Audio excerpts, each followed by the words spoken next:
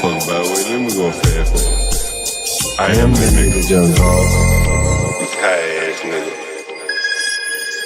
They don't dance no more. It's all about the lean. Back in the day, crack was jumping on the scene. Now they slumped on the sidewalk. Can't talk. Golden era baby, but we still feel the rock. They used to be kings, now they lost in the scheme. Popping them bottles, throwing money, living dreams. Now they zoned out and mumbling, fumbling. No rhythm in the city, the whole shit crumbling. They used to rock the house, they was riding through the streets. Remember there was dancing, sliding to the beat. Now it's poison in their veins, ain't no pulse on the street. Guess it's over now, they accepted the back in the day, the rock had them wild and free. Different story now, they got no energy. The new drugs got them slow with the hit unload. Out close and they don't dance no more. Block used to be jumping, type shit they was on. Now it's lights out, guess the thrill is gone. I am the nigga, Young Galt. I bring it to you rough, rockin' and raw, nigga. They don't dance no more, it's all about the codeine. Back in the day, they was rocking on the scene. Crack out of pop, even dancing in the rain. Now they nodding off, shit just don't hit the same. I am that nigga, Young Galt.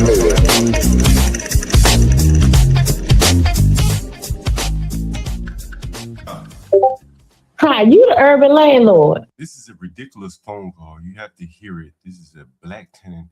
You've seen him on the channel before. Very low IQ. Probably has some violence in him. You can see that interaction on a previous video. And so here's a call I'm giving him. He was supposed to be out, I guess, well, he was supposed to pay his rent last Friday. He said, hey, I'll be out by Friday. He said, he was begging to pay. Hey, I'll pay you on Friday. I said, I don't want your money if you can just be out on Friday. Well, today he says I'll be out next Friday. He's also said, you can't put me out. His wife is bullman me, whatever she is. And you can't put us out. So basically what they're doing is they're asserting that they have tenant rights. This is one of the dangerous things of renting to blacks. And blacks will typically, if they can't pay their rent, they're not going to move. They will just more or less squat on you, knowing that they have the bully government behind them. So here's the phone call from the tenant. And I want you to just take a listen to it. And then you kind of extrapolate this phone call out to the broader society, particularly among black people, when you realize why they are so poor. It's such a low trust society. Their morals more or less are set by the government. I think you'll get a good idea of that by these people are willing to stay and live on someone, not recognizing that there comes a cost just living anywhere, the lights, the gas, the water. And you're going to hear the ridiculous comments from this person in response to all that. Once again, I hope you enjoy this. Your cub is named James. Hello?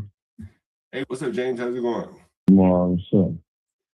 Oh, not much, man. I was just calling to check on you guys' status. There ain't no change. We leave it on the day we said we leave. What day did you say you were leaving? I forget.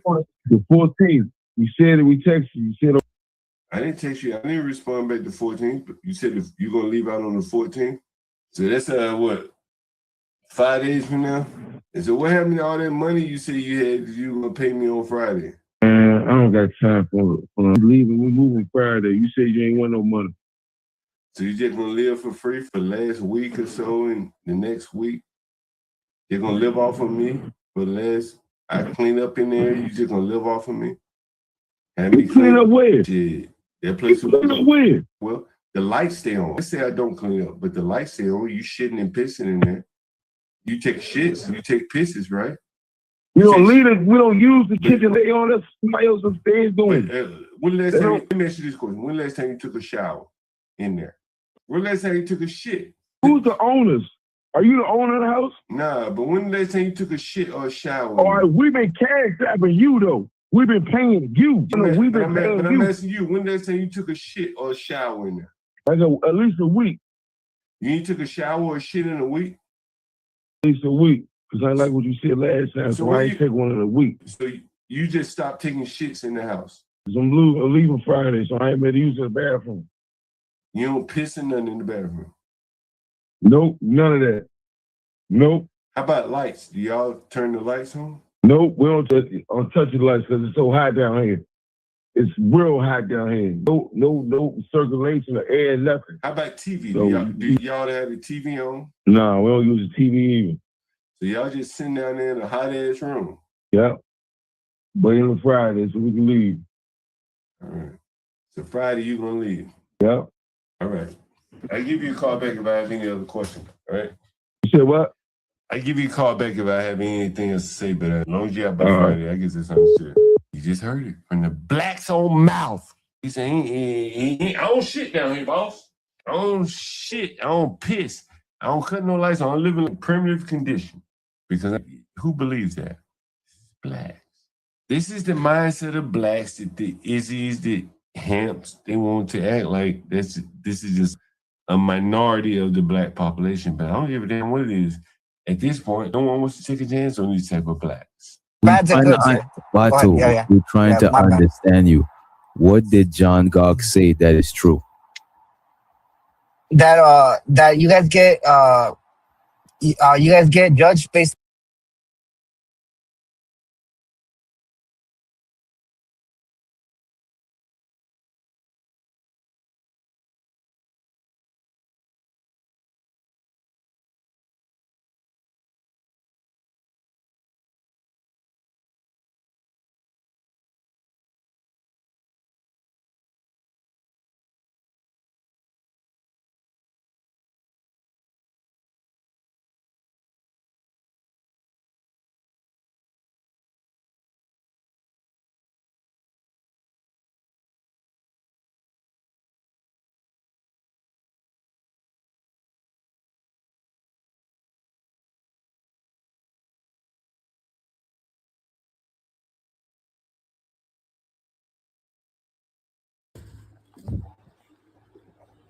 Yeah, what is the rent cover?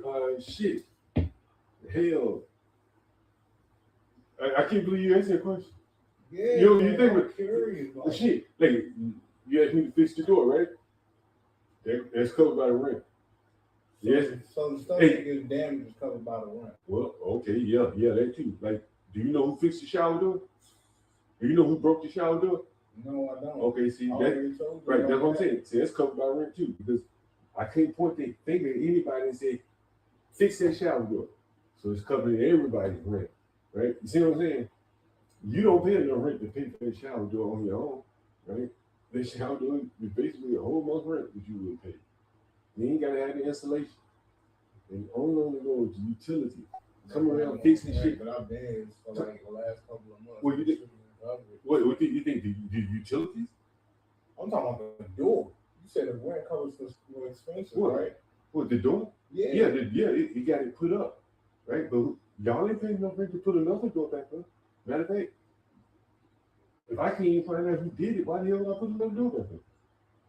Right? Like, you know what I'm saying? Maybe when a new group of people come in, they say, well, let's put a new door up. But the current group of people, for the most part, still here. That's trash. What? Think about it. You know how many people that stay here and they broke the shower door? There's a shower door right across the street. Same fucking shower door. They ain't broke that one. So clearly somebody over here broke the door. I got a shower door in my apartment. That one ain't broken. Right? That's what rent covers, bro. The fact that you can come in here. What does a motel cover? You know what a motel covers? Just for the room. Right, for the room, right? And see, you got more than a room. You got a kitchen downstairs, you got a front porch. All that shit is maintained. Do you know about taxes? Do you pay taxes? Who doesn't pay taxes? Okay, so now that's part of the rent too. You don't pay taxes as a part of your rent, right? What do you mean that's bullshit? Well, it's bullshit, but the government charges it, right? The government charges this shit, and you can't afford it.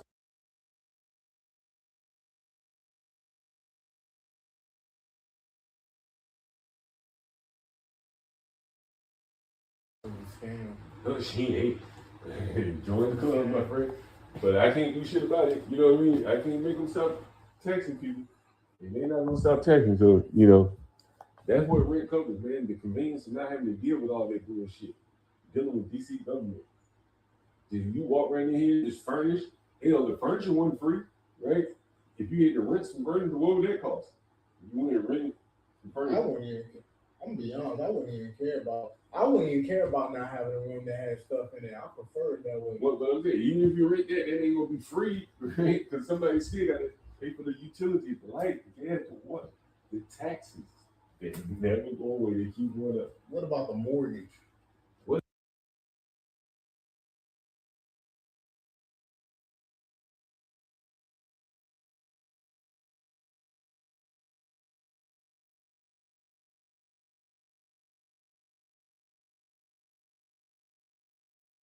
What does that have to do with it? They still got to pay for the utilities, the light, the gas, the water, the taxes. They never go away. They keep going up. What about the mortgage? What does that have to do with it? What does the mortgage have to do with it? Mortgage comes with a house. What if the house is paid?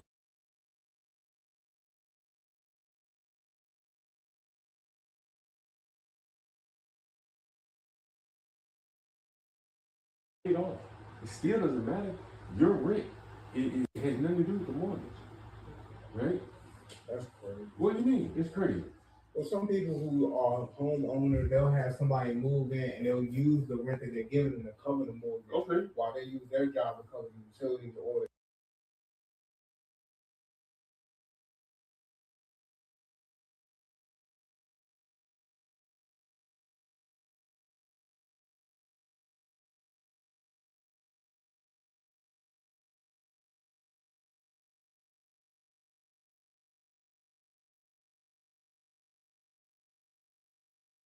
the gas and Yeah. different things of that nature. Yeah, I guess some people do that, yeah. But either way it goes, ain't nothing free, man.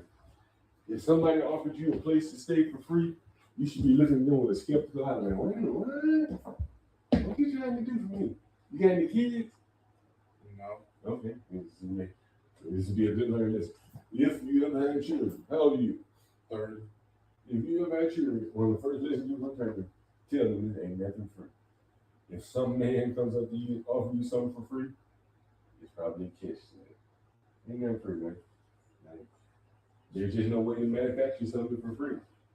The fact I had to come over here and do this, how do you think I eat? I had to go to the store, get that shit. Well, first I had to come, figure out what it is, go to the store, get the shit. And then think about this. From my perspective, think about it. All this I just did, and it may be all for naught, because everybody here ain't cooperating. For nothing? Could be. Because this is what I'm saying. I've already explained this to you earlier. If one person in here is the cause of the problem, it really doesn't matter what everybody else does.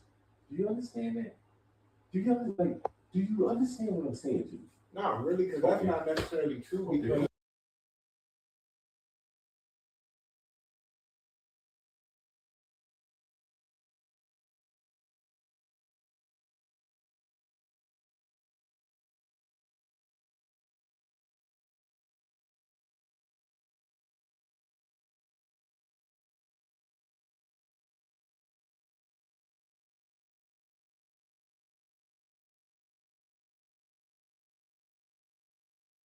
Because Okay. you can because like you said, this may be off number who you learn. We already learned that. Oh well, most likely it's not going on in this room. You already said downstairs it was already cleaned out with no issue, so you just narrowed it down to what the precise.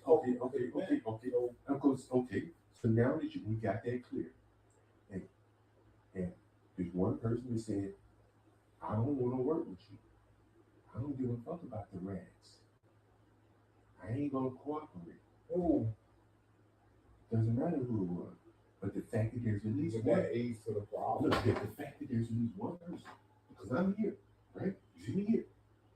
I could have been doing this in their room if it's necessary, but I'm not able to. So maybe I solve the problems in your room, but that doesn't solve the problem for the house. Do you understand what I'm saying? So now,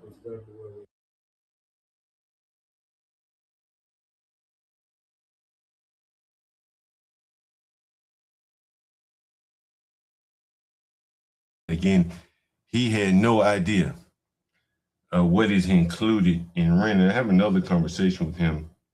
I'll play that one a little bit later. But here's another conversation that I had. Is it this one? Not this one. Yeah, I'll play this one. Yeah. I'll play this one here. I'm going to put this up on, not this one. I'm going to put this up before we get into the show. We may just go to the Clips channel, depending on how raw this gets here. And I'm going to have to put this on YouTube. Give me 1 second. So the National Guard is in Southeast now is in my neighborhood. Trump has put the National Guard in Southeast, right around the corner from where you see me all the time filming. And so I was talking to the National Guard yesterday, and I'll share it with you. It's going to come up at some point. While that's loading now, I dropped the link. I'm going to talk to Master Kim about something that I talked to him over the phone with earlier, if he wants to join. And it centers around the same thing. I got a text message from a black man yesterday, and he was all frantic as all hell. It was today. Yeah, it was today. He was frantic as all hell, and luckily, I was in Northwest DC to respond to him very, very quickly.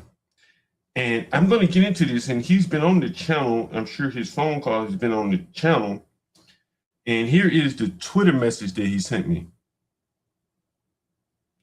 And let me put this on Twitter. Here's the Twitter message that he sent me. And right on time, Master Kim is here. So what's up, Master Kim? Hey, what's going on, John? What's going on, everybody?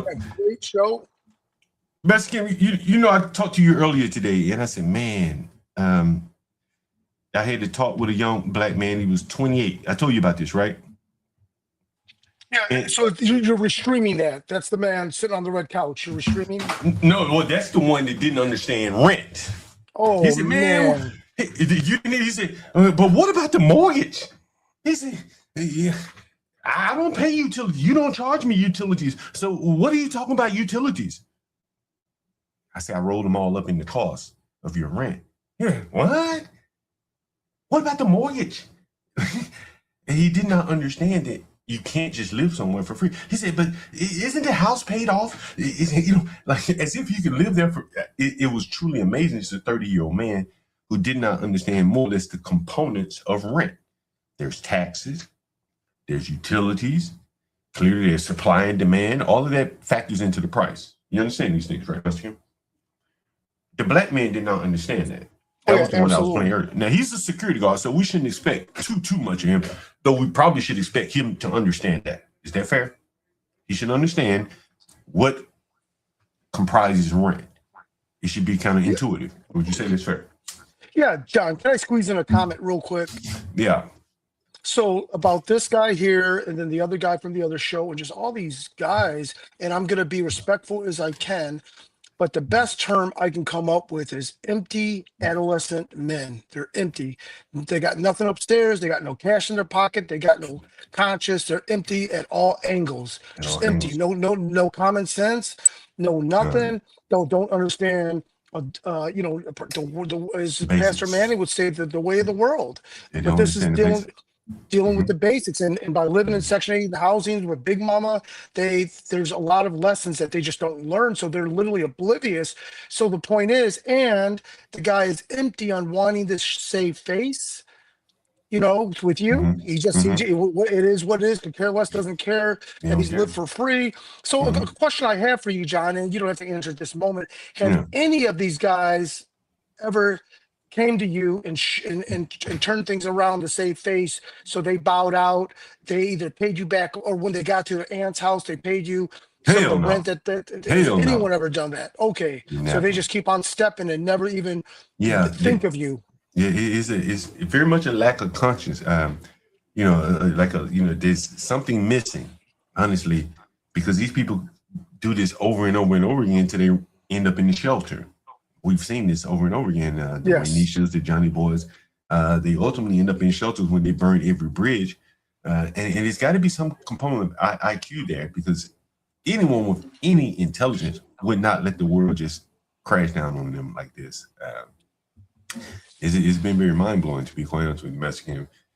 And so I was telling you, Mexican, about the black man today that called me in a frantic. This is his text message on the screen. You can see that here. And people are probably saying, well, why are you showing this young guy? And again, this was another young man. I didn't get a chance to film this. Somewhere on my phone. But the bigger problem is this man works in a professional environment.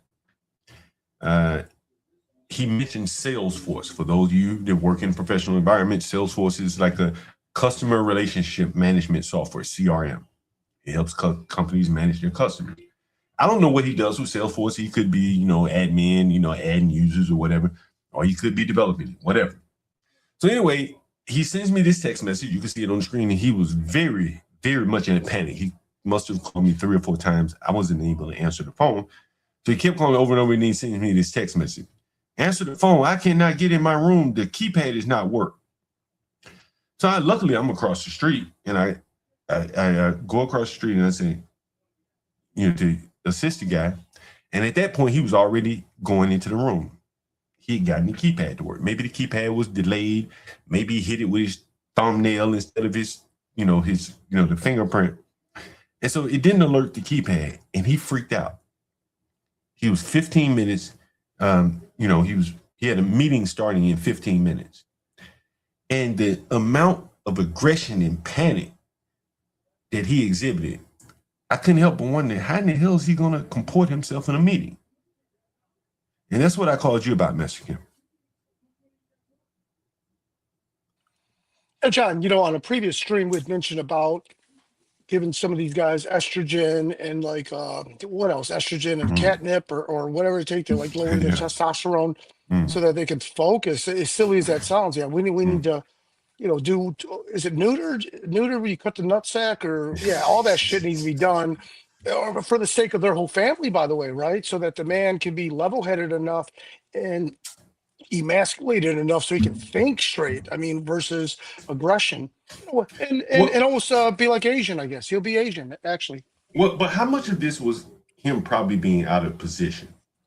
Oh yeah, we talked about that. He probably DI hire, faking the funk, or you know, trying to do too much, right? Instead of being working from home in front of his PC, he's probably running around, you know, having sex with some chubby ass white girl, and then you know he's getting texts to, hey, join us on the Teams meeting. You know, please have this report ready, and blah blah blah blah. And he's just scrambling. You know, he's probably punching above his weight. Correct. Right, punching above his weight. And he knows instinctively he doesn't belong. He knows this. Let me give you an example of what I mean. So I go in this room. I didn't know he worked from home. I didn't know what he done. I don't know what these people do a lot of times, how they, you know, where they work and stuff like that. No desk. He's sitting on his bed attending the meeting. Think about that. Now, you can do that. You can make it work. But the people who are hard charging, they're not sitting on their bed, on the side of their bed with the computer in their lap. They're not doing that. They're taking it more serious. They have a more stable place to live. This is a young black man. And he mentioned Deloitte and Touche. I'm not sure if he works for Deloitte, but he mentioned Salesforce. So he's probably in an environment where culturally and his IQ capacity, he's out of his league. That's what I think. And I tried to calm him down, message him. I said, yo, bro, you got to calm down. You are too amped up about this lot. And if you had just calmed yourself down, you probably wouldn't have even had to call me, because he eventually got into the room. But he was so frantic. As you can see, he has a meeting in 15 minutes, he kept telling me. And I just hit him, and I kept saying to him, if people saw you this frantic at work over an assignment, a deadline, or something like that, that would make them hesitate on giving you plum assignments. You don't operate well under stress, young man. You're 28. You should have this under control by now. And he didn't have it at 28. And the level of aggression. And you know what else messed him? After his meeting, he was just standing outside on the sidewalk, just chilling like he's in the ghetto, but he's in the Northwest with a bandana, with a do-rag hat on. So again, I guess he took the do-rag off for the meeting, or maybe he didn't cam up. But in this professional environment where he works in front of a laptop, he's like a fish out of water. He doesn't belong there. Yeah, John. So, you know, I guess had he been talking about, can I say the P word, or are you going to go over to your clips channel anyways, right? Yeah, we go there. Everybody knows. Yeah, go ahead. Yeah, so if it's not involving chasing after that powerful pussy or the NBA young blood and all the drama stuff, he's above his, he's punched above his weight. Yeah, and you know, I think Master Kim. Hold on for a second. You know, there's some things that he's probably really interested in, but I don't think this is it. And if he were really interested in it, he wouldn't be scrambling to be on time to the meeting and stuff like that. There would just be a little bit more enjoyment, passion, stuff like that. I just think, you know, these people are so out of place. Maybe he has a degree to get into place. But once you get in, then it's all about moving up and proving your mettle. Otherwise, you just get patted on the head and put in the corner and just give him make work. And you're more or less a DEI hire. And this boy, by the looks of him, is a DEI hire. Well, John, you know, keep in mind that there's also a program not only to artificially push DEI people up, right? But there's also a program to say, okay, we're playing by the rules, doing this DI bullshit, but there's also a system in place to cycle these people out quickly because they know that they're although it looks good for optics, right? Mm-hmm. And then they can go begging to the government. Look how many prisoners we hired, look how many felons we hired, look how many DEI dummies we hired. So it's good optics. But look at Bob the pilot. He did say that the airline industry has their way to cycle these people out. Now, these black women with dreads turning a bombardier jet or a bombardier jet upside down for Delta Airlines. I don't understand that, but yeah, I think that a lot of these companies have got their way to hire these fools and then cycle them out. Yeah. I think they definitely have the capacity financially to put them in positions where they don't do any harm. Like to make work. Is make work jobs. Yeah. Like again, after this boy's meeting, he's standing outside like he's in Southeast somewhere. He has nothing to do. He probably doesn't do anything. He's just a blackface on the contract, maybe for the government or something like that. I'm sure he has a government contract. And again, he can't move up with that inability to handle stress. And this was a minor stressor in his life. And he was totally out of control. It blew my mind to see a young man like that just lose all composure in a drop of a dime. He didn't even try to solve the problem himself before freaking out and calling me. And again, this is what I'm saying. Like, this doesn't work in corporate America. It doesn't work. Look at the text. Listen to the tone of the text message that he wrote. Answer the phone. I cannot get in my room. The keypad is not working. Nigga, I'm your landlord. You need to tame this voice down a little bit. Who are you talking to this way? And I think this kind of behavior will extend to the workplace, and it will limit your career path. That's just my opinion. It's just something that I noticed today, Master Kim. Someone said, nigga, take it. But Master Kim, the story of the day is, CT told me, he said, John, you getting real rough on these blacks. He said that the other day. And just the other day, I was in one of these black people room, and it was filthy. And I'll show you that, and it's here. And the little black girl, she says, "Hey, what's your?" Hi, you the urban landlord. The little black girl. Look how filthy this shit is. My daughter to the look at this shit. Young man, you can see that they brought a blow-up mattress. It's the blue blow-up mattress in the room. The room is totally filthy. Who? Huh? Who's girlfriend?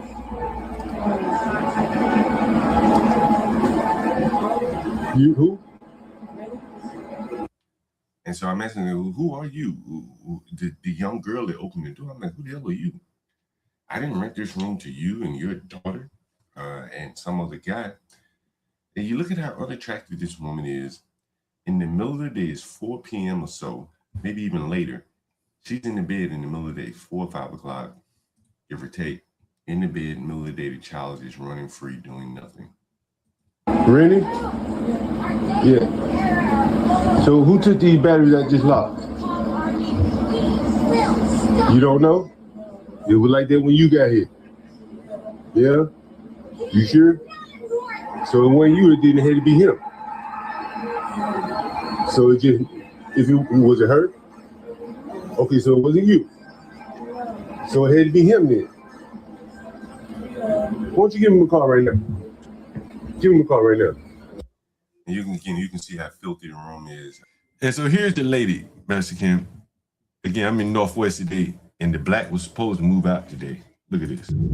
This is in Northwest DC. Look at this. I'm pulling up on the bull that was up in that nasty ass room. Whose house? This old bull done got up by 5 o'clock. It's probably like 3 or 4, 5 o'clock. Finally, these bulls and her little baby spawned them. Finally got up out the house. The bull whose house I walked into the other day. Here's the bull. Yeah, you seeing right here, Mexican. Here's the bull and the little spawn. Get your black ass out the way. Get your black ass out the way. Ring the bell on that black ass. Get your black ass out the way.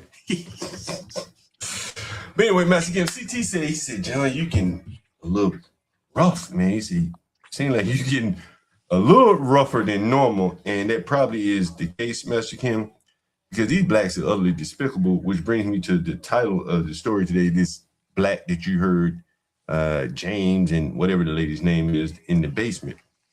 They said they were going to be out on Friday or something like that. And so she sent me this text. Listen here. Woo, look at this. Oh, shit. Oh, shit. Hold on. Oh, fucking blacks. Look at this shit right here.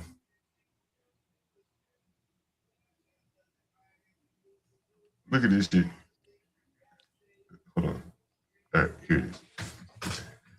So here it is, Mexican. I'm going to show you this progression of text messages. Take a look at this.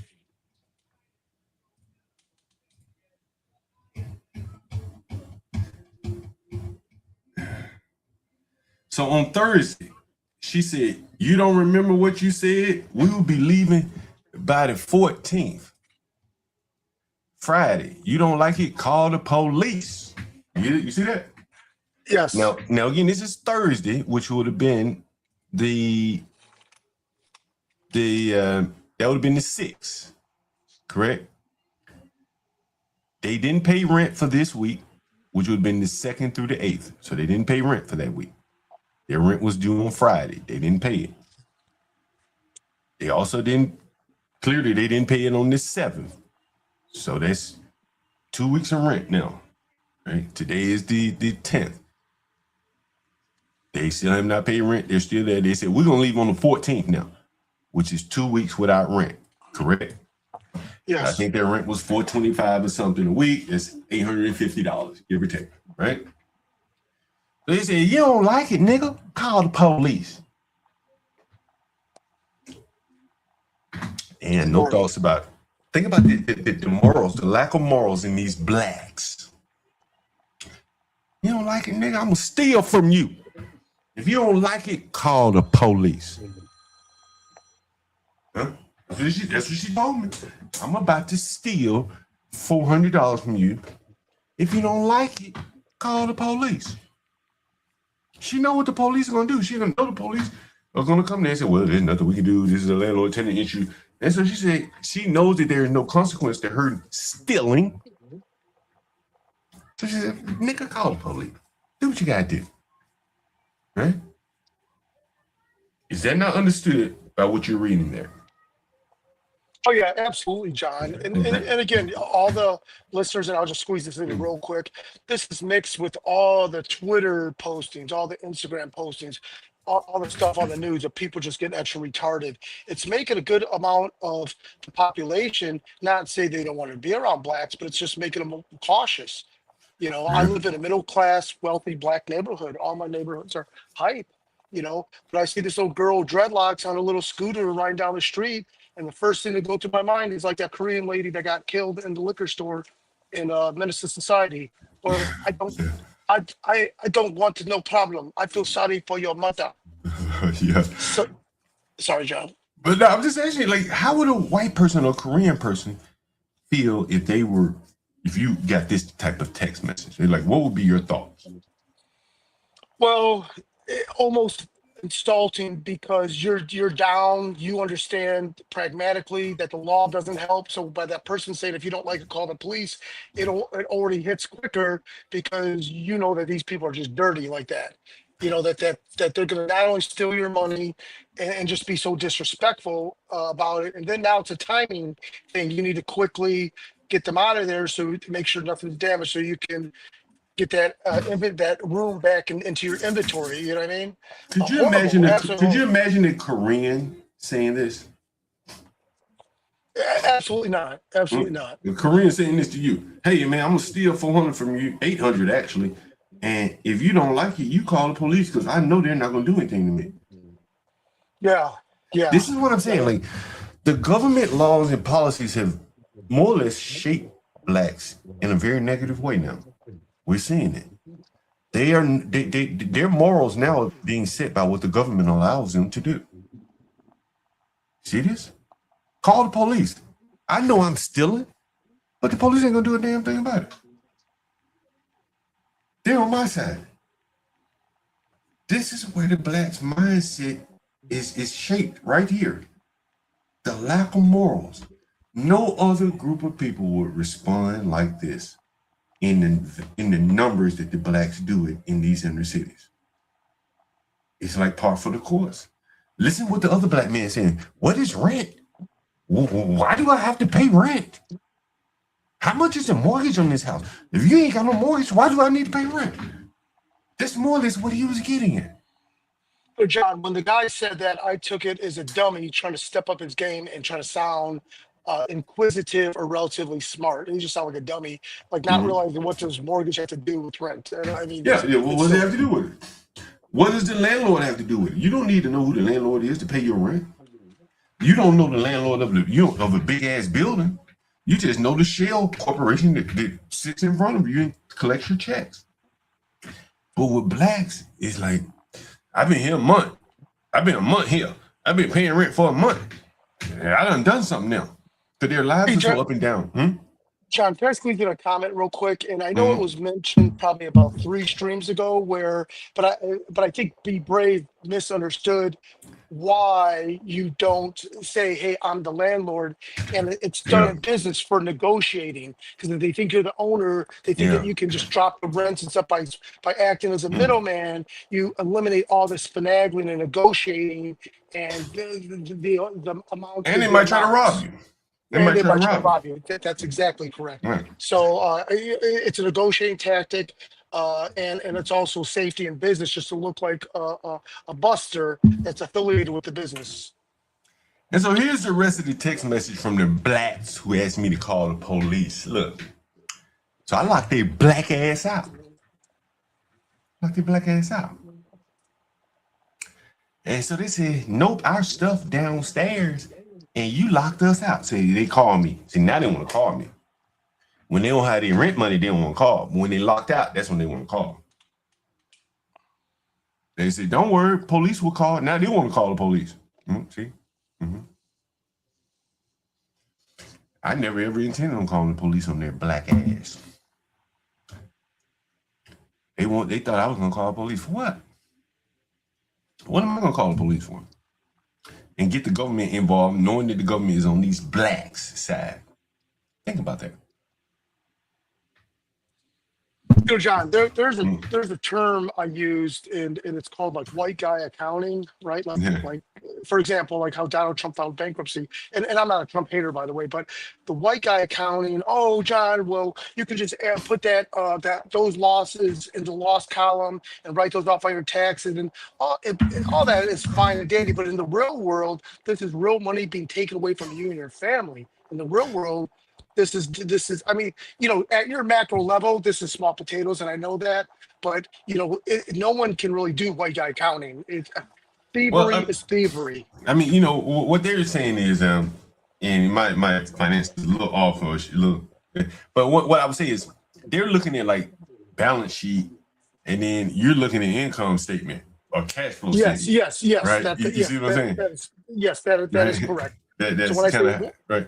Go ahead. White guy accounting is at the real street level. These people are stealing, right? Yes, you could chalk it up as a losses against your profits and blah, blah, blah, blah.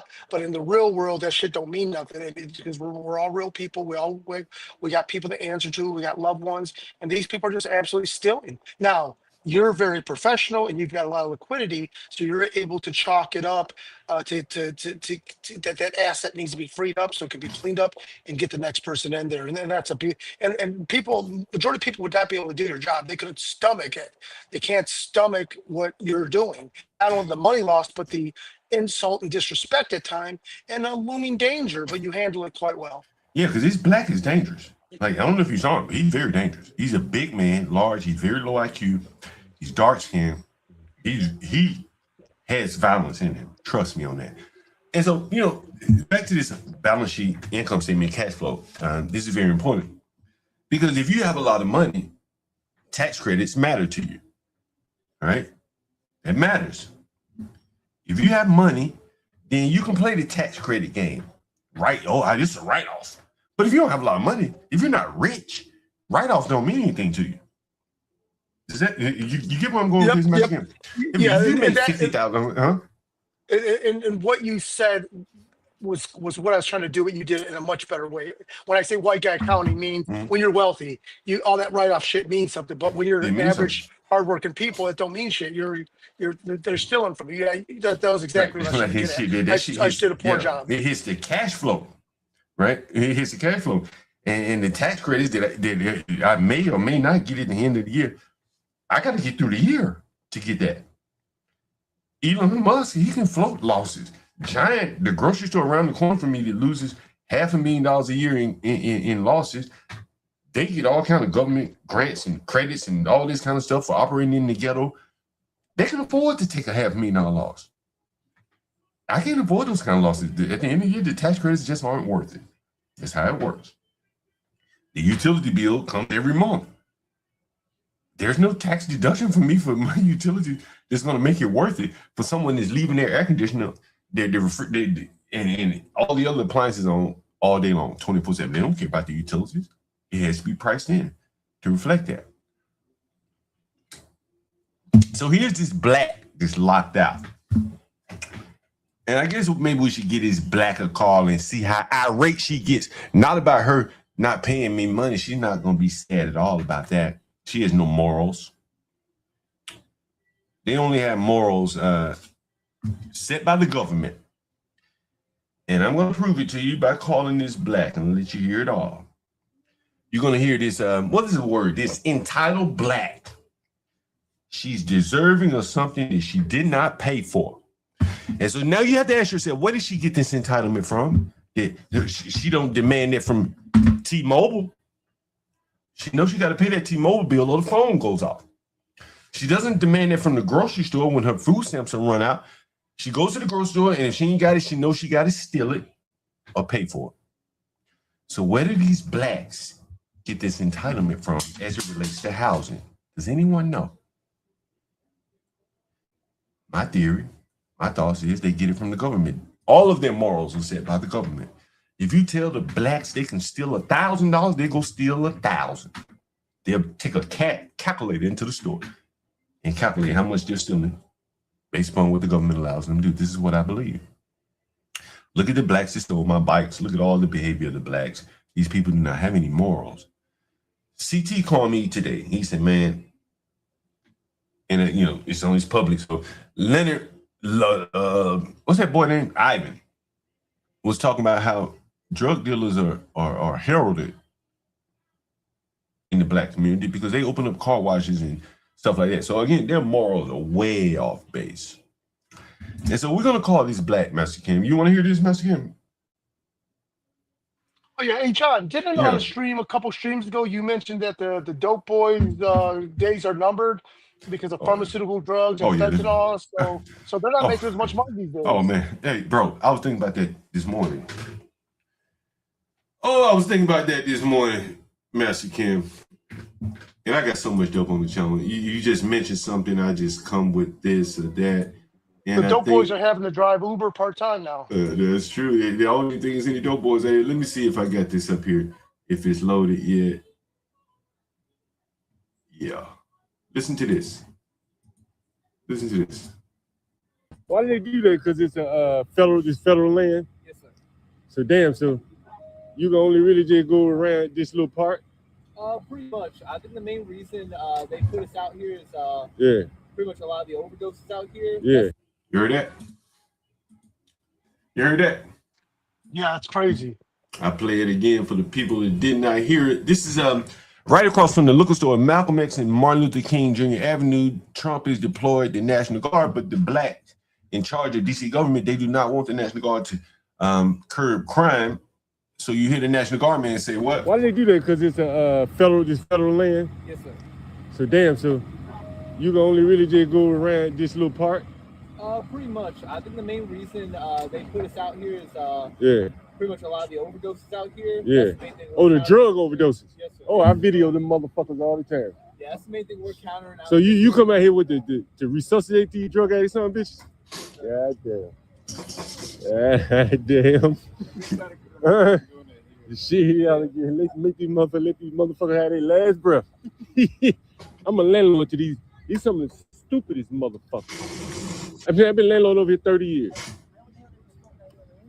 Man, these are stupid. Probably ain't no telling. These some of the stupidest black people I ever seen in my fucking life, man. Some of the stupidest motherfuckers. I mean, these are stupid black motherfuckers over here, man. Like they subhuman, man. Fucking Let me stop right there. Get to I had to go to the clip. Anyway, so that was me talking to the National Guard about the blacks over here. And you also, there was another clip. Who remember this out here? Who remember this clip? Yeah, look, listen to this. Remember this, Master Kim? Yeah. I just put up in that motherfucker. So those are things that folks back in my time would sit up there and get taken out for. Yeah. You see what I'm saying? You owe somebody, you know what I'm saying? I never owed nobody nothing. I always bought my own stuff, let me rock my own stuff out. And when I need some more, I'm going to come back and get, nah.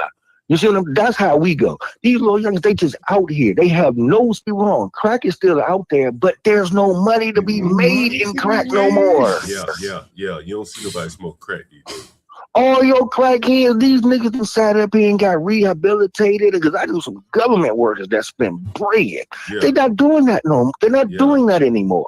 Hello? Yeah. Hello? Yeah. And so that was the black man. They wanted to run the room again. He's repeating what you said. There's just no crack out here. There's no street level pharmaceuticals where these young black men can make money. So in effect, they're just hanging around.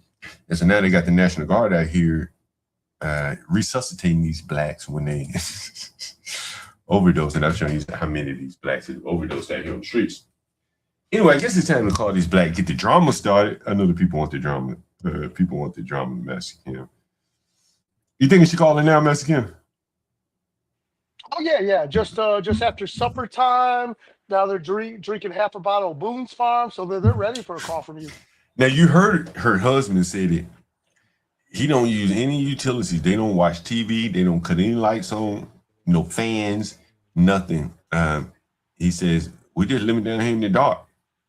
They're probably pooping in a Home Depot bucket in the room for you. Well, he said he pooping outside. That's what he said. He said you didn't hear him say that? No. He's lying. He's lying. Yeah, of course he's lying. Because I heard it. Listen, I heard them playing the TV. Your comment, yeah. I heard the black playing the TV in his house, but I just wanted to hear him see how far would he go with the lie, and he said he pisses outside. See, he's been doing it for a week, and here he is just for the. Here it is for the audience. Listen, we don't use the kitchen. They on us. Somebody else upstairs doing. When last time? Let me ask you this question: when last time you took a shower in there? When last time you took a shit? Who's the owners? Are you the owner of the house? Nah, but when last time you took a shit or a shower? All right, we've been cash-strapping you though. We've been paying you. We've been paying you. I'm asking you: when last time you took a shit or a shower in there? That's at least a week. You ain't took a shower or shit in a week? At least a week. It's not like what you said last time, so I ain't take one in a week. So you heard that, Basket? He said he took a shower in a week in the house. You know these black lines. I've heard him playing the TV in there. Laughing. John, and it's almost like, what was his point for just flat out lying versus conceding to your fact, being humble and apologetic, and try to gracefully bow out versus being an ass all the way through flat out lying from beginning to end. That's what I'm saying. They don't have morals. These are liars. Fantastic said it. Mr. Fantastic. He said blacks are just liars. We've seen it right here. This guy is lying like hell. He ain't taking a shower, a shit, a piss. Why are you trying to get in then? Like what? Like why even stay there? If you're not taking showers, shitting, pissing, like what's the point of even living there? Think about that. You know, John, is it safe to say, and please forgive the less than flattering comment I'm about to make about you, John, but could to them, you're just like a dried up little Alabama cockroach. And this is what I mean. Because of the big wiener of Trump and the government, run into big government to clothe them, feed them, help them, Section 8 vouchers, that's the real power. The individual is just a dried up ass cockroach from the South. You know what I mean? Yeah. So they're so detached from the human beings because sucking off the genitals of the government. And I know you're not wanting to get banned, so I'm trying to caution my language. But yeah, I wanted to throw that out there. That's why they're so rude and god darn awful to you. Yeah, and this is what I point out about the black man that wanted $50 an hour. Remember him? Like where the hell did he get that from? Oh, yeah. Like how the hell did he pull that number out of his head?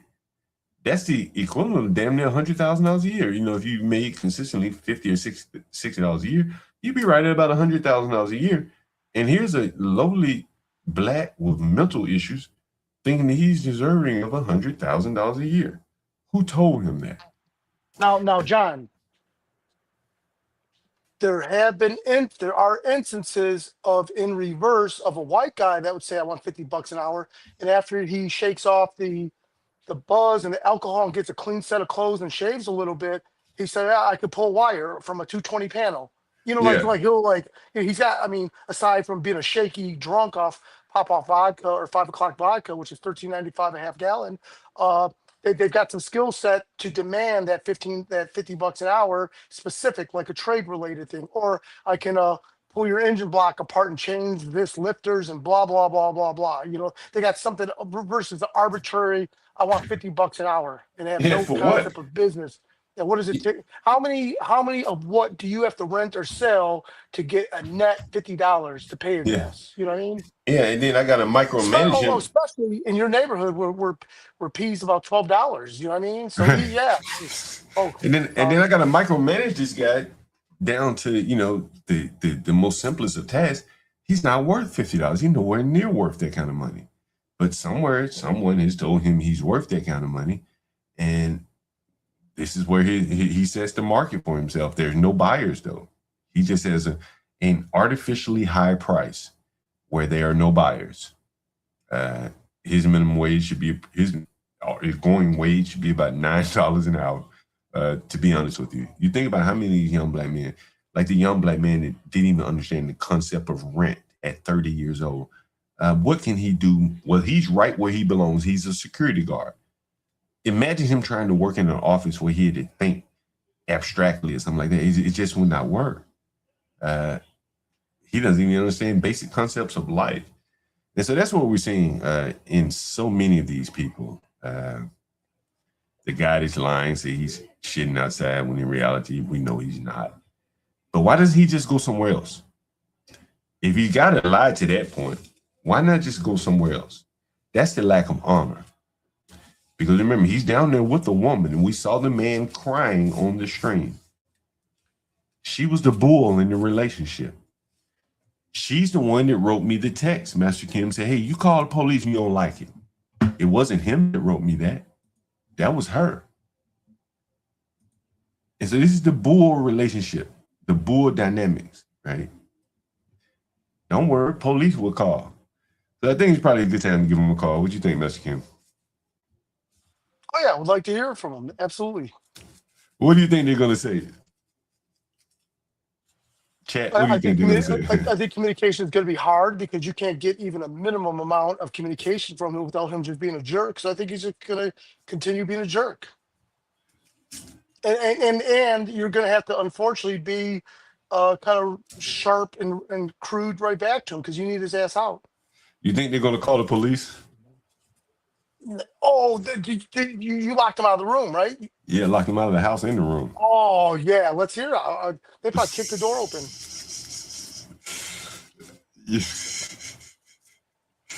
These blacks are unpredictable. They'll do anything. They're violent by nature. So it's gonna be interesting to see what they say here. Well, I think she's just gonna curse my ass out. I'm calling police. I'm calling police. That's what I'm thinking. What you think, Mexican? Chat. Oh, What do you guys think? I think it's dangerous, John. It's dangerous, not just physically towards you, but how much is it going to cost to replace so many windows? Because now they're going to bust the window, going to bust the window frame. So instead of it being $300, now it's like $700. How much does a window frame cost? Probably $1,000 plus Yeah. labor. Well, they're in the basement, so Okay. they can't even crawl through the windows in there. Yeah. So John, think about that. The cat tranquilizer and estrogen patches or shots for your tenants. Maybe that's one Yeah. of the things going forward. You make sure they're taking estrogen and like some sort of They need it. tranquilizer of sorts. They definitely need it, Master Kim. And I'm trying to see if there's something else I wanted to show you guys before we call these people.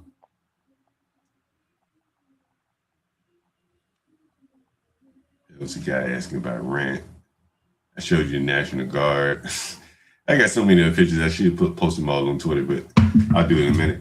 Let's call this guy. I'm gonna be kind of gentle with him.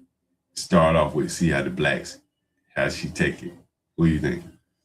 I'm gonna start off a little gentle. Yeah, John, be gentle because you just want them to get out of there peacefully. You're not going to get your money, right? So I think aggression isn't going to solve anything. If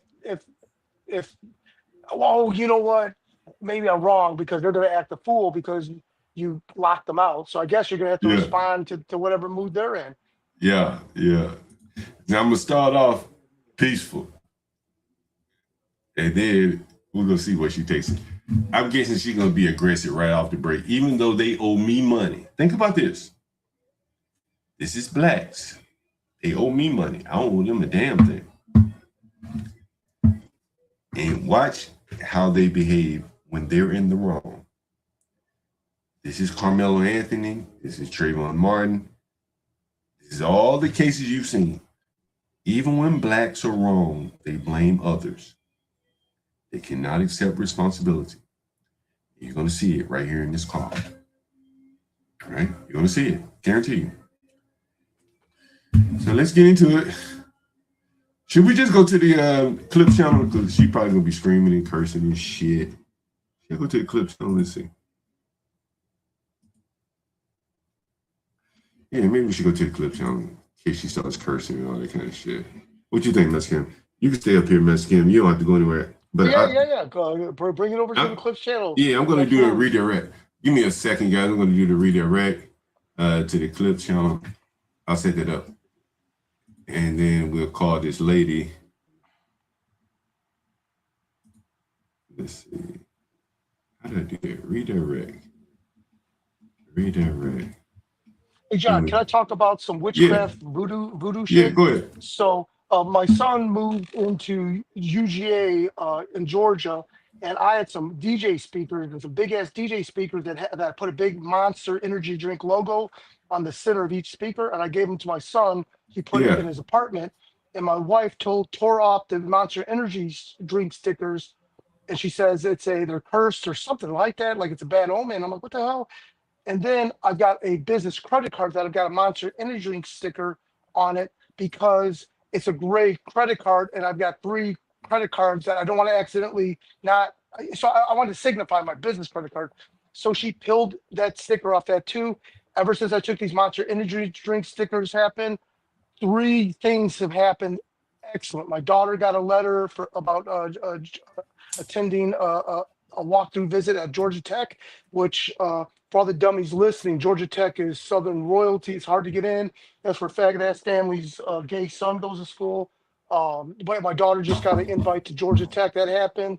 My older daughter's having another baby. Just found out last night. So just celebrating. And one more good thing happened. I forgot. But anyways, so since I took those Monster Energy drink stickers down, and some good things have happened simultaneously. It's just like Someone said the one M after the symbol. next after that. What is the M? I don't drink those energy drinks. What is it about?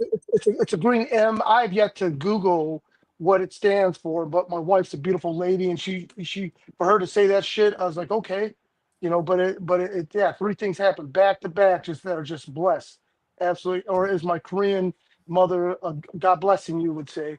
But yeah, dog, it's crazy. Over Monster Energy drink stickers. You know, I stole a Bible from a Hilton hotel, and it brought me good luck as well. Weird.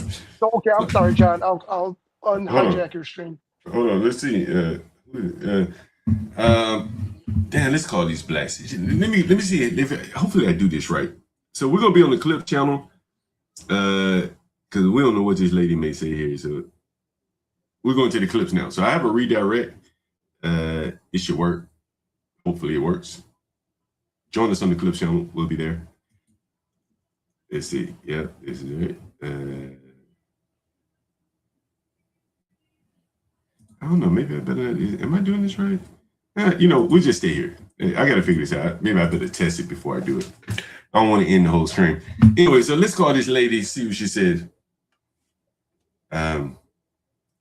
Here we go, Mexican. HB2 and all this here.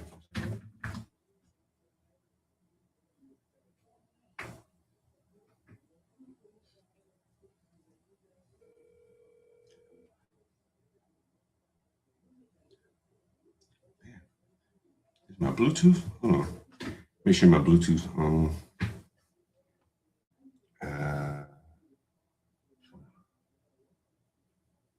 All right. Here we go. Here we go.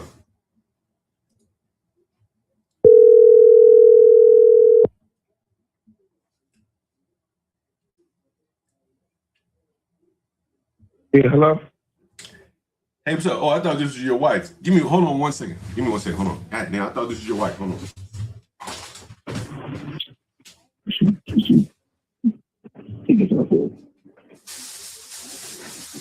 He thought it was you. What's the difference?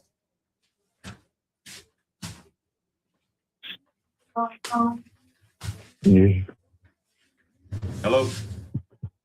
Yeah. Well, what's the difference? What's the difference, Mr. John? What are you talking about? You said you thought it was my wife. What's the difference? Oh no. I thought I was calling because I think she called me back. So she had called me. So that's why I was calling. No, she's home. She's home. That was me texting you. Oh, shit, man. Because we couldn't get upstairs. We couldn't get upstairs in the basement. We leaving Friday.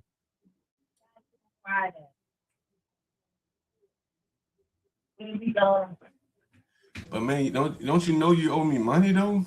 You're using all my utilities Yeah, and but shit. Yeah, but you also told me this is we've been paying you. Your name not even on the lease. You told me this last week. See, we've been paying you. Has that been a never problem? get to talk to the person that. What you want to talk to him about? What you want to talk to the owner about? Because we've been paying you. You're not the owner of the house. Okay, so we've been paying you. What you want to talk to the owner about? We've been paying you. Okay, but what do you want to talk to the owner about? Because I wanted to talk to the owner if you wanted to take it more than how you're taking it. Like we can't get downstairs and to get our stuff. We're moving Friday, so I don't know why. I understand that the house door, but the room door, you could have waited. You could have waited there, or you could have gave us back $100 because you changed the lock fee. Because you changed the package code to the lock. Well, we should have given back $100 for that because we gave you $100 specifically for the lock fee. But don't you owe me money? Don't you owe me money? And don't you owe us money? What do I owe you money? Because it's a lease for the 2 months that we paid, for the 2 months, the $2,700 that we paid you, and you wanted to leave right now, right then and then. You owe us money because we didn't pay. We paid John. So how much? We didn't pay the owner of the house. So how much? Hold on, John. We paid John. We ain't paid the owner of the house. So in order for you to do anything type of eviction, it got to be the owner.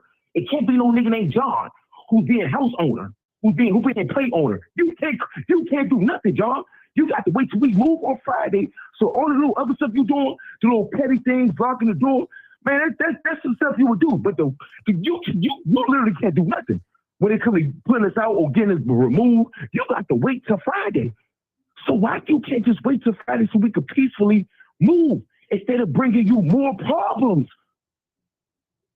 Instead of bringing you more problems, just let us peacefully move on Friday. We're not gonna bring you no more problems. But you acting like you could do something. You can't do nothing. The owner of the house got to do something, and we haven't even talked to the owner of the house. So when they do pull up, it's gonna show us see that we paid you. So you again committed another crime. What crime did I commit? Because when you're renting illegally, this is not your house. You're renting illegally. What do you mean a crime? That's a crime. Do you understand the law? And then you're doing weekly waste. That's illegal. You ain't paying Mr. Saying nothing. You ain't paying tax on the government. And then not even, you're renting from another person. That's illegal, John. What the fuck is you tripping? So let us peacefully leave on Friday instead of trying to bring us problems. Let us peacefully leave on Friday. We're not going to bring you no problems. We ain't going to get the police involved to your little shenanigans so your whole shit won't cave in. We're going to leave.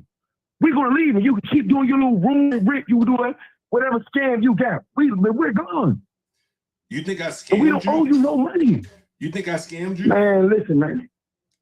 No, you scammed me. You ain't scammed me. You scammed you scammed Mr. Sam. Because you ain't paying taxes. The money, the $2,700 that we gave you, you ain't paying taxes on that. Mr. Sam ain't taking tax out your cash up for no rent payment. You ain't reporting that as a tax background. You're not reporting that. So right there it is. That's illegal. If you know your law, that's illegal. Right there it is, because you're presenting as a renting apartment, but you're not paying taxes as an apartment. So right there it is, you're illegal. So if you, John, want to go the law legal way, you're going to put yourself in more trouble than you think you're going to put us in. They're not going to put us out. They're going to say, oh, you got to, but it's a landlord tenant situation. You get them 30 days, but we're not going to even take 30 days. We're leaving on Friday. So stop trying to give us a hard time. That is weird. And then we paid you, another law, we paid you, we didn't even meet you. We ain't meet you till we got in the house after we paid you. So, like, that's another legal law, right? You is tripping. You is really tripping, man. How you talk to me. I still haven't forgot that yet. I still can't wait till What did I say to you? What did I say to you? Man, it don't matter no more now. No, I'm just saying, look, if I offended, I'm not talking no more. Please leave us alone. We're gone on Friday, John. We're not going to bother you. We're not going to call the police. We ain't going to get your things shook down. We're gone. We're gone on Friday. Please leave us alone. And we will, matter of fact, we will pay you the week that we leave on Friday. We will pay you that $300. When you go? We will pay you $300. I thought your rent was $400. Man, listen, I'm doing that out of generosity. I wouldn't give you nothing. I'm doing it out of generosity. I wouldn't give you nothing. I'm doing it out of generosity because you gave us a chance. That's what it is. I'm doing it out of generosity. It's a flood down here. The stove don't work. It's multiple things that we could have gave us. We could have told you we could have got our refund from back on our money, but we didn't. So you, man, no, I don't know what you think this is. Where were you living before you moved in my house? It don't matter. What was you doing before you moved in? What was you doing before you rented this house? What was you doing? I can tell you just started because you're still riding a bike. And you've been doing it for a minute, nigga. You were in the car. You had your house, and your mail is in that mailbox. So that means you was probably a room you here before. Man. What you doing? What was you doing before you rent the house out? What's wrong with riding the bike? Man, listen, man. You got a car?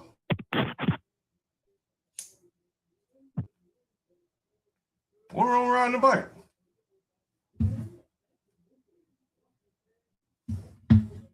Hello? What's wrong with riding the bike, bro? Shit, I'm broke. There's nothing wrong with riding the bike, but I'm telling you, how you said the other day, you said, yo, this and this, y'all this. And you rent a rooming house and you riding a bike. Why you don't get no car? You rent a rooming house and you're like, it doesn't look like you got rent a rooming house name. So what are you doing? You tell me what was that doing? What are you doing? What are you doing? Why you don't get this thing packed out in and out? What are you doing as a rooming house landlord? but you don't got multiple people. What are you doing? The fuck is you talking about, man? Man, leave us alone, please. Man, We gonna move on Friday. I'm just riding my bike, man. Yeah, okay. Keep riding your bike. Leave me alone. Because we're not one of the ones. We're not one of the ones. You can tell I'm giving my show. They ain't saying all the way. I'm not one of the ones. I'll put being fact you already crossed the line to talk to me like you was crazy. What did I say, Why man? you talk to me like that? But man, listen, it's nothing. I don't want to no more. Leave me alone. Woo! I done brought you 2 low IQ blacks today. Have mercy on my soul. Hey, John, that was extremely compelling and interesting how lost he is in his own little logic of trying to talk about landlord tenant law, property, everything. And the scary thing about it, he really believes that. It's almost like the flat earthers. It's crazy. Now, I do think that there's a way that you can finesse him for that 300, right? Oh, these blacks. These blacks. I don't want no money from that nigga, man. Like,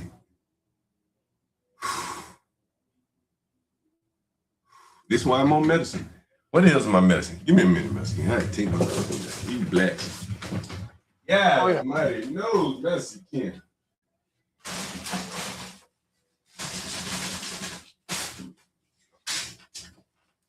Fucking blacks got me on medicine, Mexican.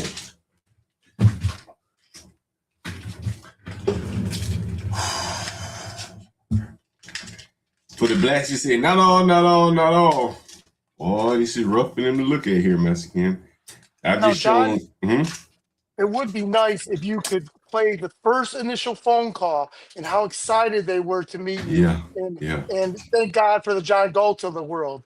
And you need to transpose that to this last call to show how a matter of 6 weeks or 8 weeks, how their behavior is changed. And all these things that they mentioned, they had 8 weeks or 6 weeks to tell you, hey, this doesn't work or that doesn't work. But instead they bring it up at the last minute to, and then also lack of understanding of trying to create this fraud or lack of trust. And, this is money that's supposed to go to the landlord. It's just foolery. But John, that's great how that you can pull up the original call and the original interest in you. Yeah, that was amazing. That was nothing short of amazing. It shows you like the mental, the IQ of blacks. The 0 to 100 behavior. 1 minute he crying. Thank you, Mr. John. Then he crying, and now he like, you don't know what kind of like he went straight ghetto. These people, like, can you imagine him working anywhere? I mean, this is the question I keep coming back to, because again, who's gonna rent to a 6 foot plus tall black man, clearly low IQ? It's obvious. Him and his bull mammoth. Who's gonna hire them? Their whole life is gonna be up and down.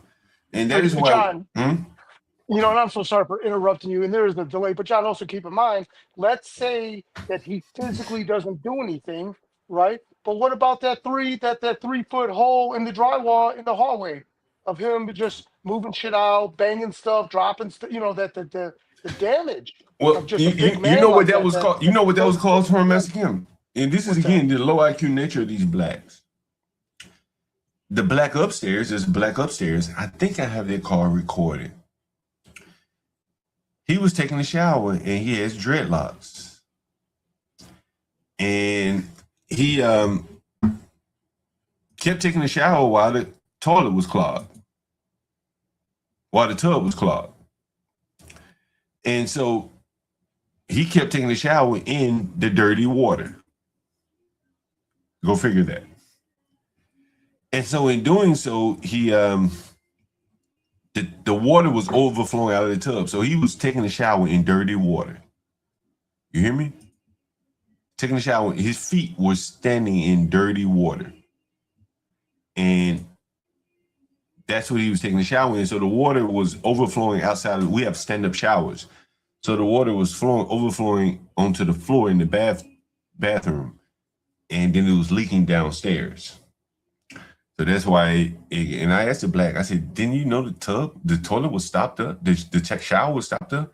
All you had to do was remove the hair on the top of the clog drain, and it would have gone down. They have no concept of home ownership. No one.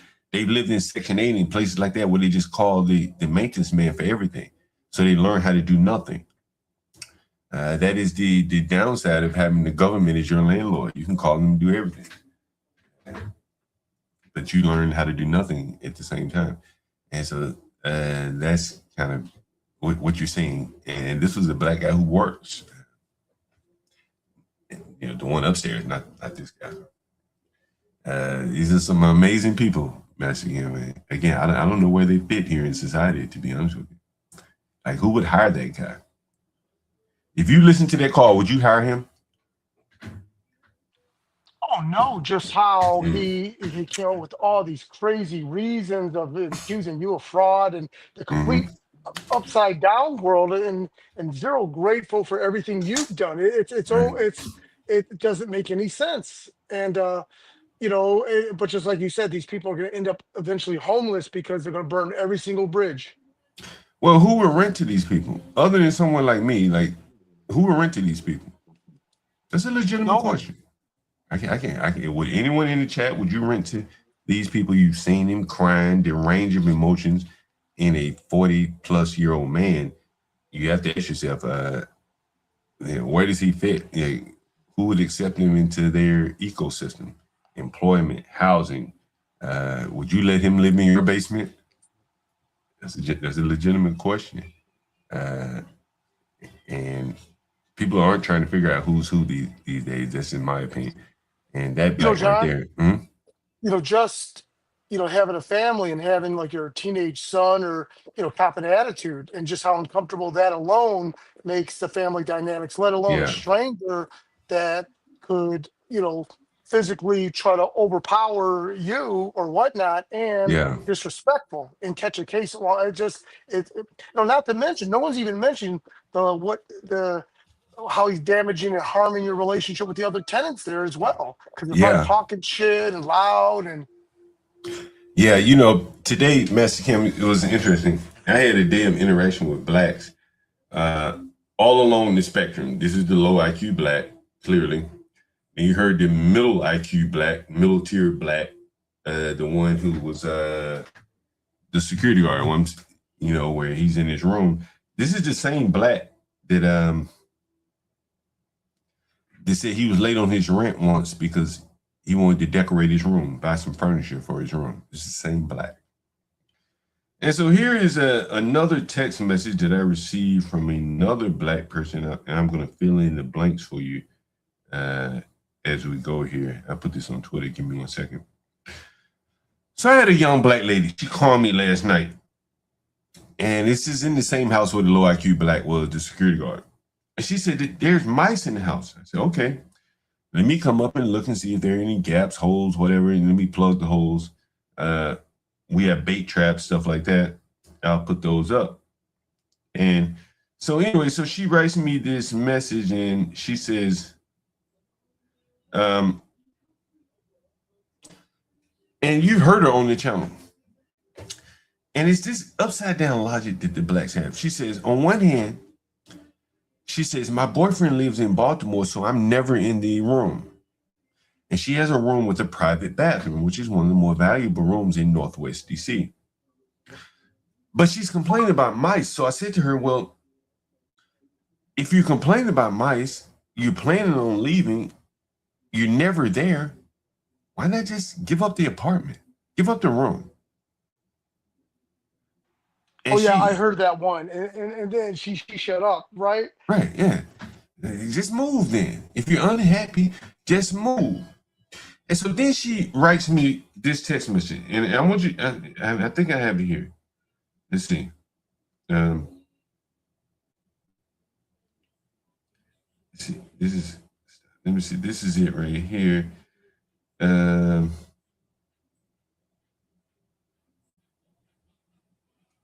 So here it is. And I'm about to put it up on the, here it is.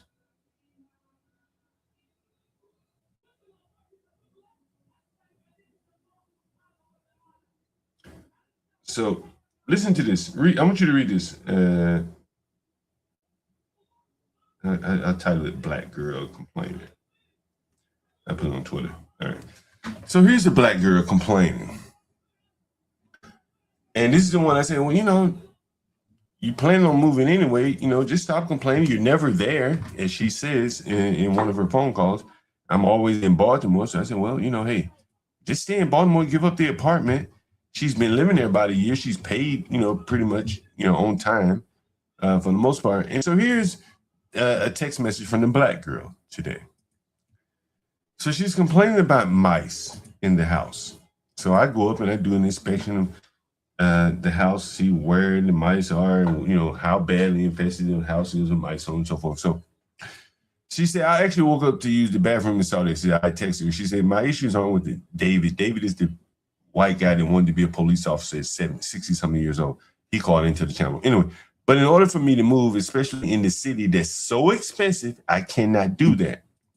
Now, what she's saying I cannot do that is I cannot pay my rent here while saving up money to move somewhere else. Get it? Because I texted her initially that, hey, you need to pay your rent. I know you're looking to move, but finding housing oftentimes takes more than a week or so. And while you're living in my house, using my utilities, you need to pay the rent. But what she's doing is using my place as a finance or a loan to help her afford another place. Does this make sense? She's saying, again, and I'll read the text to you. In order for me to move, especially in this city that's so expensive, I cannot pay the rent. That's what she's saying. I cannot do that. And then she goes on to make an excuse with the amount of mouse poop that I've taken pictures of and cleaned up. And so today I was in the property where she lives. And I called her. I knocked on her door. I said, hey, I want to look at your property, look at your room to see if there are any issues that I need to address that may be causing the mouse issue. You know what she said to me? She said, What's that? Not today. Not today. I came up there to address the mouse issue. I brought bait traps, the commercial bait traps that you see outside of buildings and inside buildings and things like that. Here's a woman complaining about mouse droppings, and she's not paying her rent. Those are expensive too. Yeah, and you got to buy the poison, and she's not paying her rent because of the mouse droppings. But in reality, she's saving up her money to try to find better accommodations, maybe an apartment. But she can't afford it on her own salary, so she has to stop paying me rent so that she can afford to find someplace else. That's what she's saying in this text message. Because if you also read what she goes on to say, she says, I have a lawyer. It is a hazard. And legally, especially when I asked you multiple times to help me get rid of the problem, I have a lawyer. She got a lawyer, but she doesn't have rent. Nor does she have the money to go move into one of these proper apartments where they're going to charge her first and last month for credit, a move-in deposit, and all that. It'll be $4,000. She doesn't have that either. I'm her landlord of last resort. So for her to get into one of these proper apartments, she has to steal from me by not paying rent when she clearly has the money. This is blacks. John, may I make a suggestion? Just really more so for the chat. Whether it has practicality to you is different.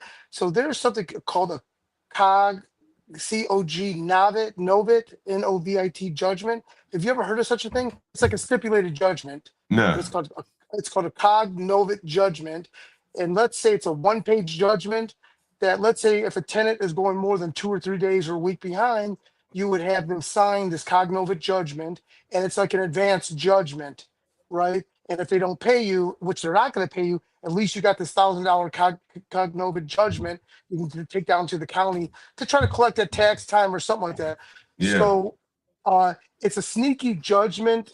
So they're like signing away. They're agreeing to a judgment is what they're doing. Yeah. So therefore, if they're going to beat you, let's say anything over $300 is worth having them sign, and they get to finish out the week because you know they're not going to sign it, or they're not going. I mean, they will sign it, but they're because they're going to be stupid, not understand what a stipulated judgment is. And although although they're not going to pay you, at least you have this. So should they get a job, or should they, towards tax time, you can try to intercept their tax return, because some of this money, it's almost like you owe it to your partnerships as well, because with the various properties you have. I mean, I'd make these fools sign it's called a cognitive judgment, and these people are stupid enough to sign it. A white boy's not going to sign it, but these people will, because if that's all they got to do, so you quit fucking with them till Friday, they'll sign it, and you got this $1,300 judgment. You can take that to the county and file. I wonder so if that's legal, if it's allowed in DC. DC does so much to protect these people that I would imagine that they made that illegal. This is kind of a little bit clever tool. Like it's a stipulated advanced judgment where you're not saying that you're not establishing any sort of tenancy rights or anything like that. It's just, hey, they owe you $1,300, sign this, bam. You know what I mean? But you're right. It could be, or it might not be illegal, but it might be unenforceable in those little magistrate courts there, because they would hate to do anything to harm the blacks, despite the fact they need to be harmed, so that pressure toughens them up and makes them survive the next 2-3 generations. They actually need a shit sandwich. I shouldn't say that, because it's going to make them and their kids stronger, and that's what they need. No, it's sucking off the wiener of the government. Now, I definitely think you're right, Messi Kim. Let me see. I wonder if these blacks, I wonder if someone let them into the house. I made them beating on the door so hard that someone let them into the house. They're probably already in there, because he didn't ask you during that call, unlock the doors. They probably already gained entry. Well, he said something about, I can understand. Let's see. Basement door records. I don't know if I should show this to you. Look at this. So they did get in. Somebody probably let them in. What time is it? No. Maybe she was inside, because here is their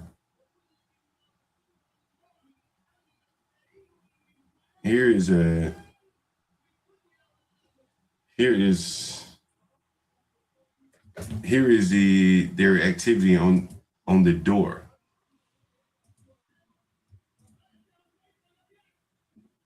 Hey, John, and you can't just raise the rates to make up for these dummies that don't want to pay, because you can't make yourself not competitive, correct? Yeah, the thing is that I think with a lot of them, and hold on, here's his failed attempts to get into the room. This is 7:00. See this? So I deleted the passcode, and they tried to unlock it. But you know what's interesting, Mexican, just the other day, I didn't mention this on the channel. I may not have been live at the time. I went down my roster of tenants, and some of them, they're kind of hard up on their luck. Like I have a Philippine tenant, and he chose one of the cheapest rooms I have because he's trying to save money. So I figured I could squeeze him without him looking to move, because I had enough margin between where I price for that little small room and where he'd have to pay somewhere else. So I added like $35 on his rent. Not a lot, but if he stays another 4 months, that's $35 a week. It adds up, and so I think for a lot of them there's some room for me to squeeze some marginal rent out of them. I'm also going to start charging them for laundry, man. I'm setting up 2 laundry spaces and charge them weekly for the ones that want to wash. Try to get your money back the best way you can out of the blacks. Yeah. Yo, Master Kim, the guy texted me back. He said, "Don't call him." Should I call him back one more time? He said, "Leave me alone." Should I call him back, Master Kim? I would say don't call him back because just have him reaffirm that he's going to pay you $300 and whatever. I would kick on the customers.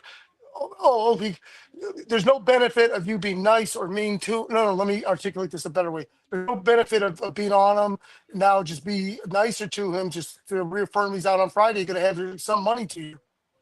I wonder, did they get in? I guess they could have taken the hinges off of the door or something. Well, what you could do is offer a peace offering, like, hey, I'll be down there shortly to unlock the door, and then wait for his response. Oh, the HB got a good one. Call him back and say you just talked to the owners. Ooh, what up, though, HB? 7 Mile to Belle Isle. Somebody said make him cry. Yeah, look, how much do you think I could offer this nigga right now? He'll leave. You pay him to leave? Yeah. I don't. I just want to see. I just want to prove how lowly they are. This black could probably go sleep in the streets for $200. You know, John, I don't think it's you'd be doing justice to your subscribers. They don't want to see you do that. What? Come out of pocket more money just to get that bastard out of your property? No, I mean, your listeners want to see you finesse the 300 out of this fool. Is that right? You think listeners want to see 300? I want to punish this black. To do a reverse Uno. No. I want to punish this black. Honestly. He's not low IQ, so I think you can do a J. Oh, he's low IQ. He's definitely low IQ. Finesse that money out of him. He already offered to pay you. So why not? That's free money. Did you hear what he offered? No. He offered to pay me when he moved out. 300. Okay, good. Get the fuck out of here. Yeah, on Friday. Bro, you think he's gonna pay me $300 when he's gone? Get the fuck out of here. Well, this is where you would insert your comments like you do with what's the older gentleman in the morning, the white guy. You talking about my brain is B Brave. I'm sorry, where you have to remind him he knows white culture, you know black culture. Yeah. So, he's not gonna pay. Right. He's not gonna pay. HB had a good point though. See, I talked to the owners. Yeah. That's a good one, HB. See, I talked to the owners, call you back. And how should I attack it though? Say they want to know what you want to talk to them about.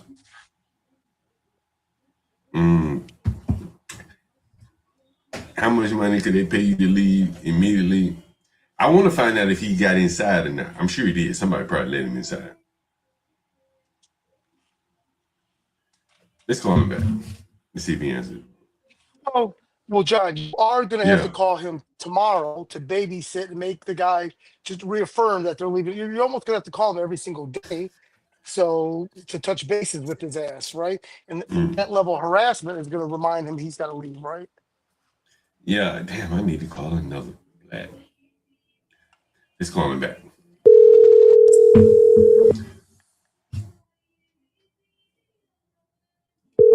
I'm going to tell him I talked to the owners.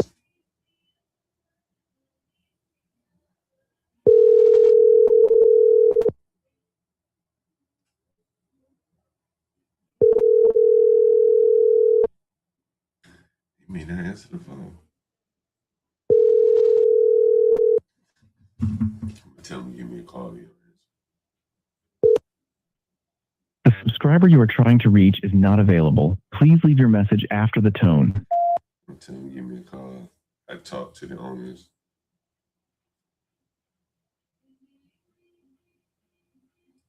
Let's see if he call me back. You think he's gonna call me back? Let me call it.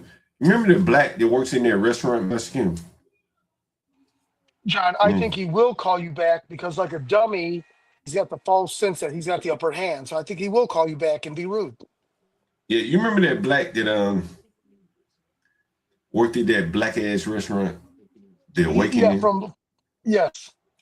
I showed this bull earlier, walking down the street.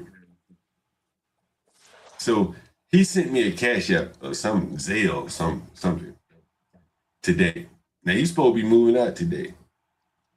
I ain't want any money from that black. I want the black to get. But him and his bull and his spawn have nowhere to go. Look at all that bullshit they had in my room. Did you see that video? All that bullshit them blacks. See, one of the things why I furnish my places, because I don't want them blacks dragging all that shit in my house. This black done drag a bunch of shit in my house, blow up mattresses and shit. You saw that shit. He fucking the reason why I don't do this shit? These fucking blacks to get your ass bed bugs. That's why I don't do it. That's why I furnish my own shit, my own mattresses.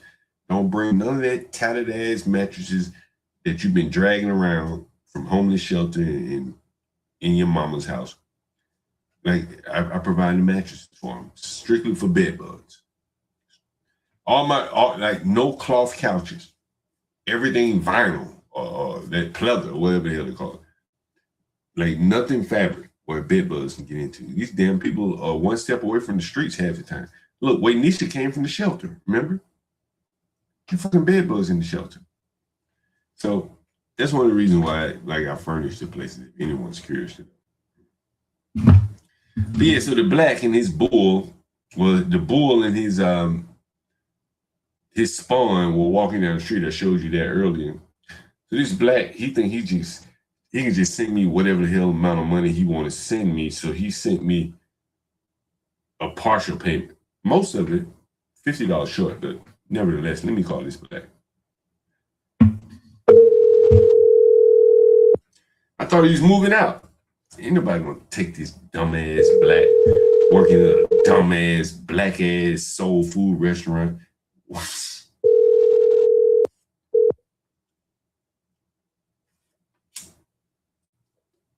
The person you have called is not available. Anyway, he didn't answer the phone. Hopefully he'll call me back. But anyway, he's supposed to be moving. You heard him on the channel. I'll be out by Monday.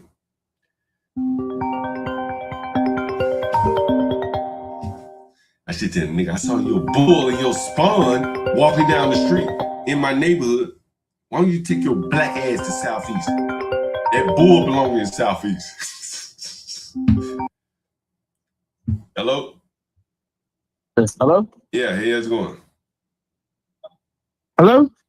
Hello? You called me? Yeah, I called you. What's up? You sent me a partial payment. I sent you 200 and I said the rest is on Cash App. Oh, you did? Damn, you had to send me.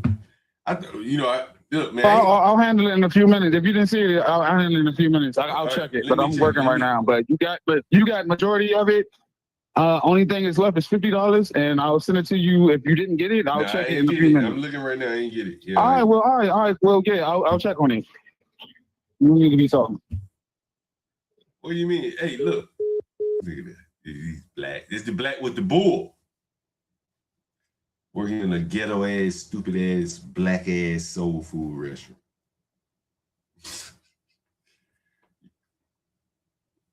Jesus Christ.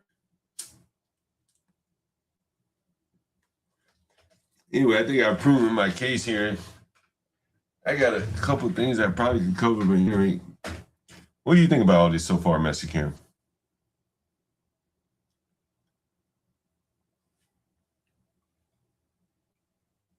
One of the things that's interesting to me is I think I've shown you the full spectrum of the blacks. Yeah, there's a chef black, security guard black, low IQ black. They all kind of behave the same way. That's very interesting. That they all kind of behave the same way. Drop the link. Let me try. I gotta grab a beer anyway, so good. When you come up here, I grab a beer. HB, man, you gotta come up, man. You driving right now? What? You probably chilling since you doing what you do. Jesus Christ. I didn't play all the. Maybe I should play all the National Guard video. They put the National Guard over here for the blacks, but they won't allow them to address the crime. So here's the rest of the video. I'm grabbing a beer. To these motherfuckers. I hit a nigger in one of my houses right down the street. I can show you pictures of it. Video. 1,000 bottles of piss in one room. Gatorade bottles, big ass jug, piss in the room, right? video. That's what I said. I prove a point. I prove a point. These niggas are lazy as a motherfucker. So I go over here to the liquor store, all the little ghetto ass stores, and I say, any of you niggas want to work? They lazy as fuck. They just they're doing nothing. I said, any of you fucking niggas want to work? I got a job for you. No application, nothing, nigga. Just you got 2 arms, 2 legs. Don't nobody else want to hire your black ass, right? All you gotta do is haul this piss out of the room. Now one nigga would take me up on the these fucking lazy motherfuckers. They stand up here all day, do nothing. That's when we did the other part that team when they did the homeless encampments. Yeah. They were moving them out and stuff like that in certain areas. They were like they had the damn social workers out there. Yeah, oh man, shit. Yeah. Shelter employees out there to try to help out. They didn't want that shit. A lot of them did not want it. They replayed. Did you hear? This is a black man. This is a black National Guard officer. He's one of the few out there. And listen what he's saying. I hope you can hear this loud and clear, because this is what I've been trying to explain to you guys. And he's going to tell you kind of in amusement or bewilderment here. Listen. Homeless encampments. They were moving them out and stuff like that in certain areas. They were like they had the damn social workers out there. Yeah, oh man, shit. Shelter employees out there to try to help them out. They didn't want that shit. A lot of them They didn't want it. This the long arm of the welfare government. These National Guard soldiers are not from DC. These are country boys. Many of them. They brought it from Oklahoma and shit like that. And at one point, one of the white soldiers shook his head and said, he right. certain areas. Again, this is a black man. Freezy would call this black man a raccoon. You say, this is a raccoon. You are a black coon. That's what Freezy called black coons. But listen what the black National Guard soldiers about to say. The damn social workers out there. Shelter employees out there to try to help them out. They didn't want that shit. A lot of them did not want it. They replanted. But a lot of them didn't want it. I seen these some bitches replant this grass 25 times. And the niggas just turn right back to the soil. I tell you, it's fucking pointless, man. We spend all this money on these dumb motherfuckers. Listen, I just had a motherfucker. He took a shower. Tub was stopped up. He just kept taking a shower and stopped the tub, right? But it's just a shower though. So with a little lip, so the water just flowing all over. I said, "Damn, you dumb motherfucker! You didn't know how to plunge the toilet." I'm telling you, these motherfuckers they're like children, like children. That's what I call them. Fucking the underman at this motherfucker. You ever heard of the fucking underman before? Yeah, you should look that shit up. I talked about that shit on my YouTube channel one day. I'm a landlord. I've been landlord to these motherfuckers. What kind of YouTube channel you got? It's the Urban Landlord on YouTube. Oh man, look at the black guy say, "I'm about to look you up." These fucking stupid black motherfuckers. They some stupid motherfucker. Listen, I just published a video this morning. A fucking nigga said he don't want to pay rent. This fucking nigga said, "I'm just gonna shit outside." I said, "But you still in my house? It's cool in there, right? I'm not using any utilities. I shit outside." Yo, we're going to the clip channel there. I tell you, the IQ of these some bitches, and the women are so fucking ugly, man. Who would even get up and go work for these ugly motherfuckers? Yeah. I got 2 channels: the Urban Landlord and the Urban Landlord Clips. Yeah, the clips and the main channel. These motherfuckers so ugly, man. We talk about all the time on my channel. Yo, you gotta hear the guy. One of the guys laughed in the background, and I think there's a little Hispanic guy right here in the front. He 2 said, channels: the Urban Landlord and the Urban Landlord Clips. Yeah, the clips and the main channel. "This is a black guy subscribing to the channel right here, the black National Guard guy." These motherfuckers so ugly, man. We talk about all the time on my channel. They so fucking ugly. Who would have any motivation to get up and do anything? I just hang out too. These are ugly fucking women over here, man. Huh? I think these motherfuckers are real ugly, man. I take videos of them sometimes. I call it, you ever heard of a food desert? I call it like a beauty, it's a beauty desert over this motherfucker. Yeah. These motherfuckers are ugly, man. It's a food and beauty desert. Food and beauty. Well, they got food. Man. They got food. He said food and beauty desert. That's a good one. Man, they got fucking grocery stores, man. There's a grocery store right up the street. Is it right there? I mean, it's a fucking grocery store. You know what I'm saying? It ain't like a Costco. It ain't Whole or Foods. something, like It ain't. It's a Safeway. They ain't gonna have no Whole Foods in the hood. No, they ain't not. But it's a Safeway. It's two of them. It's a Giant and a Safeway. So two proper grocery stores. Oh, yeah. It's not like right. It's a proper grocery store. And I mean, everybody over here got fucking food stamps. Look at all the fucking food they give away over there. Yeah. These fucking niggas ain't, man, this is a big, all the big fucking lie. The whole fucking shit is a big lie. The schools, everything.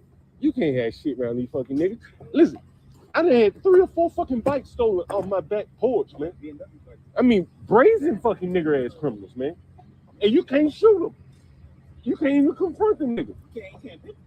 Man, listen, if they break in your fucking house, you gotta run out the front door. If they come in your back door, you gotta run out the front. Right? You don't have the right to shoot these niggas up here, man. The guy said, "My aunt live in Maryland. You ain't lying." It's true. If someone were to kick in my back door right here, right now, while I'm live on stream, I have to run out my front door. I could have a weapon right here in front of me, but I'd have to run out the front door. You can't shoot them, man. You defenseless against these fucking animals, man. The black women, they up with it, man. These are their children, right? Think about it. It's their fucking children. Like, they all up with this bullshit. The whole shit. Y'all money. Huh? Oh, man, I've been cleaning up, man. I had to clean up out these fucking niggas, man. I had to get my fucking rat traps, man. These fucking niggas, like, they leave so much food in the goddamn, they eat in their room, like, you know, and they just had so much fucking food. You want to see some pictures how these niggas live? You want to see some pictures? I'll show you. You can look on my channel. I'll show you some pictures how these fucking. Hey, look, I don't even go to black restaurants anymore. If I see I don't know if the raid worked. Hopefully it did. If it didn't, I have to perfect that at some point. Let me see. Let me remove that. I'm not even sure. I think what I did not do, let me see. Is this what I didn't do? Let's see. This software coming out of me, I'm really curious to know. Let's see if this is how.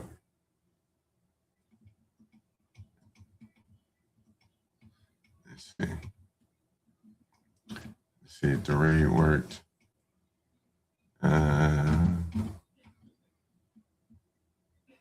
Okay. It should have worked. Yeah, it should have worked. I'm not sure if it did or not. I'm not sure.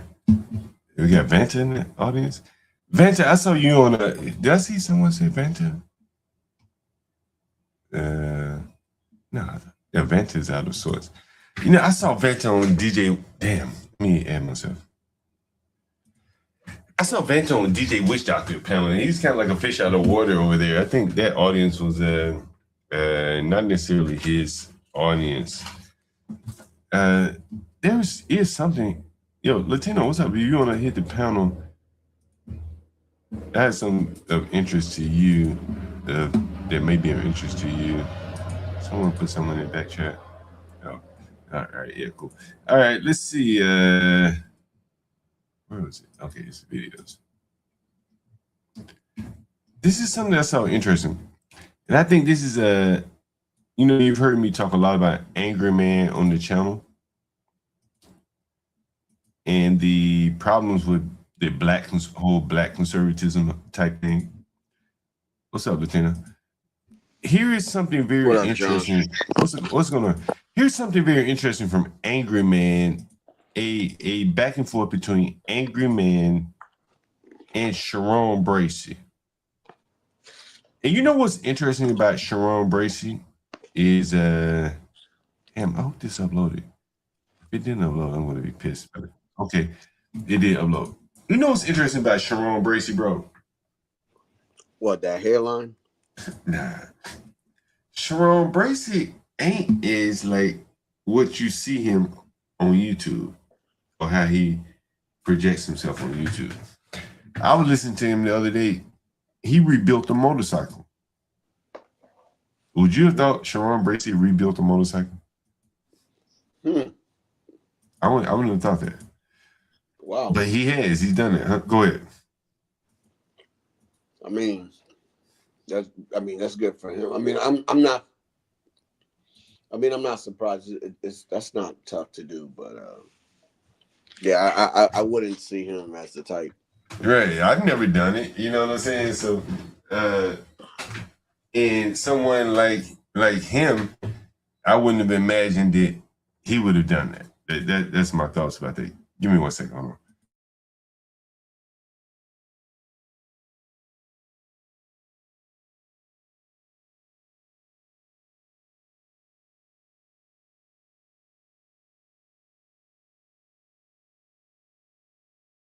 Yeah, sorry about that. Yeah, I wouldn't have imagined that someone like him would have built a motorcycle. You know, he projects himself as like a womanly type guy. Anyway, so before we get into that, I want to ask you, what did you think about those black guys, the black people that I've profiled on the channel so far today? This disgusting behavior, bro. It's disgusting. Their priorities are all out of line, dude, and out of whack. Yeah. Like that last caller, man. Not the last caller, but the one that, you know, before you change the stream. Yeah. That dude, man, when he's getting all upset and tight, not realizing, or he probably does realize and doesn't give a shit that he owes you money, but he feels entitled. And Yeah. I'm just like, this is fascinating, man. At one point, he asked me for money. He said, "You owe me money." But yeah. I heard that. Right. I heard that. And another thing that I've been noticing, bro, like a lot of these blacks only live somewhere for like 2 months, and they have to move on. You know, they lose their job, whatever. They break up with their girlfriend, whatever, and then they just move on to somewhere else. Let me see if the guy texts me back. I'm gonna call him right back. The crazy one of the week was that big bull that dumped that dude. That was crazy. Which one?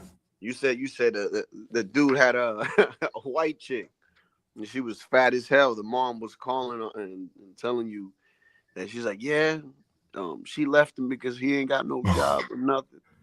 I'm trying to think, which one was that? I think it was like yesterday or 2 days ago. Wait a minute, you talking about? Oh, that was the street interview where the lady was like, her son was like a little touched. Yeah. And he died. That shit. Yeah. Man. I was like, ugh. Yeah, he died. You know, that's the second interview from a mother on Franklin Avenue that had a son killed. They told me a story right there on Franklin Avenue. I wish I could find the other. Let me see if I can find it. Let's see. It may be like this. Let's see. Man, what's crazy is my wife was on the phone with her cousin today. Yeah. And her father moved to Florida, right? He purchased another home, so he has 2 properties here, right? And one of the tenants moved out, right? And she was saying like how destroyed the property is, and like how her father put the effort and time to fix it and money, and it only took 1 year for that girl that lived there with her kids to destroy it, right? And I asked her, I was like, who you happen to rent to by any chance? I'm just wondering. And she's like, oh, they African American. Yo, they rough, bro. Bro, you know, like I think with the blacks, man, like a lot of them have so little understanding of how a house works that they're better off as renters. But they're terrible renters. Like I had a guy. You gotta conserve, dude. Like conserve the property. It's not yours, man. You gotta be grateful that somebody gave you a place. Well, I'm saying, like, you know, like I've had tenants flush microfiber towels down the toilet. I've had tenants.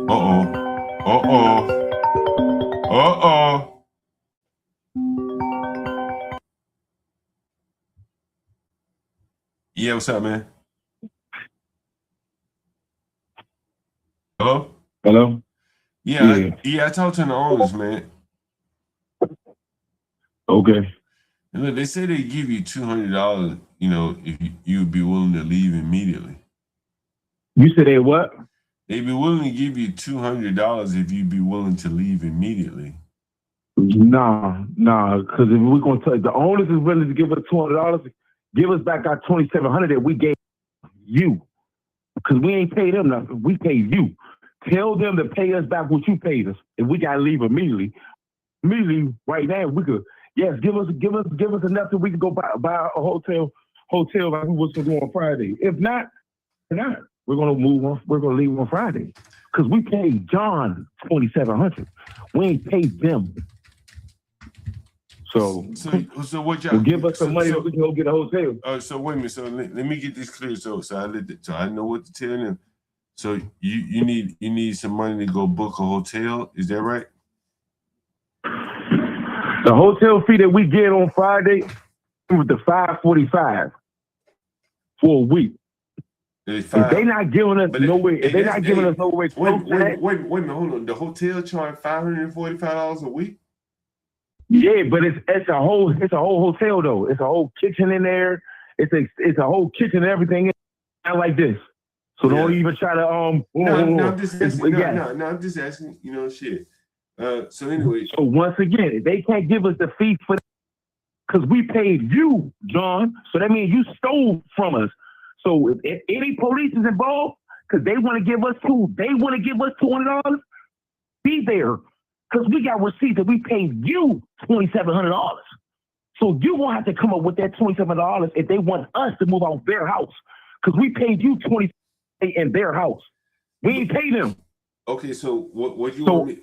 So what you want me to tell them is? It's nothing. What I want you to do. It's nothing to leaving Friday. If they wanted to leave before then, tell them to tell John, which is you, to give us back our money so we can move.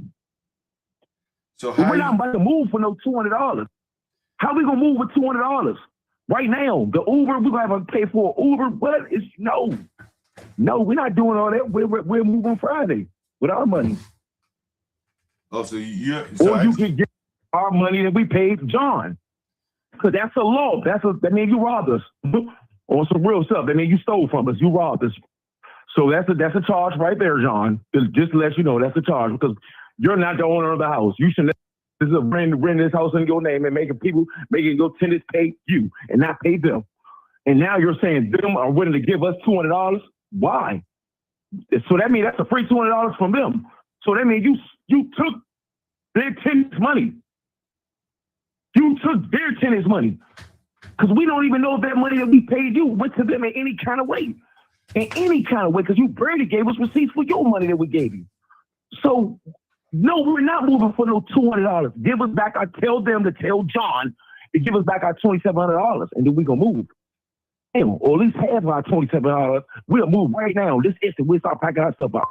We're not about to pack our stuff up for no $200, and you already changed the locks. You ain't giving us no money back, and we ain't never talked to them. We keep talking to you. What? And you can't do nothing? You got to, I got to go talk back to them. You wasn't talking back to them when we paid you. You wasn't going back and forth to them, giving them conversation when we was paying you the money. You was, just cash out me. Now you got to go back to them. What? Man, tell them to give us half of our money. We can leave tonight. If you can't give us half of our money, we'll rather move on Friday with our money.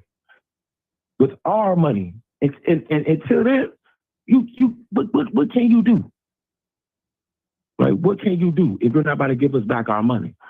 Because if you call the law is going to tell you, tell John to give us back our money, because he wasn't even supposed to be doing that in the first place. But you don't want to mention the police. I didn't mention the police. You did. Yeah, because you're mentioning making us leave. That's the only reason they're mentioned, because you're mentioning making us leave. So if you're making us leave, or you think you about to make us leave, or you think you about to change the lock and keep our stuff down there, okay, the police gonna get involved, because now you think that we're green. Now you think that you can bully us out for something that you violated on. What? Now you talk about them. What? Them was never associated with in the first place. We paid John. So John, give us back our money so we can get out their house. Until then, we're gonna stay here on behalf of John. Because John got our money. They don't got our money. We know that we got receipts that John got our money. So why are you talking about some $200? Like what? That don't even sound logical, man. That don't even sound logical, man. And you already changed the locks. That was what? So what about the $100 the lock? What about the $100 lock fee? And then we have proof that you told us we was gonna get that back. And then you switched the game up and said it was a one-time fee. What? We ain't signed no lease to get in here, John. We ain't signed nothing. We ain't do no paperwork, nothing. So you had no trace on why we was paying you $2,700. You have no fight. If you go to any paper try to put it out, and if you do try to do that way, it's gonna look bad on you because you have no reason why we was paying you all this money. What's the reason we was paying you all this money for? Why do they got receipts that they paying you all this money? If your name not even on the lease, you talking to somebody else only when somebody owe you. But when they pay you, you don't even bring them other people up. Only when somebody owe you, you bring them other people up. And we only owed you 1 week and we paid you $2,700. We was gonna pay you the next week. But you was real sassy how you talked to us. I don't know what was wrong with you that day, man. But if you're not about to give us back half our money, what did I say though, man? Like, if you don't mind me asking, you was talking how a landlord is not supposed to talk to a tenant. What did I say though? That's what I'm saying. So I don't say it again. Specifically, yeah, y'all broke. Y'all both counted. Y'all just got paid last week. Y'all both got paid last week. For one, you count our pockets. We ain't supposed to be doing that. Then y'all broke. Y'all need the money. Y'all can come with $200. Is y'all on drugs or something? What you doing? You should go down the street and all. You were saying a bunch of stuff that the landlord shouldn't say to a tenant. A bunch of stuff that the landlord shouldn't say to a tenant. And I bit my tongue. I didn't get out of character. I bit my tongue because I could have got out of character with you. But I didn't because I was wrong because I didn't owe them to my word. I didn't pay you. I didn't have money up front. I was asking for what you were saying, a free week. But it's the way that you said it. It's the way that you presented it. For me to bite my tongue and hold my tongue in that situation, almost definitely. You're not supposed to change some blocks. You're supposed to give us time to leave. So we won't be some irritated tenants and stay at home 30 days. Bite his tongue. If you really want to I made that nigga bite his tongue. We're going to be no mess up tenants. We're just going to leave. We're not going to bother him. We're not going to bring no attention to his operation. We ain't going to bring no attention to it. We're going to let him rent this out to somebody else. We're going to leave. But you pressing us out, changing the locks. What? For some reason, some dogs got locked in the yard. They barking at the motherfucking door. We got our groceries out in the front gate because we couldn't get on the yard because they on the front porch. Wife had to call the police. The police ain't give a fuck. So that's another reason to let me know that you can't even call the police because they're not going to care. Because your name ain't on the motherfucking lease. The fuck, when they call you, sir, where's your report of crime? You can't say your name is John Gathers, report here because your name ain't on the police house. So once again, it's a big leak. It's rent here. It's in the sky. Why you can't just let us leave on Friday? You doing all this. Like when our money comes, instead of you trying to play with us and give us $200. What? We about to leave on Friday and you got $2,700 out of us. And you try to give us back $200 to leave in one day. Where are you from? Where do they do that, man? They don't do that down here. They got laws down here, Mr. John, where you can't play landlord and then go report to the government or playing landlord. You can't act like a landlord tenant, rent an apartment out, and then don't report back to the government paying their taxes. Mr. John, you can't do that. You can't do that. There's laws. So when you try to out the blue bring the law, but man, no, you can't do that, man. What is, man? It's nothing to really talk about for real. Because it's nothing you can just let us go to Friday.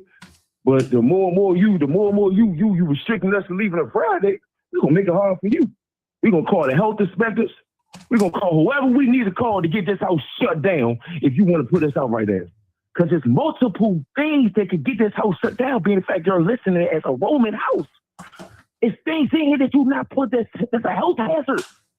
Do you freaking come in this house and clean it? It's a health hazard house. This is mold. This is old water. This is stuff that you didn't clean up. That's when we're inhaling it. That's mold. That's a health hazard. We can call the health department tomorrow.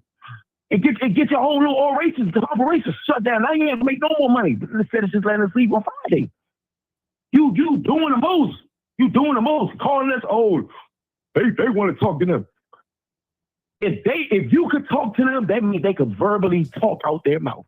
That means they could physically call our number themselves and say, hey, we're the real owners of the house. If you owe us this much money, we're going to give you $200. Instead of keep delaying a message to Mr. John. What? You was just saw my tennis the whole time we was upstairs. What's wrong? Y'all need to do this. Y'all lost. Y'all need a bunch of y'all money. Don't you need a bunch of your money and bunch of your communications with your tenants? It ain't look like you stacking up your money. Because it don't look like a bunch of people was renting for your place because of you. Come on, man. Hey, listen, I don't really want you to me. Because it's nothing to talk about, to tell you the truth. It's really nothing. It's nothing to talk about. We're gonna have our money on Friday. We're gonna move on Friday. I mean, if you're not trying to give us, because you could cash app us. You can cash app us half of our 2,700 right now. Because we cash app it to you. And then we got receipts that saying this. So you can cash app us. I have money right now, John. We can leave right now. We don't even got to talk to them. You can tell them, hey, I got them people out the house. But you're not even trying to do that. You're trying to make us leave and make them pay us $200 to leave. And we know the law. Because if they really want to pay us, we can make them really pay us to leave. Because that's the law, John. We're not squatters. Well, if you know squatters' law, we're not them. We came in this house with an agreement. So you got to go to tenant court, John, to get this situated. Or you could just let us leave on Friday, like we said we was going to leave. But you doing all this, man, I don't know what you want to talk about. And then you want to call my wife. That's another irritation thing. Why you want to call her? And then you called her at work, and then how you talked to her while she was at work. What? Like you some real landlord, though. You call my wife at work, talk to her crazy while she's at work, like you're a real apartment landlord, John. Like, do you really get that in your head, how disrespectful landlord tenant that was? A real apartment building, John wouldn't have even did that. You're paying apartment building. A real apartment building even wouldn't have even did that. You're paying apartment building, and you did that. Why she was at work? What? Man. What are we talking about? What are we talking about? I'm just listening to you. Okay, I'm not saying if the answer is, will y'all move for $200? It's a no. We're not moving for $200. Okay. Give us back our money. Okay.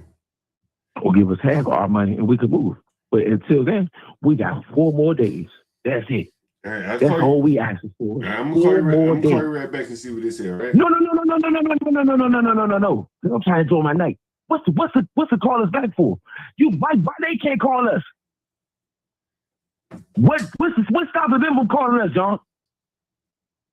If they tell us they want us to move for $200, what's stopping them from calling us? Well, I'm gonna why you gotta keep going back and forth? Well, I'm gonna tell them just what you said. No, you don't got to tell them nothing. Nothing, because just once again, you know these phones are being recorded. Once again, you admitted to your crime. Or I will tell them what you said. And we're talking about rent. Once again, like, do you understand what you're saying? You're saying it on the phone. Well, once again, you have no fight. So it's nothing you need to go back and tell them nothing. Because we're not moving to Friday. But they would be the ones that might decide to give you half of your money back or whatever you're asking for, right? It won't be me. Okay. You understand? Okay, we'll call me back. That's what I'm saying. I'll call you right back. Call see me what back. they say, right? Okay. Right. Okay. Have I not proven my point? This black has lived there. He's consumed the services. He's gone to the restaurant. He ate up all the food. And now he said, man, shit, I want my money back. I ain't paying for this shit. No. You gotta clip that. He said, "You want half?" Like at first he said, "I want all my money back." Then he said, "Give me half. I take half." You see how dishonest? Like these blacks have eaten up the food. They've taken shits and showers in my house, and yet he demands all of the money back. That's amazing. That's amazing. Yeah. What do you think about it, Latino? Man, there's no shame, John. They have no shame. They Yo, lost it all. There's no but shame. you saw that? You saw he spit multiple personality right there, just real quick on his back. He went from from a raging ninja to a white man in a suit. Mm-hmm. But in reality, who he is the raging ninja, right? Yeah, he went ham, and then all of a sudden he was just like a business white man in a suit. You know, can you see now, Latino, why blacks want me to quit doing what I'm doing? Can you see now why blacks want me to quit doing what I'm doing? Yeah. Every day. You showing a side that you know. This is only probably expand upon, within the black community and not outside. And now you're showing this shit to everybody, bro. Right. This ain't a TikTok video, right? The Anton Dames and everyone else could be responding to and wrap fancy graphics around. This is just raw stupidity being displayed. And I think this is why the blacks have such a hard time with what I'm showing. This is pretty rough, man, when you really think about it. The first black who didn't even have a damn concept of what rent is at 30 years old. What? The other black working at the Awakening restaurant. Look how crude he is in talking. This low IQ black in the basement of one of my houses, like which one of these blacks are hireable? Above or beyond a security job? What do you think, MFP? That's a charge. That's a charge right there. What? I got lawyers. Call my wife. Call my wife at work. What? And you get disrespectful like that, man. It's a charge right lawyers. there. I got lawyers. Dude, that guy is living in a fucking fantasy world, man. You see how his emotions go? 1 minute he crying, the next minute he a gangster. Like, Yeah, this is what I'm saying. Like, can I ask you a question? Yeah. And both of y'all can answer. But like, why didn't they study law if they know so much law? They just know the law surrounding the crimes that they commit.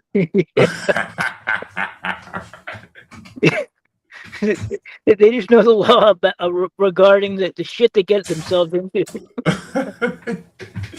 But that is true. Like, hell, I had a gun charge. Shit, I know a good little bit about gun laws, so that would make sense. That hell, you're a shoplifter. You face so many shoplifting charges. Shit, you understand the law.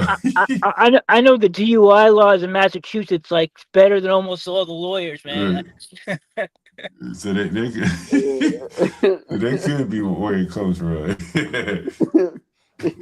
We're gonna call this guy back up and tell that, look, man, owners can't do that, man. But do you understand the depth of what he's saying? Like what he's asking me? He said, "Hey, man, I've lived in your house for the last 6 weeks or so.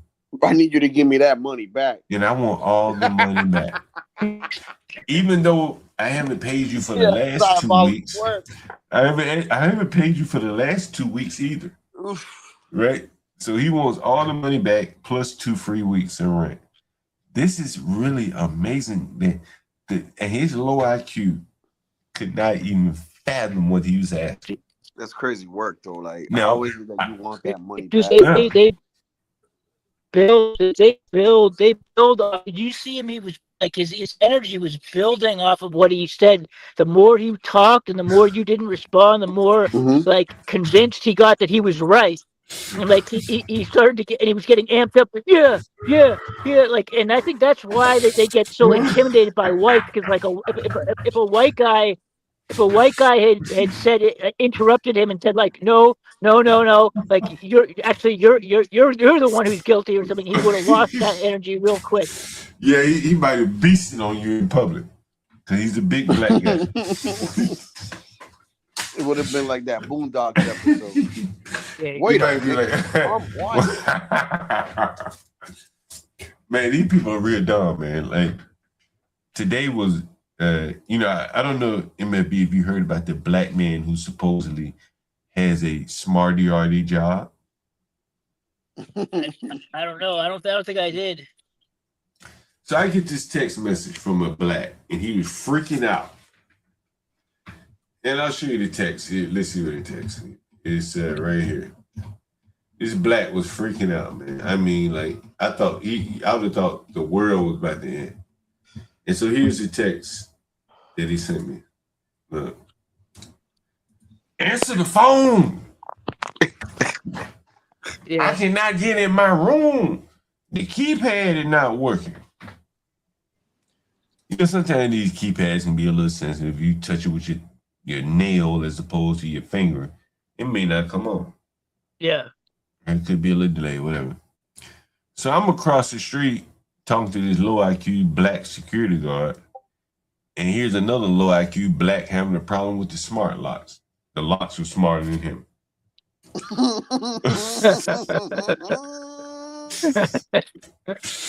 Right? And so, yo, bro, you wild. So he sends me this message, and he done called me like 3 times. I'm like, damn, what the hell's going on, right? And he says, I got a meeting in 15 minutes, you know, and I need to get in my room. By the time I walked across the street, he had already figured it out. And he was walking into the room. I said, and so that's what prompted me to have the conversation with him. And I said, bro, like, he mentioned me, he worked with Salesforce, a CRM system. And I said, bro, just some words of advice to you. I don't know what you're doing, but I was a software developer. You can't get that out of sort for something as, you know, minute as this. You're not going to go far in whatever you're trying to do, losing your shit over this when you eventually got in the room 2 seconds later. Yeah. In the workforce, they'd be like, damn, we can't trust him to work on a sensitive project because if he misses a deadline, he may lose his shit. Yeah. You know, it's those type of traits that I think hinders people from moving up in corporate America or just in life. Hell yeah, man! I wouldn't trust a person like that to do a fucking thing. Right. You know, as soon as something don't go right for you, you calling your manager, hey manager, I need some help. You need to be micromanaged. Oh my god, I could only imagine what it would be like. My keypad didn't work. Right. Man, if I had an investigator working for me and he ran into a problem like with somebody and he called me freaking out, like I couldn't trust him to handle himself. Right. And there's just no way there's no way I could ever take that chance because it's too much risk. Yeah, and this is what I was explaining to the guy, like, bro, like, you gotta calm yourself down. Like, you gotta, like, this is not that serious. Calm yourself down. He just couldn't calm down because he probably really needed that job, right? He probably was outclassed in the environment. You know, as I said, man, he was sitting on his bed in a room about to join a meeting. No desk. Everybody, all his coworkers probably had desks and things like that. He's running the room week to week, 2 week to, you know, every 2 weeks or whatever. Let's look at his position in life. Trying to work in Salesforce where you're going to be, you know, some more professional people than him. And after the meeting, he comes out of the house. During the meeting, I maybe took it off. He has like a red bandana or red, what they call a wave cap. Oh God. So he doesn't look the part. That's the No. point that I make. He doesn't look the part. Yeah. So, and he You know what I probably be doesn't seeing, get ready. dude? You know what I be seeing that pisses me off? Grown ass men with bonnets in the street. JP. I mean, yeah, he's probably already on. They're probably getting ready to fire that guy anyways, just for wearing that shit in the meeting. If he wore that in the meeting, I'm going to assume he didn't wear it. How about that?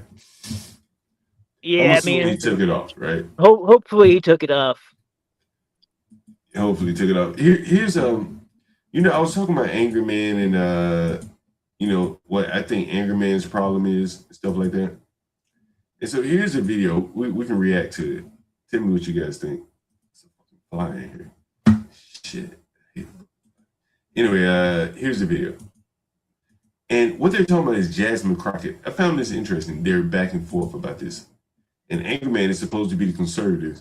Take a listen. Use white people as the litmus test. So if Marjorie Taylor Greene want to get up there on the floor of Congress and act a damn fool, okay, let her act a fool and let her be her by herself acting a fool. We shouldn't be engaging in that behavior because you know full and well that in this country we gonna be judged differently. Right or wrong, it is what it is. That could be true, but also we got to also admit that she is not ghetto as well by responding to somebody in kind. That's my whole argument is that yes, she's willing to get aggressive with somebody else that's getting aggressive with her. However, we cannot say now that she is ghetto because she's responding to somebody. No, that's what I'm saying. So again, this is a debate between Angerman and Sharon Brayson, and they're debating is Jasmine Crockett ghetto. I think all of us would agree. Hell yeah, she ghetto. Yeah. Right? Cream of the crop. But Angerman is trying to fit into this Democrat black crowd as a conservative.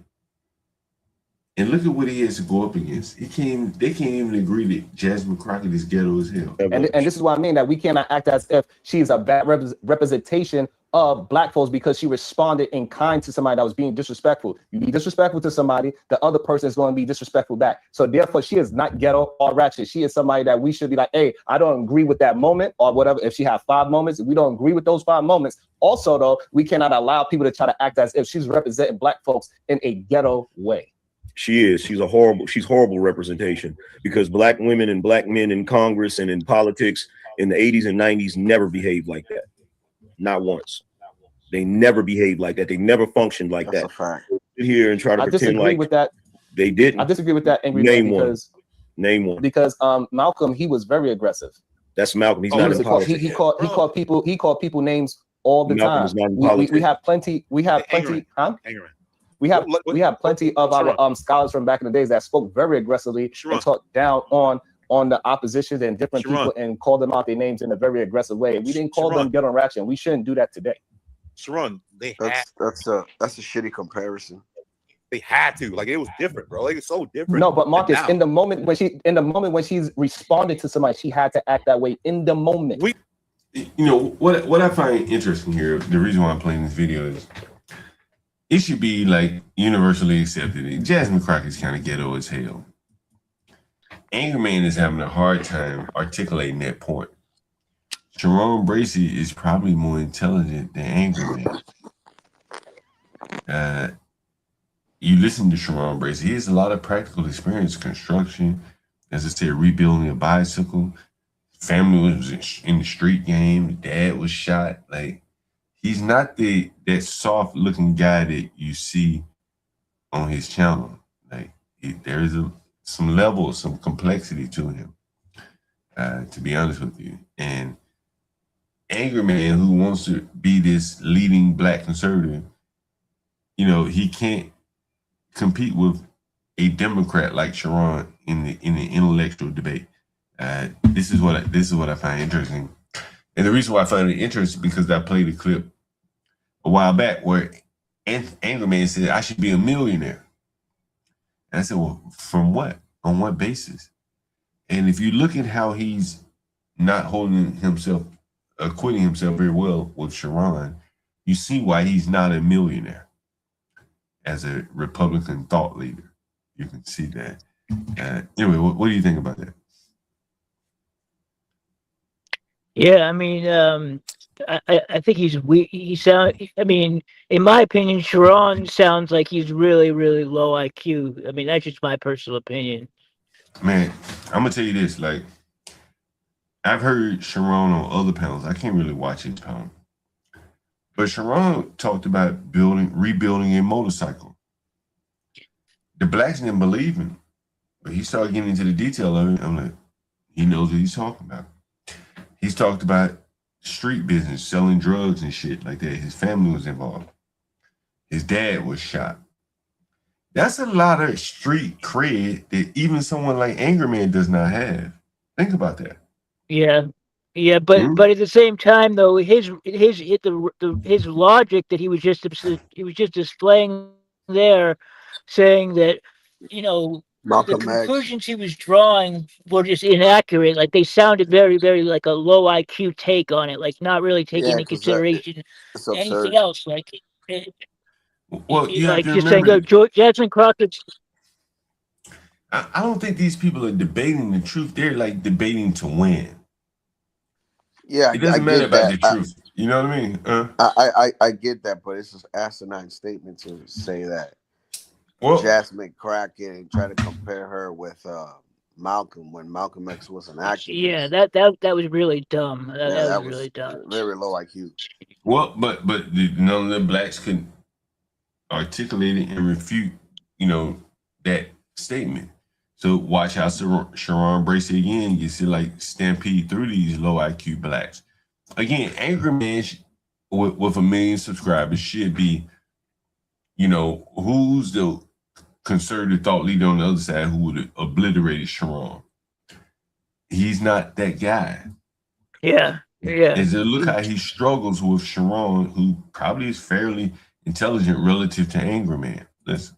Because if people are speaking to her respectfully, and people are communicating to her respectfully, she's communicating back with the same respect. But you compare Malcolm X to what's going on today, it's no comparison. Like it's literally no comparison. That's not true. Like no way. We didn't have like motherfucker could beat fucking go down too. So does she. No, she does not. She did not. Yes, she does. Why the fuck she have to be aggressive? She because there's nothing. The reason why she had to be aggressive is because people that she was talking to was being aggressive towards her. Oh, she can't be the bigger person. No, what she did is she proved that. What she did is she proved their point. Why? Why we always gotta know? Why we gotta start standing up for our people and say no, it's okay for us to buck back. We cannot. And so you see that right there. That is Sharon. That is Sharon's grift right there. It's bread and butter. It's his bread and butter. What is Anton's grift in that YouTube panel? The people that he's talking to don't necessarily agree with him, and if they do, they're not going to financially support him. They're not passionate about what Angry Man is saying, the way that the black women and shit like that are passionate about what Sharon's saying. Right. And he can effectively articulate it. You listen to him talking. You don't have to agree with him. I don't agree with him, but he ain't stumbling and fumbling over his words like Ben Crump. He's slick. Right. That nigga slick. Game recognized game right there. He's slick as a motherfucker. Yeah, I've realized this about a lot of blacks. When you're trying to have any sort of debate with them, you automatically are at a disadvantage if you have a higher IQ because you have to take what they say, even if what they say makes absolutely no sense. You have to combat it as if you're like you can't just say like anyone else would say would be like, this is ridiculous, which you would understand the nuance of it. But the blacks, they can't they like when you have a black audience, like I've debated some like blacks on TikTok, like Carmelo Anthony, you have to dumb it down to their level. Where you need to explain the small things, whereas just the littlest things that we all take for granted, like just why it's wrong for Carmelo Anthony to stab somebody, like literally they think they're beating you in a debate because you can't articulate why. Like it's, I hear it going on right here. Like what Yeah. Sharon Bracey's doing. Like he just uses that low IQ nature Yeah. of these black listeners, and he's taking advantage of it. But like I want to highlight something for you, and I'm going to draw a full circle for you, so you kind of get what I'm saying. Why I say Sharon Bracey is fairly slick, and again, I tip my hat to him. You maybe can even say the same for Fatty. They're appealing to the money in the black community. That's the women. Sharon Bracey takes on a very pro-women approach. They are the ones making the money. Fatty does the whole relationship shit. He probably has a lot of black women and shit in his audience. That's, their strong suit. That's Anton and Angerman's weak suit. Is that like talking all that conservative shit to black women is not going to fly. Hell, it doesn't fly to a lot of black men. Look at the Afro nerd. Look at the Stanleys. Those are the people presumably with a little bit of disposable income. They're not listening to what Angerman has to say, right? They're not buying into it. So that is the problem for the Angerman, in my opinion. That is why I think he hangs out on these black ass panels. It doesn't make sense to me, for a conservative, guy like him. He should be a thought leader hanging out on Traded Truth Tellers panel. Doesn't make sense to me. Does that make sense? No, you're right. It's like the black conservative, right? Yeah. Greg Foreman, he does his thing, he does his videos, but you never see him go on lives. And if he does, it's basically an interview. You know what I'm saying? Mm-hmm. Yeah, he doesn't do lives. I've never seen him do a live. I don't think ever. Some people aren't cut out for doing lives. He's different. He may be better suited for videos. That's a different talent. Right? Yeah, and angry man, he really falls short in like a lot of different areas if you think about it. Well, I think I think I highlighted it very well with Angerman. I did probably a lot of the clips on him. Angerman thinks he should be a millionaire, but he also thinks the black community is trash. Well, why you don't trade Truth Tellers panel? They're trash people. How are you going to advance your agenda going up there being buddy? But when I go up there on them niggas panel, I'm trying to rile their black ass up. I ain't black. Yep. You are always. He going up there they trying to, mollify the blacks. I don't think that works if he's trying to push this. I'm a conservative. He should stick to entertainment, like hip hop and shit like that. Yeah. This streamer, a big streamer, this guy has like 80,000 subscribers. He emailed me. I ain't gonna say his name, but he emailed me. He said, John, I want to have you on my show, whatever, something, blah, blah, blah. And he asked me, are you conservative? I said, I've never voted. I live in DC, nigga. Like, I see what it is for what it is. MFB, did you see the National Guard in DC? Yeah, the shit you were just playing a few minutes ago. But did you hear what they said? I heard you. I heard you. What you were saying to them. I didn't hear what they were saying in response. Well, listen what they said. Listen, Latino, what do you think? What do you think about this? Listen. Pretty much, I think the main reason they put us out here is pretty much a lot of the overdoses out here. Yeah. The drug overdoses. Yes, I videoed them motherfuckers. Right. So he said what? He said they have us out here for the drug overdoses. Listen. Why do they do that? Because it's a federal land. Yes, sir. So what I'm saying is, why are you right here? He said because it's federal land. That part where they're standing, we see all the blacks begging, they handing out free food. That's federal land. It's a small part. It's a small part, but it is federal land. The reason why it's federal land, I would imagine, is because Bowling Air Force Base is down the hill. So that this land, this part right here is elevated to the point where you could, I guess, shoot a missile down at Bowling Air Force Base. Right. You know where Pulaski Park is? Now, where is that? You know, it's called Freedom Plaza in downtown DC. Right, yeah. So that's federal land too. Mm.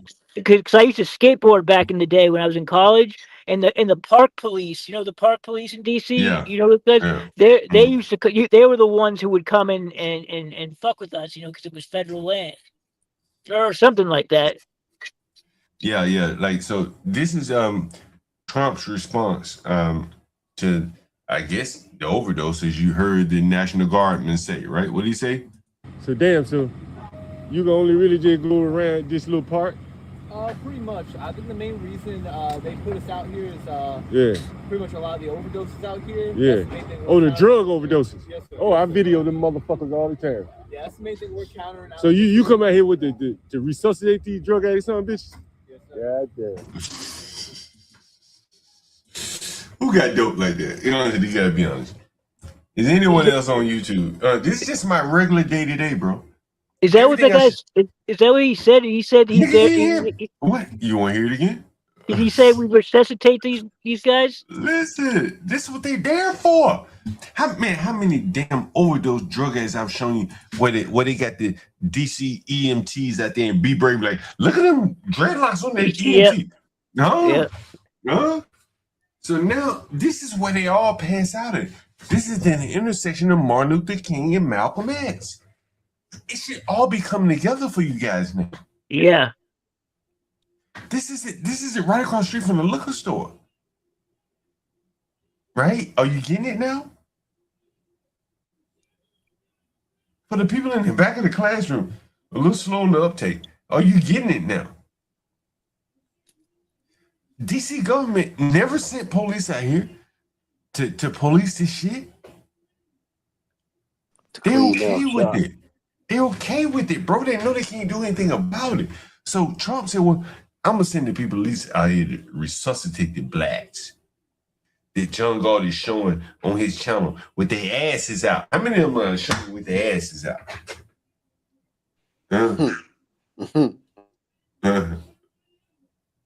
Bro, like, you remember what I showed you? And I played the video earlier where the black man said, ain't no crack out here on the streets anymore.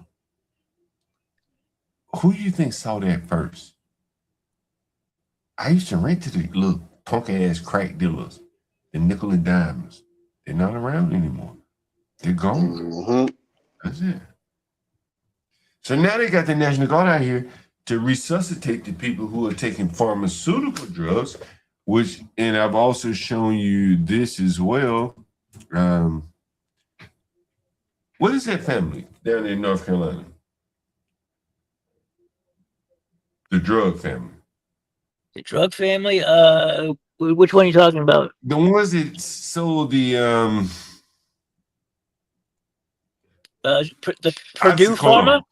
Yeah, Purdue Pharma. Yeah, what was the name of their family though? The Purdue Pharma. Kessler or something? What was their name? I forget. Yeah, I know who you're talking about though. Yeah, they all the lawsuits have been on them. Look, let me show you something though. I've shown this to you before. The Sackler family. Sackler. Let me show you this. Like, people that, like, this is why I'm not even political. Bro, when you see this shit, it's gonna blow your mind. Well, you should, but it may not. And I've shown it to you before. Here it is. Let's see, I don't want that. I want this. I want this. I'll zoom in on it right here. Look at this. I don't know if you can read this.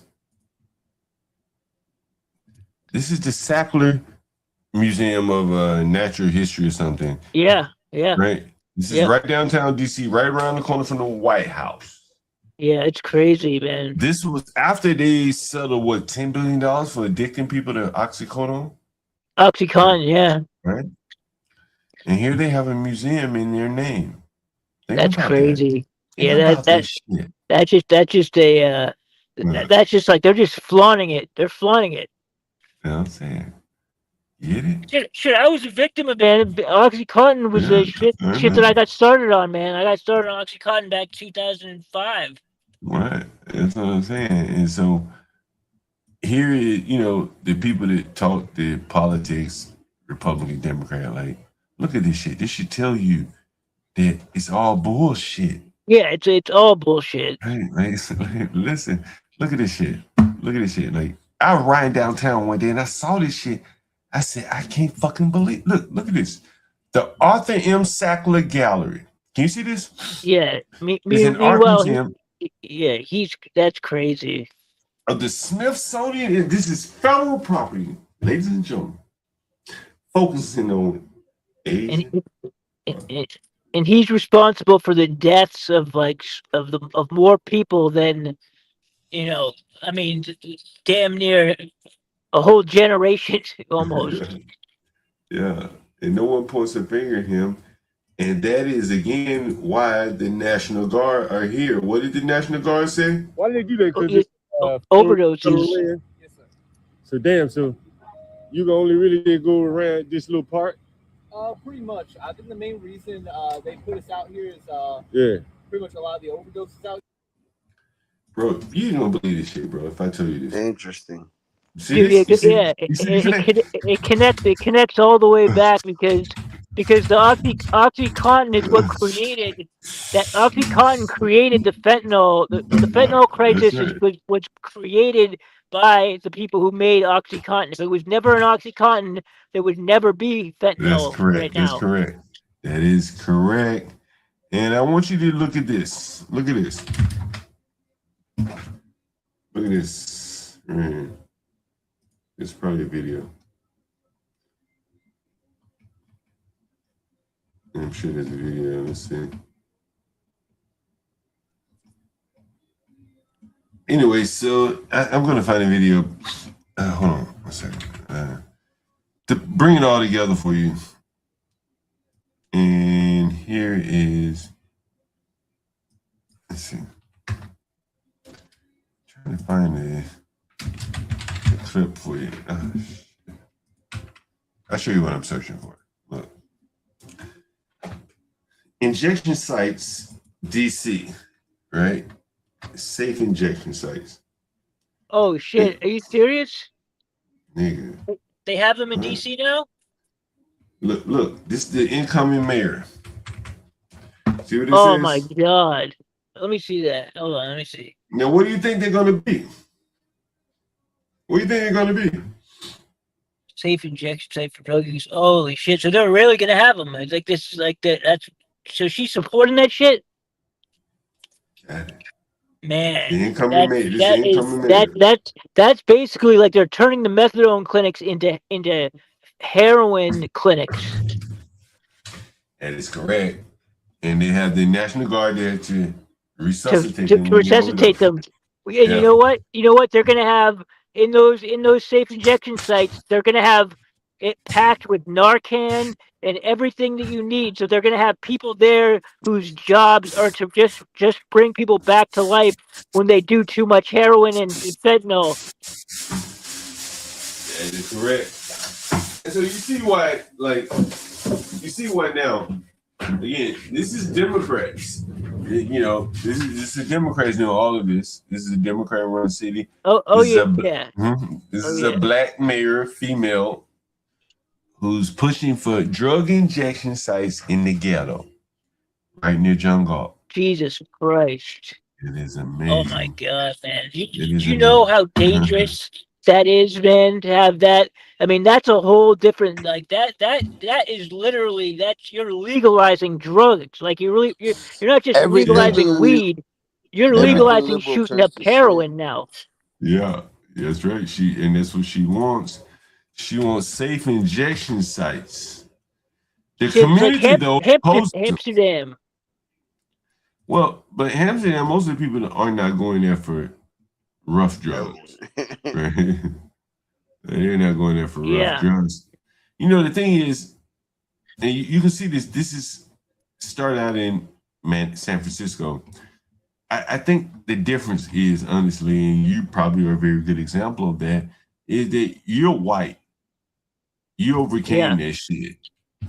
These fucking blacks over here can't overcome this shit, bro. Like they're already beaten down. They had their low IQ, And now you got to give them, look at this. Maryland bill would create safe opioid injection site. Again, this is a Maryland. This is borders DC. Primarily, they're doing this. Look at this. Here's a black social justice black man, and he's on Instagram. He's talking about it.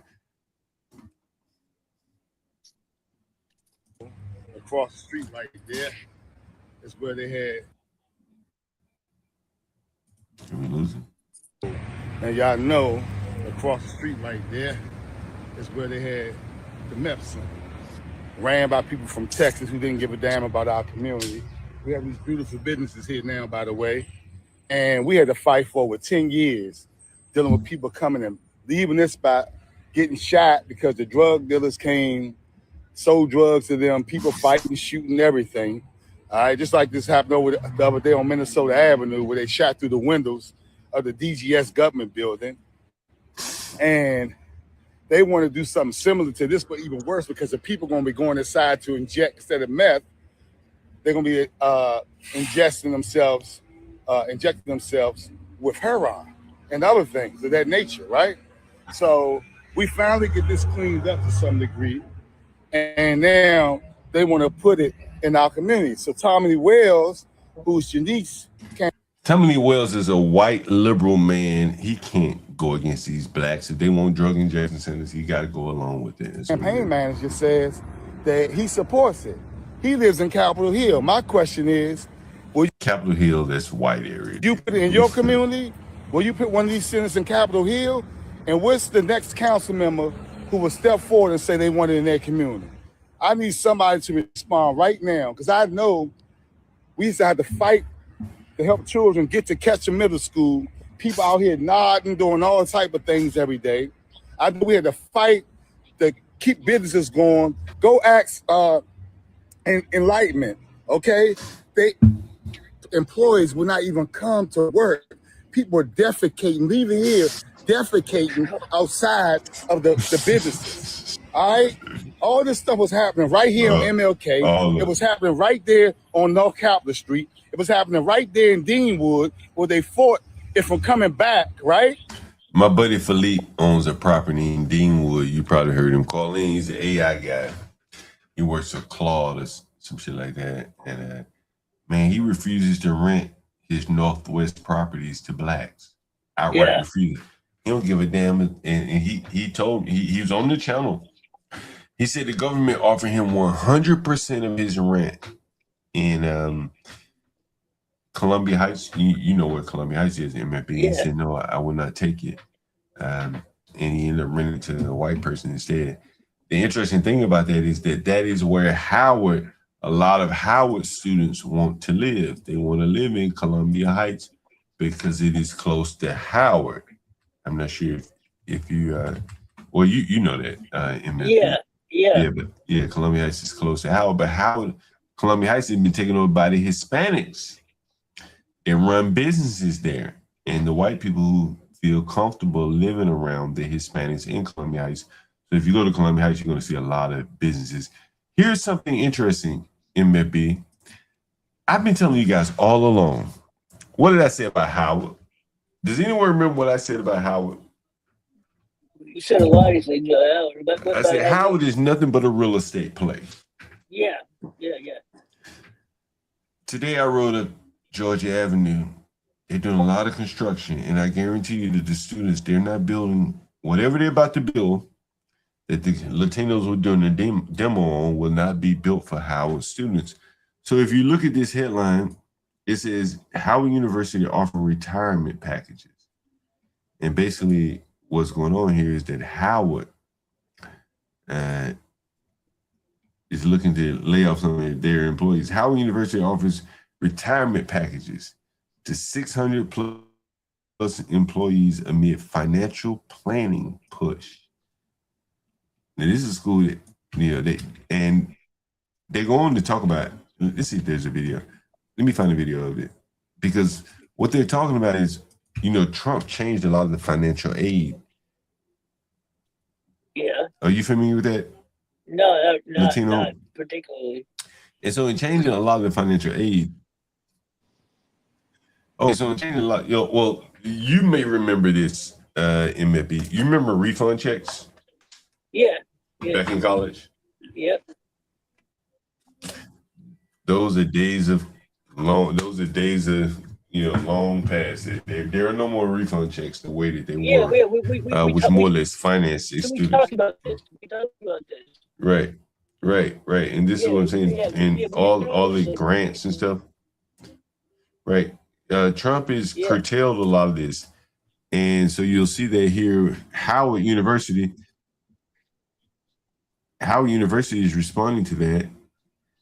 All these changes in financial aid. You've seen all of the news articles. I've covered a lot of that. I even had some Howard mothers. How many of you remember the phone call from the Howard mother who talked about Howard children having to live all the way out in PG County? Yeah. And you see this comment here is saying Dems have a small number of people who at least give a fuck. Okay.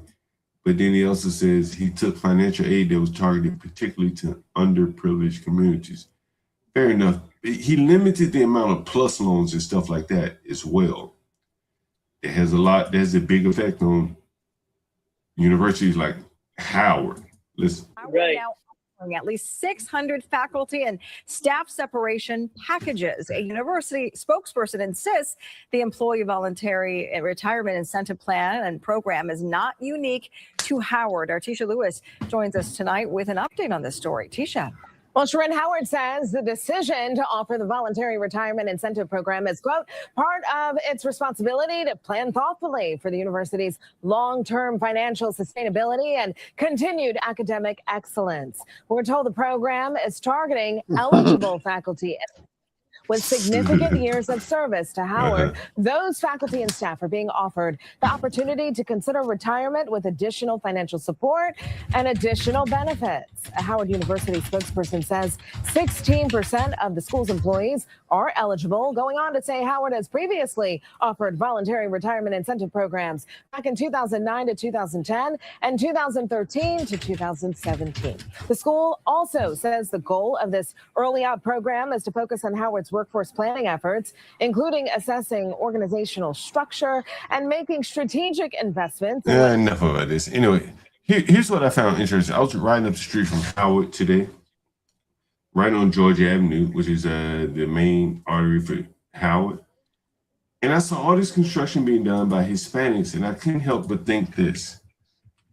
Does Howard have a construction management, construction and architecture program where they could have their students? Probably not.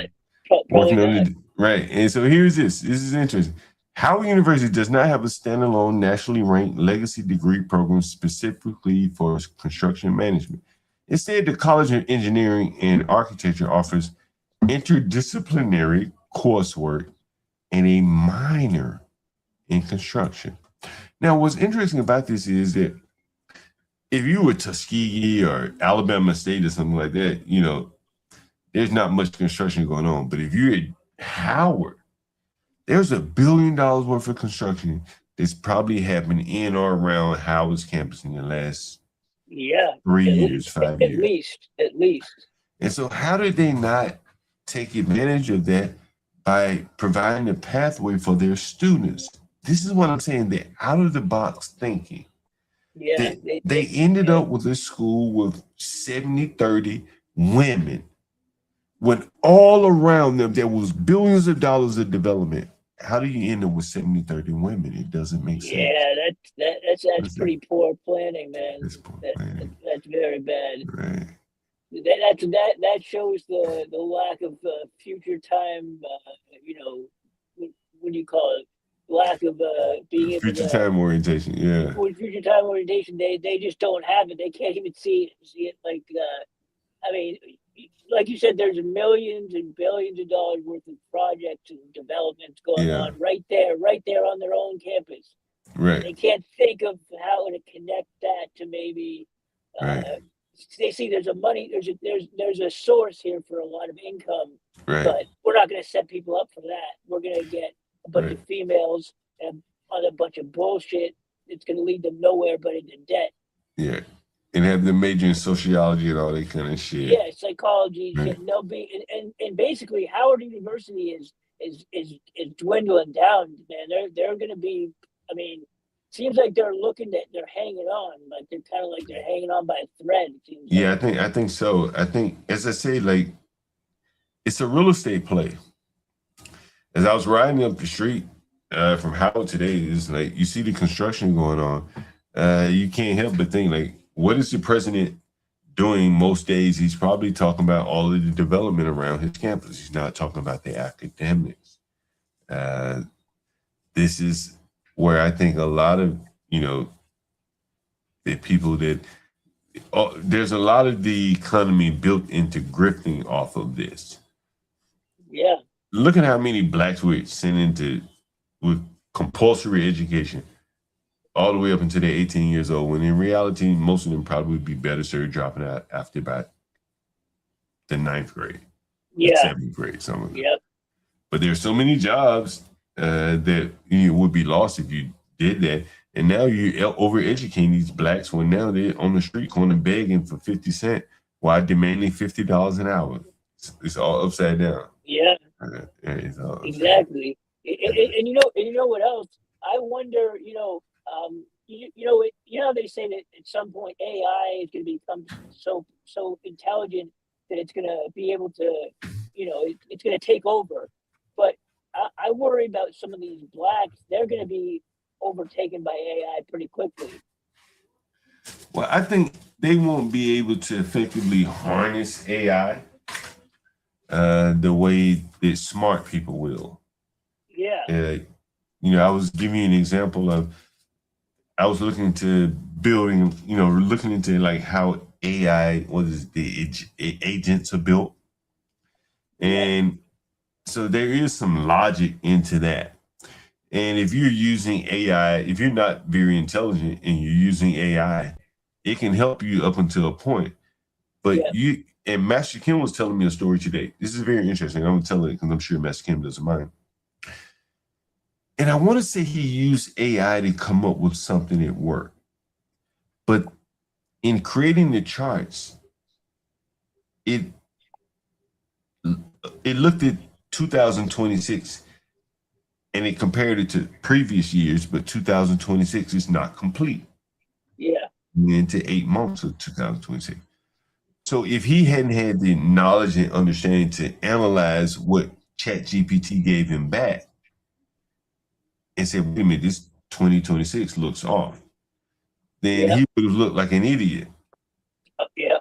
Right? The ChatGPT would have helped him up until a point, but it's sooner or later, and definitely when you don't feed in proper parameters to the ChatGPT, the inputs, the best people are going to win at that. I talked about this right here. Let's see, it was here. I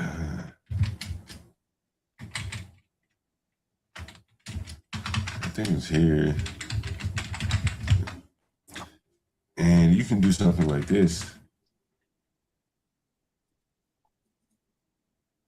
This is most people don't understand this right here. If you don't understand this, I'll explain it to you. I can't really read it. Yeah, that's fine. Does anyone understand what this is saying here? While I'm rolling up a joint, I'll let you guys read. Let me see if I can see what it says. I'll zoom in a little bit more so people in the chat, anyone on the phone can read it. Let me zoom in one time. Okay, there you go. Can you read that? I could just a second ago. We go back one. Basically, all you need to read is this right here. Yeah, I can see that. Yeah. Right. Go ahead and read that. You can read it out loud for the audience. I'm driving, so. Okay, no problem. I'll read that. Latino, you still there? Can you read that for me while I roll up the joint? Latino, you there? Yeah, stepped up. I'll read it here. All right, so basically, and I talked about this a while back, to force an AI model to accept or return data in a specific structure, this is all software parlance, You configure AI requests payloads using JSON mode, structured outputs, or functional tool definitions. And so basically what that is saying is JSON allows you to like fine tune your chat GPT prompt to accept or return data in a specific structure. Okay. So if I'm writing code and I have a JSON object that I send to the API and it's forcing it to return it in a specific structure, then now I can integrate that structure into my code. Mm-hmm. And so that's how I think that people who are able to use AI in this one example will really be able to benefit from it. Yeah. This is just one example. Yeah. I mean, but I see I see what you mean about the limitations, because I use it for certain things, and you got to be able to, and you can recognize when it makes errors, like you can catch the errors that it makes. If you just have to be paying attention to it, but you couldn't count on AI to give you, because there's certain Right. things that it can't, certain things that it's not going to take into account for. Like, if you use it like on QuickBooks, I don't know, have you ever used QuickBooks software? Yeah, I've used QuickBooks.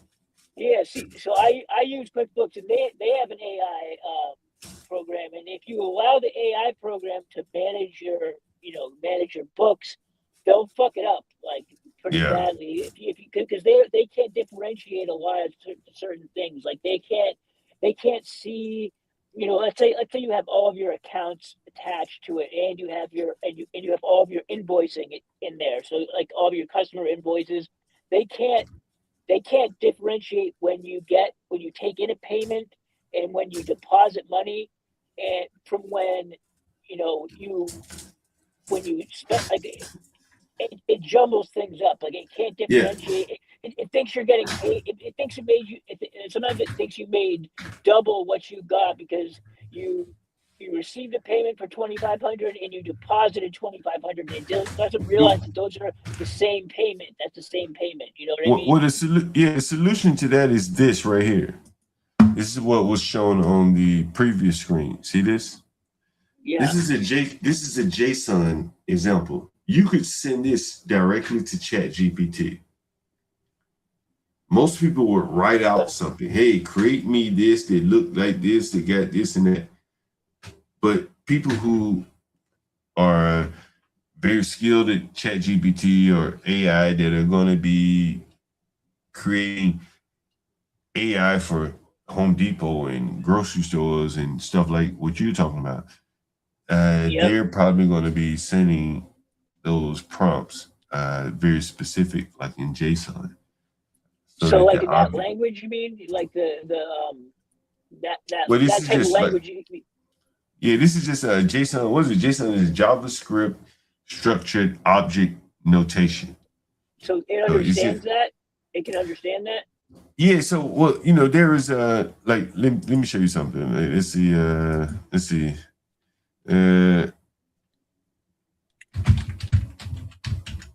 see. It's something like this. Let me give you an example. It'd be something like this right here. Let's see. All right, this is it. And I'll zoom in a little bit. So let's say you had some JSON like what you saw here, right? Yep. And you pass that to the AI. And right here, you say it will serialize that JSON. And then it could write it out or perform any other functions on it. It could, create an order, whatever. Yeah. Create a row in your Excel spreadsheet, a PowerPoint slide. But the magic, I'm sorry, damn, I was sharing it to you. Here it is. It's right here. JSON serialize this, right? And it converts it to JSON. And then I think there's a deserialized, I'm pretty sure, let me see. Deserialized, let's see.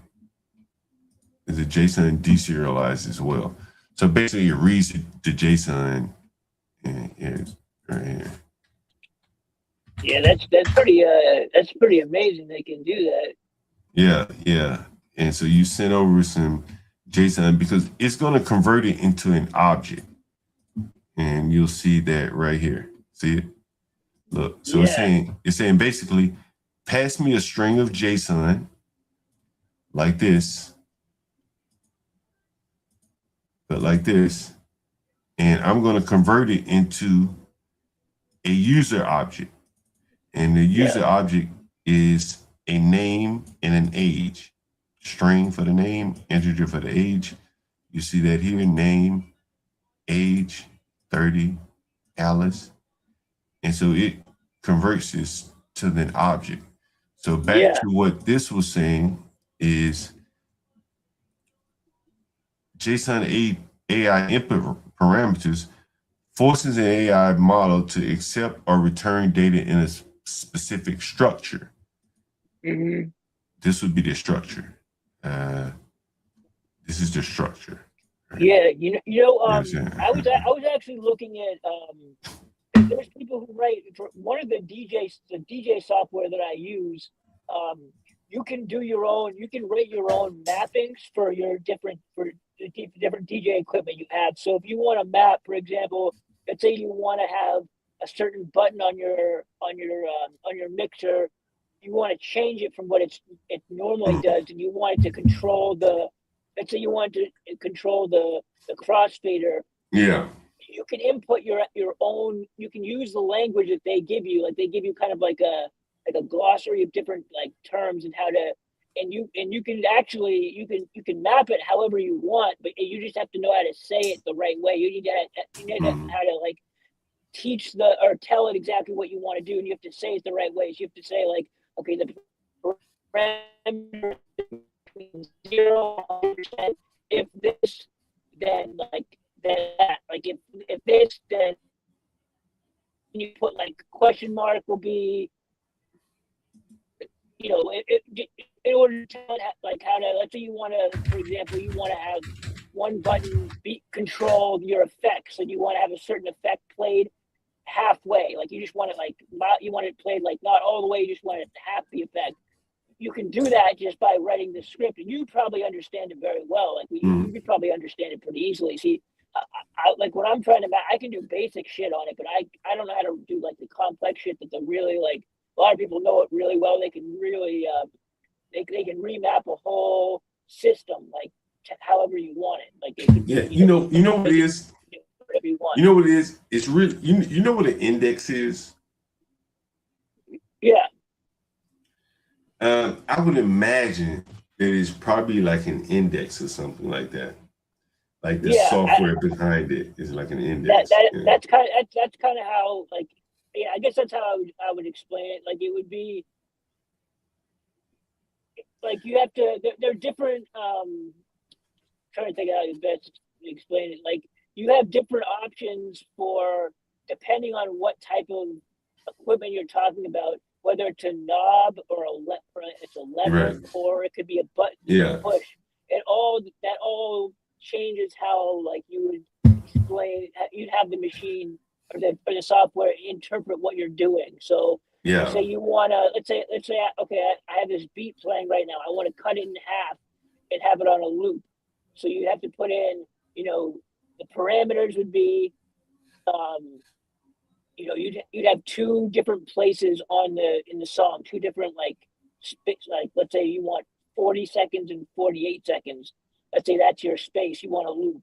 So you have to put in you have to give it the parameters to be able to chop it in half and then put it on a loop so it repeats itself.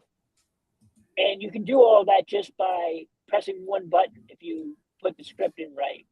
Yeah.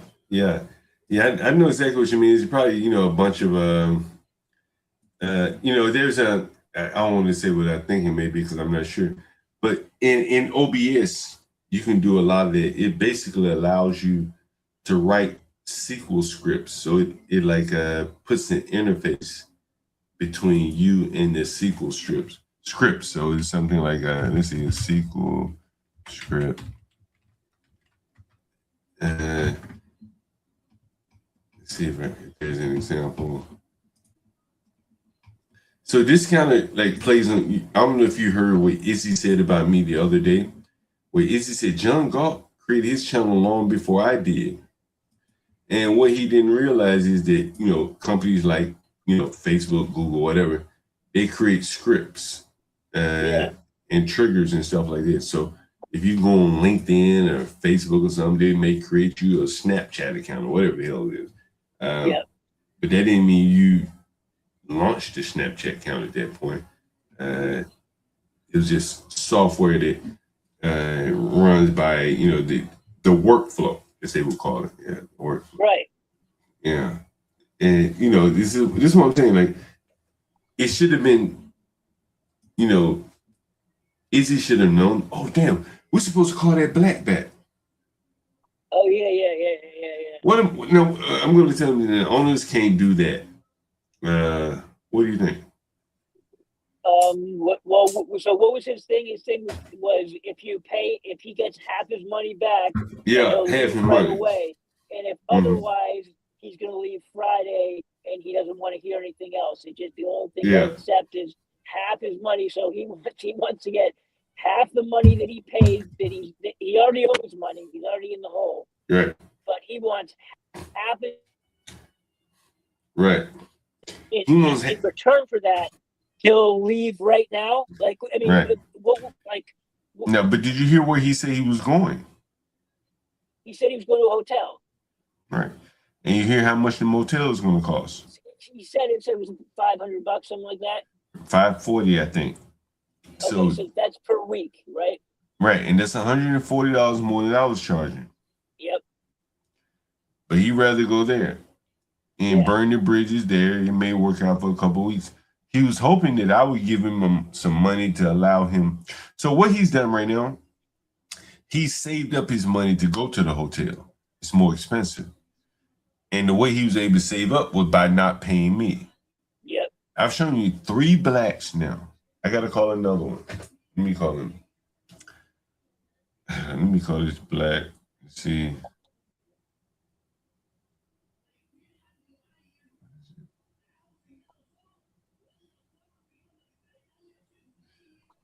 Somebody just asked me, is the DC tap water safe to drink? I don't know what to say about that. Who's up? Oh, yeah, I gotta call this black. Listen to this shit. Now, this is the black that decorated his room instead of paying his rent.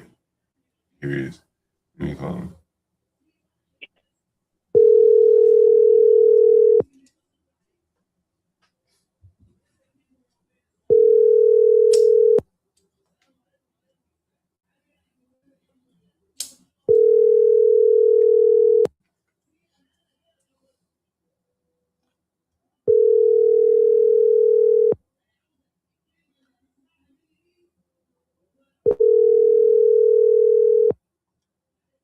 Call has been forwarded to voicemail. He didn't answer. All right, so should we call it the violent black back? And what should I say? What should I say to him, MFB? How much do you think he would take to leave right now and go to a motel?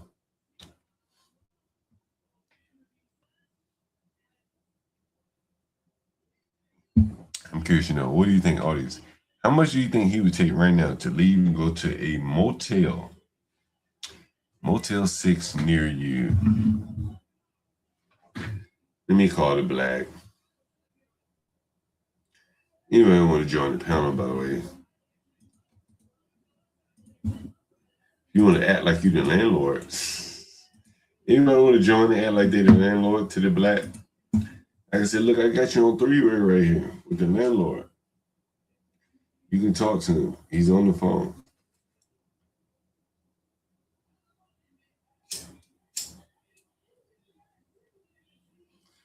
King Shinar, you want to come talk to one of your fellow blacks behind on their rent?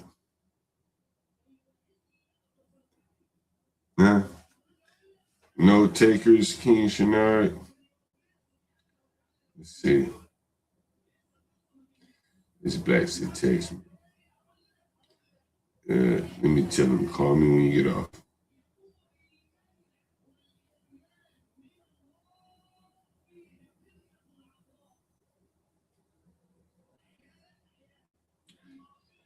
Make some content out of him.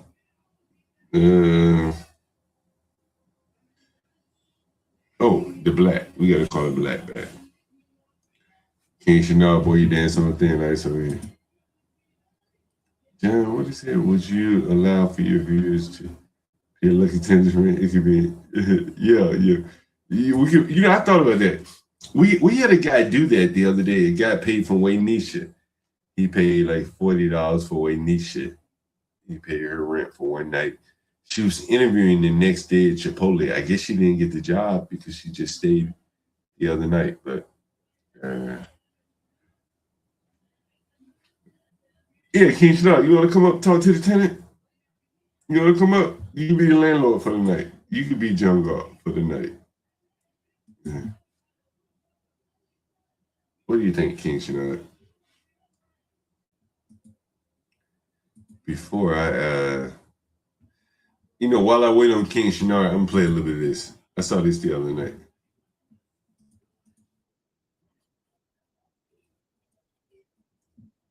Income is.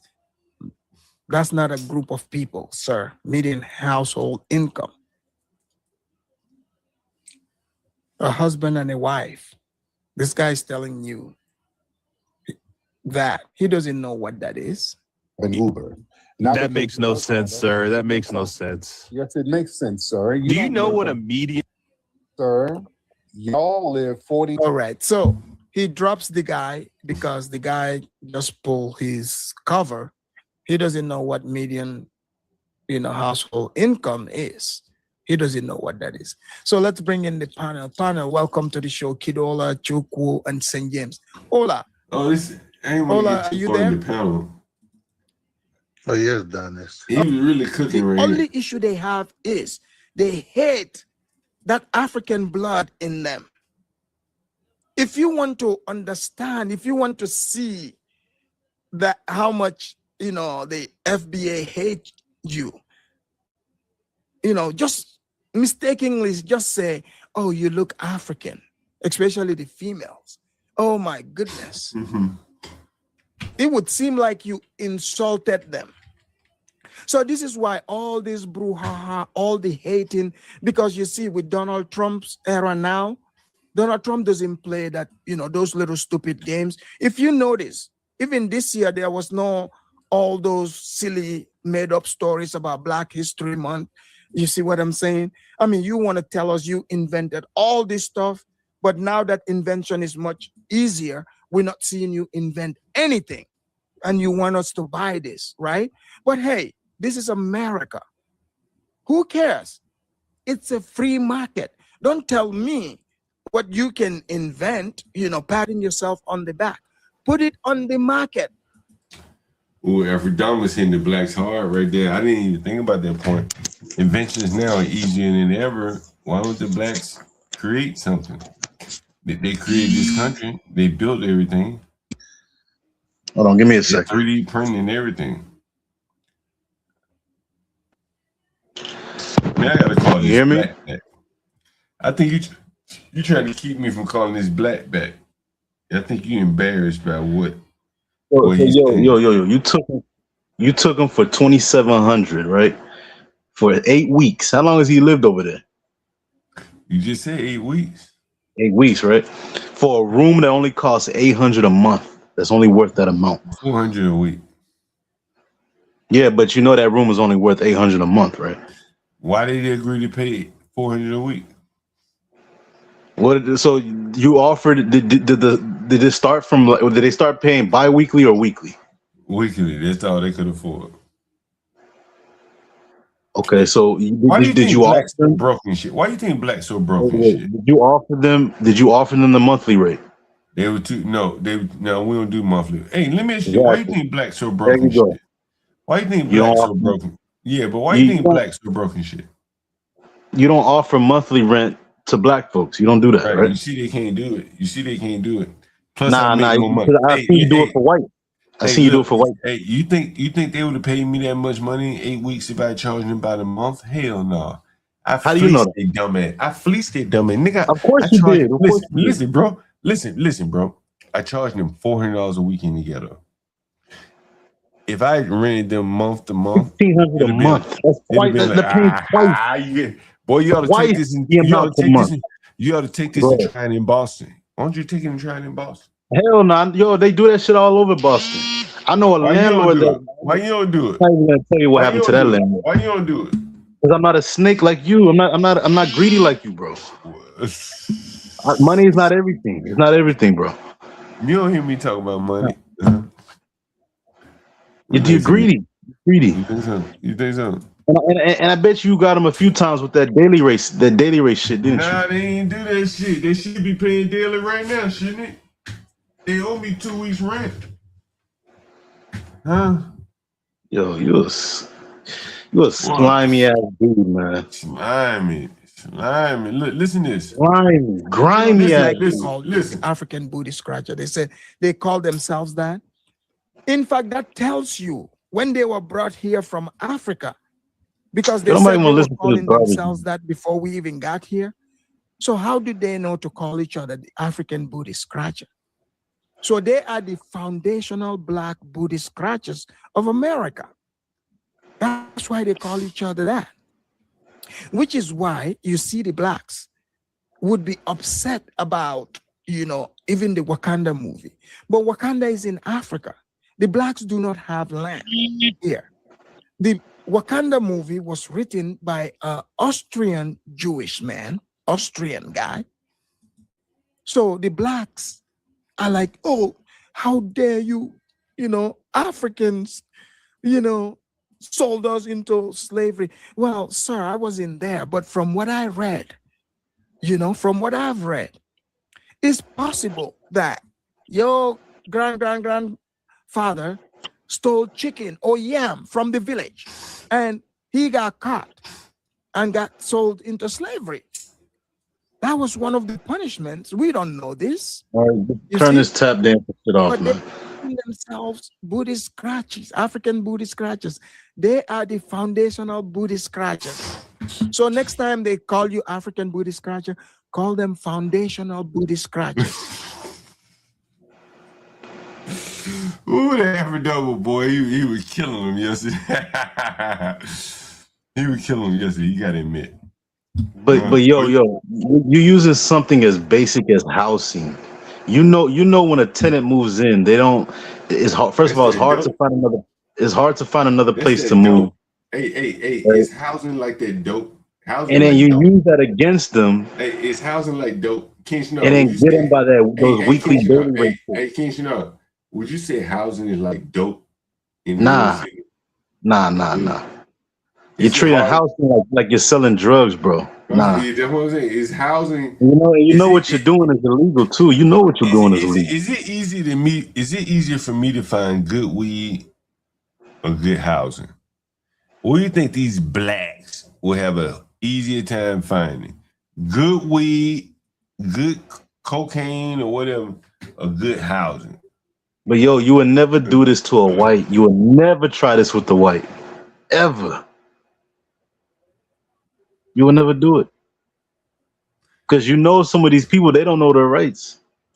And you charge them $100 keypad fee. What was that about? What's wrong with that? Just so you can change the code to a keypad that you installed on there yourself, instead of allowing them to put their own lock on the door. Ain't no locks on the door. Right. So you charge them. So you charge them $100 for you to change the code to give them a code for the door. Yeah. And then you gave them a fake name, and then you pretend like you're not the landlord. You gotta love that, boy. That's landlord 101 right there. That's some game. No, it's slumlord 101. You gotta understand that's some game right there. That's not game, bro. You scamming people. That's why you gotta give them you gotta pretend like you're not the landlord. You know what you're doing is wrong. You gotta admit there's some game, bro. Like, bro, I'm telling you, bro, if you don't stop this shit, hold on, listen. Listen. If you don't stop this shit, You're gonna get seriously hurt one day. I promise you. Who You're gonna gonna hurt try me? to shit on the wrong person one day, and someone that has nothing to lose, and that you don't know what can happen to you. I'm telling you, you're playing with people's money. You are the main reason why homelessness in this country is a problem. You're part of the problem. You look what you did to Ernest. He came out of the homeless shelter, and you sent him right back to the homeless to over there. You did. He had a new job and everything. He probably lost that job because of you. Yeah. You're wicked, man. You're wicked. You think so? And then the fact that you're doing this to entertain you know white my mama told me today, she know. What'd she tell you? She said, I only watch you to see if you're alive. Damn. And So I even said, she Mama, knows. I said, Mama, stop watching me, Mama. This is rough talk over here. Don't watch me, Mama. I told her, don't watch me. Don't do that.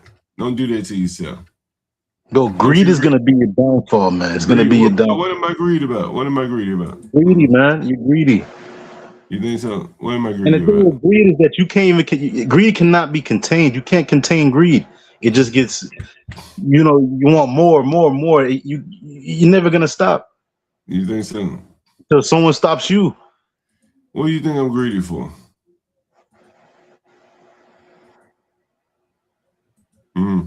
Crazy, man. What do you think I'm greedy for? You don't see the shit in the news when some of these landlords get killed and stuff. Why do you think they get killed? Why? I don't know. Why do you think? The shit that you're pulling, the type of shit that you do. Yeah. Yeah. You're playing with people's livelihoods, but damn. But and then you called this dude's job. You try to get him fired. You say I got some information for somebody that works for you. They probably know who you're already talking about. Yeah. Right. Yeah. And then you got your money. Hey. And then let's take a commercial break. put them Hold on, online. let's take a commercial. Let's take a commercial break. Hi, you the urban landlord. Yeah. Who's calling? This is Lisa. You just got finished talking to me and my fiance Steve. John is a flea, a slumlord flea. And fuck you. Fuck you. I'm talking to you. You know who I'm talking to. I'm talking to you. And if I was in front of y'all, I'll beat the shit out your bitch ass. I'll piss, man, I'm telling you. Man, listen, man. I do not fuck with these people. I'm telling you. And these people are so fake. They fake. They fake. That's why I stay my ass over here. You think I'm finna be around these fuck niggas? You think I'm finna be around these fuck niggas, though? Hell no. You goddamn right, John Galt. I would rather hang around Carmelo Anthony than a lot of you black coon ass ninja. You goddamn right. I seen your shit, nigga. With your drunken ass. With your drug habit, drunken ass. You're goddamn right. You're goddamn right. With your drug habit, weed. All I want to know is this. All I want to know is this. All I want to know is this right here. What happened when the griff run out for Freezy? Where the dope gonna come from? What are you gonna do then? Shit, everything I damn near showed you tonight was from today. No news clips. Hey, it's straight John Galt. A day in the life of John Galt. Nobody has that. Freezy ain't got that. That's why he gotta lie and griff and play the headline that Nolan Wells, Carmelo Anthony shit. Nobody else has that. None of these other guys over here doing it, whatever the hell they doing, they don't have that. And that explains it. Why do you come out here and play victim though? Why do you do that? I ain't no fucking victim, boy. You are a victim, bro. I got some. Oh, you gonna make me play some? The blacks they don't pay me rent. They do this to my. You do all that. You the one that creates all these problems, and then you come out here and complain about it. Oh man, you gonna make me play some shit? I've been meaning to play this shit for a minute. And then you defame your tenants. That's the main issue I have with you. You defame them. Yeah. You lie on the name after you fleece them. I want to play this, guys. If you don't indulge me, let me play this first. Let me finish playing this. Hey, we had drunken ass, Yeah. alcoholic Hold ass. on. You motherfucking right. Yes, I would rather hang around a real nigga like Carmelo Anthony than your black coon, drunken ass, weed head ass. You motherfucking right.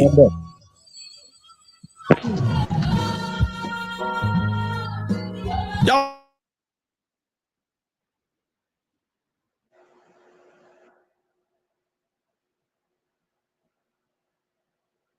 some bitch ass niggas. And you know you a bitch. Not just John Galt, but a lot of you John Galt some credit. He'll come up and holler at me. Turn my vocal up. Turn my vocal up some more. Turn my vocal up. Turn the music up too. Hello, Mr. Galt. Yeah. Hi, you the urban landlord. Yeah, who's calling? This is Lisa. You just got finished talking to me and my fiance Steve. Say my name, baby. Oh, We yeah. live in Charles County. Yeah. Yeah, I just some friends that I got your number from initially Yeah. in the beginning, and I was looking at it and saw your Tell us the rooms you saw, look baby. at some of the properties. You hit the Tell link us some of the to YouTube. rooms. Yeah. So I did that, And what I rooms did saw you see, some of the baby? properties you had. What did you see? It was like a year ago, but I saw what you had Listen. on YouTube. That's how I figured out What did you who see, you were. baby? You're the urban landlord, the guy that rents to people. Tell us You what know, you a lot saw. of low income people or whatever have you. I've been doing it for a long time. I've been doing it for a long I time. know. I saw you. What she We say? was looking at you Listen, interviewing King Chanel, this a is for guy you. in Baltimore. Oh, everything. yeah, I the was like, drug addict dude. You talking about the drug addict dude? The fentanyl guy, yeah. The fentanyl, yeah, that was a long time ago. That was some wild shit right there. Yeah, that was some wild shit. So we actually was looking, you know, on the link that was on there, so we could kind of, and we saw the Marley room and some of the big Marley room, the Marley room. John gonna put his mind straight in the Marley room. What time we come see somewhere? Shit, whenever you want to see. I'm interested. We are very interested. Whenever I tell you what I said tomorrow. What was it tomorrow? Listen what she about to say about me. Well, no, he got she end up moving in? Listen what she about to say, King Chanel. You have, and he don't get on here full. But Yes. Wednesday will be a good day, but you still got to send me an address. Oh yeah, I forgot, man. I get to say shit though. And I sent you the text message. So Yeah. send me the address, please. Yeah, let me send you right Please. now. Give me 1 minute. Okay. Hey, you know she begging for that dope. I'm telling you. Did she move in? She begging for that dope. Stream, by the way. All right. Stream, by the way. I'm live right now. Oh, I'm sorry. No, you're fine. Hello, hey everybody. Did she move in? What you I'm actually quite impressed with the work that you're Listen, doing. boy, listen. I'm I can't hear I'm actually quite impressed. What you I'm impressed actually by? quite impressed with the work that you're doing. In terms of what? I'm Quite impressed with impressed. the work that you're doing for the people. It's a lot of people who need help. You ain't doing And shit a for lot no. of people I have don't to even know go you like through that. Man. You don't know what you're really doing. I was the first one to call out the scam, and the first time I called you out, you off the scamming. She said she really impressed. You know, I've been putting together a compilation, guys, and this is something that I want to do around some themes and patterns and stuff that we see on the channel. And you know, I am a guy that sees patterns, and here's one of the patterns that I've been seeing. Let me see if I can share this with you. Here it is. Call the dude back. Call him back. It's getting late. Oh yeah, damn. What you want to tell you? You want to pitch in some money on him? You want to pitch in some money? So he said that if you offer him half of the 2,700, right? Because you know 2,700. That's How much you willing to that's offer? more than that's about 3 months worth of rent, right? Yeah, how much you willing to offer? A little bit over 3 months worth of rent. So you already got him for that. He's only been there for 8 weeks. How much you willing to offer? So give him what is it, $900 back? But not even half, just 900. Oh, you willing to put in up on the 900? 800 back, 800. So it can match up to $800 a month. What he should have paid. Are you willing to offer anything on that? Bro, just give him the 800, bro. You already scammed him, bro. Are you Stop willing being to offer? greedy. Are you willing to offer up anything on the 800? Why would I give money to a slumlord? What is your problem? Why are you asking me stupid questions? You giving him money. A greedy ass slumlord. Why would I give you a dime? All right. Yeah. Hey, look, I want to play this for you. Yo, call him back. Call him back. All right, man. Fuck it. Man, forget about him. If you don't have anything, listen. I want you to listen to some of this. What I want to know, why don't you allow black people to pay about a month, but you allow? I heard you one time allowed a white guy to pay about a month. Yeah. Why? It's a changing world out here for you blacks. Because the black folks using the scam offer. Use the black folks. I want to play this video for you. Listen, this is going to be a compilation, honestly, but it's something I've been working on. I hope this sound comes out right. I still got to work on it. I think this is going to be good though. This is some of the clips. Bro, you're wasting time. Call him back. Call him back. Up. I don't care about that black. Stop talking to me about him. This is some clips specifically curated from the channel, but I think it centers around a specific topic. Listen. At the end. It's worse. Now or then? It's worse now. Why do you say that? Because no matter how bad, you had to be real bad. It had to be almost unheard of. But everybody kept their own children. The welfare wasn't coming taking none of them. And everybody, it wasn't like that. And the welfare system wasn't what it was in the 50s as it is today. As a woman, no. Because here's pause. Over and over again. This is like the 1,000th time you played this video. Yeah, be quiet. Woman is the Listen. most educated woman. Watch the in America. pattern. The Black American woman has to, have everything on their back to even just survive, not even thrive. Yeah. So why the fuck would I want a child? That to support that, and then also because the white woman doesn't have to do it, the Latino woman doesn't have to do that. The Asian woman has to do it. Like, why do we have to do it? Why? We have to do it. Wait, because we're strong. Hold on. We're forced to be strong. Why do we have to do that? And I want to add on. What you asked me, do I like women? I don't fuck no women. I don't like that, but I am going to have to fuck a couple because I want some babies so I can extend my legacy. But I'm a gay man. Well, I'm a man who likes men. Yeah, I tried it before. I tried it with this girl. She lived in Alabama, and I wasn't fucking with a lesbian woman, and I did it in the cut. She paid me $1,500, but it didn't work. But also, I'm glad it didn't work because she wanted me to, release the rights to, the child if it did happen, and that's some fuck shit. I wouldn't choose to be a fuck nigga because that's some fuck nigga shit, not taking care of what you put in the world or what you put out into the world. Yeah, exactly. But everybody want to hear about the big dick. Everybody want to hear about the big dick. Those people that Everybody want to hear about the big dick. The big dick is in Everybody want to hear about that Georgia. fucking big dick. The big dick is in Georgia. If you want to have nothing going for yourself, no type of relationship, go to Georgia, get dick the fuck down. Dick down. Dick down. If you can handle the pain, because most of y'all can't. Y'all, I want a big dick. But you can't even deal with 6 inches, baby. Hello? Yeah, you okay? I'm okay. Thank you. Do you know who, are you able to, did you call the police on those people that attacked you? I did, but I just didn't. You say you did or you did not? I did not. Are you going to call the police on them? Because, you got it. Yeah, the trash can is right there in the back of the house. You guys could bump into them again. I know. And you say I just didn't think that it's. Go ahead. I didn't think they would do anything if I called. You mean the police? Yeah. I mean, it's not going to change anything.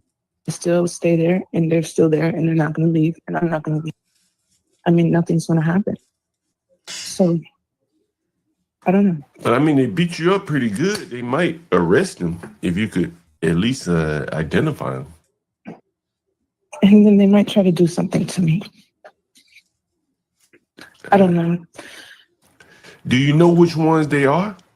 Are they like some of the regulars to be back there or what? Come up there. We always got videos to play. I don't get it.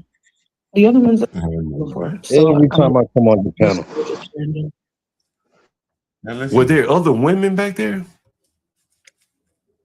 It was just the guys. I mean, were there women back there? No, it was empty. Everybody was gone. It was just them. Oh, wow. Just women, just men back there. Wow. Yeah, that's interesting. And how many men were back there? With me, it was probably about 6, maybe 5 or 6. So that means damn near all of them jumped on you? I think one of them didn't, but the rest of them did. One didn't jump on it. The rest of them After a did. while, yes. And how long were they attacking you? And what made them stop? I was falling. I mean, it was a lot of them. I think they stopped when they realized I was actually hurt. Did they rob you anything? No, I didn't have any, but they didn't try. No. Did they like try to sexually assault you or anything? What was the point of it? No, they sexually assault me. They just do what they always do. They just catcall. They just say, and I don't know if they were drinking. I'm not sure. I would assume for them. Now, my father's side, I don't really know my father, but like, I got videos of him and stuff like that. I got pictures and videos of my father, but like, I don't know my father actually. What I just know is that he's in jail. That's it. How long he gonna be in jail for? I don't see him. I think for the rest of his day, because what I got told was he was a child molester. I know we're not having a good time in jail. Okay. Yeah. So we might be putting you out. I don't know. But like, yeah, it's fun talking to y'all. Everything. Y'all don't mind my hair. I grew up in the 90s. So with that being said, motherfuckers call me gay, fruitcake, faggy. But at the end of the day, I wish that I was stronger as a child, because if you think about it, gay people and pimps have the same mentality, characteristics, likes. So should have been a pimp. See, you got all them Lanillas down there, Shed Long, and he come out there Lanil crowd. Unhappy or whatever. But that was the most joyful time. Because you had the Collins, you had the videos of my father. Keisha, no, my mother's talking about segregation. My mother's talking about segregation here. Listen to this, the Keisha. best area that I like living in as a child was 1226 West 17th Street. That was, if you call it happy or unhappy or whatever, but that was the most joyful time. Because you had the Collins, you had the Carlisles, you had Jules Sullivan, all them. We played ball out there in the streets. We had Danny Peoples and all them. We play hide and go seek. We go pick plums. We go down in the bottom and then pick berries. And then Papa, he lived around the corner. He let us get crab apples off of his tree. And then the pastor lived up on 17th Street, up on 19. This is what it's like living in the South, Keisha. Listen to this. So there wasn't no TV. We played games. Remember when Ivan was talking about he had an 85-inch TV and all that? Listen what my mother said growing up back in the day. TV from Cobb High School selling PTA tickets. So there wasn't no TV. We played games, ring games, hiding, baseball, and go pick plums, pick berries. And the boys was catch snakes and form on us, on Milton Hill.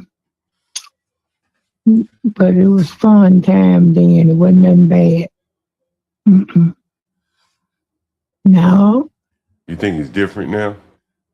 Oh Lord, yeah. People don't have that cohesiveness, you know. They don't have that no more.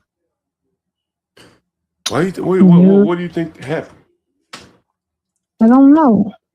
The times change, you know.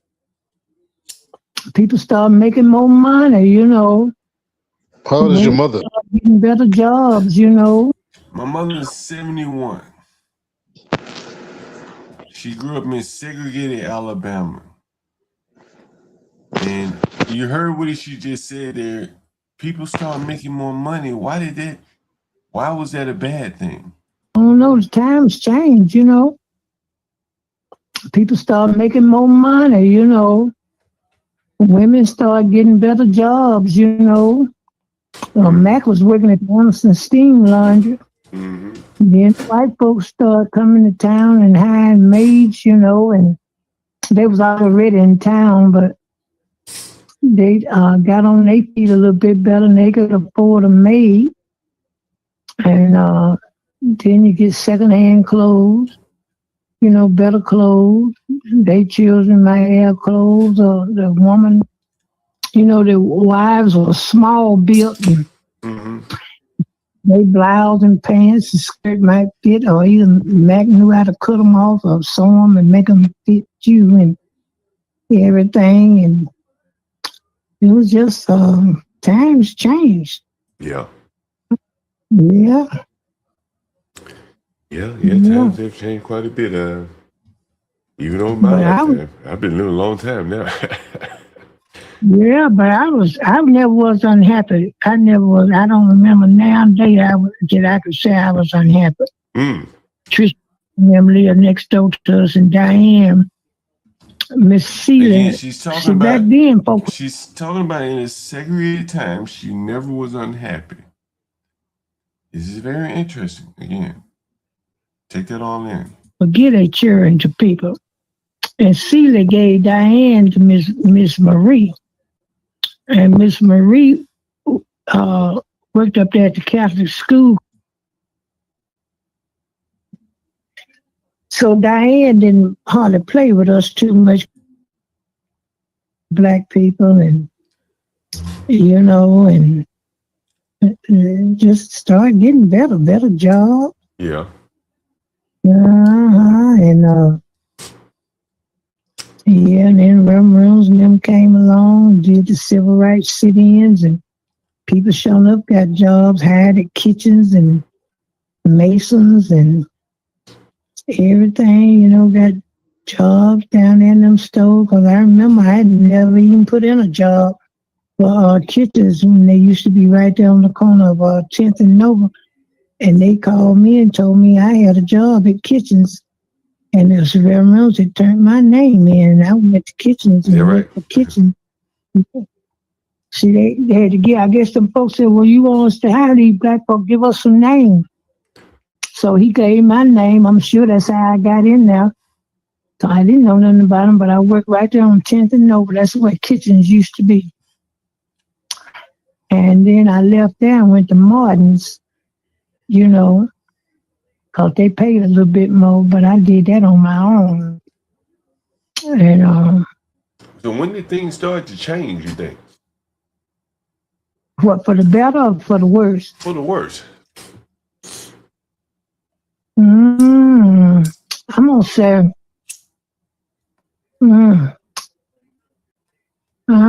probably in the 80s. Why do you think that was? I don't know. The drug. Vietnam War was over with. In let me see now. In the 70s? Yeah, I would think so, somewhere around there, early 70s. And a lot of them came back crazy. Syndromes and all like. She talking about the Leonard Roys of the world. But anyway, this is something interesting. I want you to listen to this, King Chanel. Listen to this. I heard her, but Didn't pay me to win. this is it. Listen to this. And he was up this way. They say he ain't never ready to do too good. Hold on.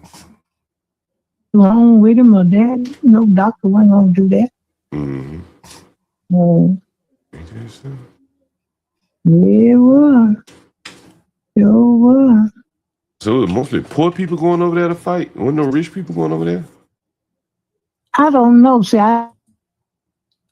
they integrated Anderson school system when I was in 10th grade. This is what I want you to listen to, King Shanard. This is my mother, by the way. My mother grew up during segregated times in Alabama, Anderson, Alabama. I've told you they firebombed Nat King Cole's bus in my hometown. I later worked for the granddaughter of the man who actually firebombed the bus, and I'll show you that before we play this clip. Oh, you worked for the granddaughter of the dude that firebombed Nat King Cole's bus? Yeah. Me and my buddy Red. Red is calling in on the stream. We both worked for her. Well, she was our supervisor, I should say. And she was very anti-racist. She was a woman. Her name was Sherry. I'll never forget it. Sherry Adams. Her dad was I can't remember her name. Dad's name was his last name was Adams. But yeah, he bombed the Nat King Cole bus in Anderson. You can look that up. Maybe I'll pull it up afterwards. But anyway, I worked for her, and I tell you, one time my buddy Red called me the N-word in front of her, and she took offense to that. I never forget that. Here's a lady whose dad bombed the Nat King Cole's bus, and she's taking offense to some black person calling me the N-word. This is 50 years of John Galt's living. Anyway, so this is my mother talking about segregation in my hometown. And I want you to listen to what she says here. Listen. So not to go, you had freedom of choice. It wasn't no. Listen. They integrated Anderson school system when I was in 10th grade. I chose not to go. You had freedom of choice. It wasn't no integration, freedom of choice. You could go where you wanted to go. And you didn't want to go? I sure did not want to go. Why not? Because I done been at club all these years, and I figured them white folk were going to be so mean and low down, wasn't going to let you pass your grade. I said, no, and my friends, all of them, they was over here in the club. I'm going to stay right here. You had 2 or 3 people that went, Mary Lane Gladden, Harriet English, George Cunningham. Yeah, a few of them went, but I wasn't trying to go. Jared Gerald. How did they turn out versus the people that went to the black school? I don't know. I guess they all right, like all the rest of them. Mary Gladden, they said, it's alcoholic. And Jared Gerald died with some form of cancer. And he was up this way. They say he never really do too good. And George Cunningham with Talladega College. Here's what's interesting, King Shanard. So I'm asking my mother, I said, well, how did the blacks do that went to the integrated high school versus the blacks that went to that stayed in the segregated school? My mother chose to stay in the segregated school. It was her choice. 17 years old. She said, I don't want to go to school in some integrated environment. I want to stay in the ghetto where I know all my friends. Is this the making of John Galt? This is what you're witnessing. This is my mother making decisions back in 1967, 66, something like that. Preacher of a big church somewhere up in Detroit. I want you to use again. George Cunningham with Talladega College, and she married a preacher of a big church somewhere up in Detroit. So she doing all right. But that would have happened even if she had to went to Anderson House.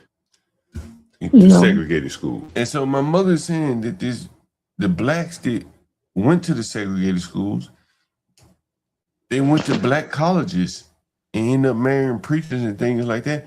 So it wouldn't have mattered one way or the other had they gone to the black school or the segregated school. My mother stayed at segregated school. Clearly she did okay for herself. Right? Yeah, because she met this guy at Talladega College. Talladega College is a black college, by the way. Scriven King. What's your name? George King. So it was a handful of people that went over there, but most of us, we wanted to stay where we were. Why? And I was one of them. I wasn't studying about going. The making of John Galt here. Couldn't pay me to win over there. Couldn't have paid her to go. You hear my mama? You hear my mama say that, boy? Yeah, the house and hat. You hear that, boy? For all you niggas to call me tap Yeah, dance. who had a choice? Did you go to an integrated school or a segregated one?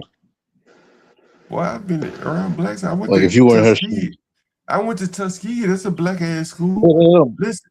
Listen what my mother's saying though. But you grew up hating your own people. Listen, boy, I don't hate nobody. Listen what my mother's saying. Boy, what do you, if you want to know where John Galt got it from, listen to my mother. And when you wonder why does John Galt still live in the ghetto, listen. So it was a handful of people that went over there. Most of us, we wanted to stay where we were. Yeah. And I was one of them. I wasn't studying about going. Couldn't pay me to win over there. You mean to the whites? And yeah, the house and hat, yeah. Couldn't pay me to win. Listen, what I want you to pay attention to is there's no hatred. She was like, look, all my friends were at the black school that I was attending. Why the hell would I want to leave all my black friends? Like Carmelo Anthony was forced to do. They sent the forms out. I gave the forms to us over there back at the end of our school year. Did most people go to the integrated school, or did they stay at the segregated school? They called. What did most people say at Cobb, and did most people go to the integrated school? They stayed at Cobb. Most of them say at Cobb. Okay. They won't go. And then eventually, what, they just closed? So what my mother just said is the blacks, when given a choice back in those days to go to the integrated white school or stay at their black school, they chose to stay at their black school. That's very interesting. Them all, they didn't give you a choice anymore? Damn, why you just don't... But you gotta keep your stuff with you because they'll steal your shit. What they be stealing though? They'll steal your stuff. They'll steal your stuff. Steal your phone chargers, they steal all your stuff. They steal. Why the hell you stay down there 2 weeks? You weren't working? No, I wasn't doing nothing. Nobody wore their hair done. I don't know. I'm gonna see you I'm actually quite impressed. What you I'm actually quite impressed with the work that you're doing. I'm impressed by the work that you're doing for the people. It's a lot of people who need help. So I did. King Chanel, I guess at some point you gotta stop calling me a tap dancer. Listen to all this shit. Bro, $40. My number. Let's see if we can make a deal. Maybe you're not gonna make a deal. I don't know what giving a woman a free room. Listen to this, King Chanel. All the dope we had on the channel. Listen. Cap or something? Oh, you glue it straight to your head? Wig cap. Oh, wig cap. Okay. No, doing a wig cap. Oh, yes. I guess that makes sense. Okay, yeah, wig caps. Listen. That shit is kind of sad. Yeah, that's right. You going some? Is that your baby mama or just your girlfriend? Nah, I was staying with my sister, but you know she has a family right now, and you know it's just things is a little rough right now, bro. So you staying with you staying with your sister for a whole year? No, I was staying with her for like a couple months, like about a month or two. But you say you've been homeless for a year. Time. But you say you were homeless for a year. I've been homeless for a year. Yes, I've been homeless for a year. And when she found out that I was in the streets by a friend who that ran into me, then that's when Oh, that's how your sister found out. Yeah. Okay. Hey, how old are you, my man? I'm 46. I'm an 80s baby, so every time the year gets older, I get a year older. You got any children or anything like that? Yeah, 9-year-old son. He's 9 years old, Dwight Jr. But I mean, you ain't got custody or anything like that, do you? No, he's with his mom. And your baby mama, she ain't causing no trouble or anything like that, right? No. She wants me to get somewhere so I could see him on the weekend sometime, but I ain't got nowhere to take him. She don't let you come over there and stay with her or visit her or nothing like that? No, sir. To be honest with you, man, her mother's in town now, and it's just a rough situation right now, man. Yeah. Okay, you from DC? My sister lives in DC, but I grew up in Maryland, Landover, Maryland. Oh, okay, PG. All right. Yeah. And you got no money right now? Nothing right now. So where you planning on staying tonight? That's the thing, you know what I'm saying? I was going to walk around until people at my job leave, and I was gonna try to come back in here. And I opened up the car. I do deliveries, right? Yeah. So I left the back door, the delivery van open, because last night that's where I slept. In the delivery van? Like cold in the who delivery van? It's cold in the parking lot. Is your van? My job, my job. Oh, you do delivery, so that's how you able to get access to the van? Yeah. I do deliveries in the daytime, and then after I finish the deliveries, I come back here and help out in the shop. Oh, okay. I see what you're saying. All right. Yesterday, I said, when me and I got caught in the gym the day before, yesterday, my coworker told me just try to leave the back door of the van open. Yeah. Which I did, man, but it was cold as I don't know what out there. It's in a parking lot, and but it was still cold. So what did you do in the snow? When it was snowing, freezing and shit?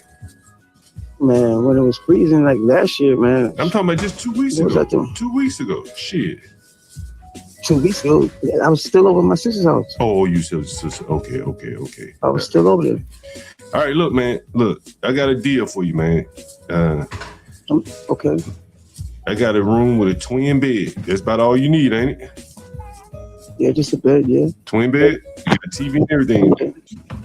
Yeah, just somewhere I can rest my head, you know. And right now, it's only you and another dude that'll be in there. You hear me?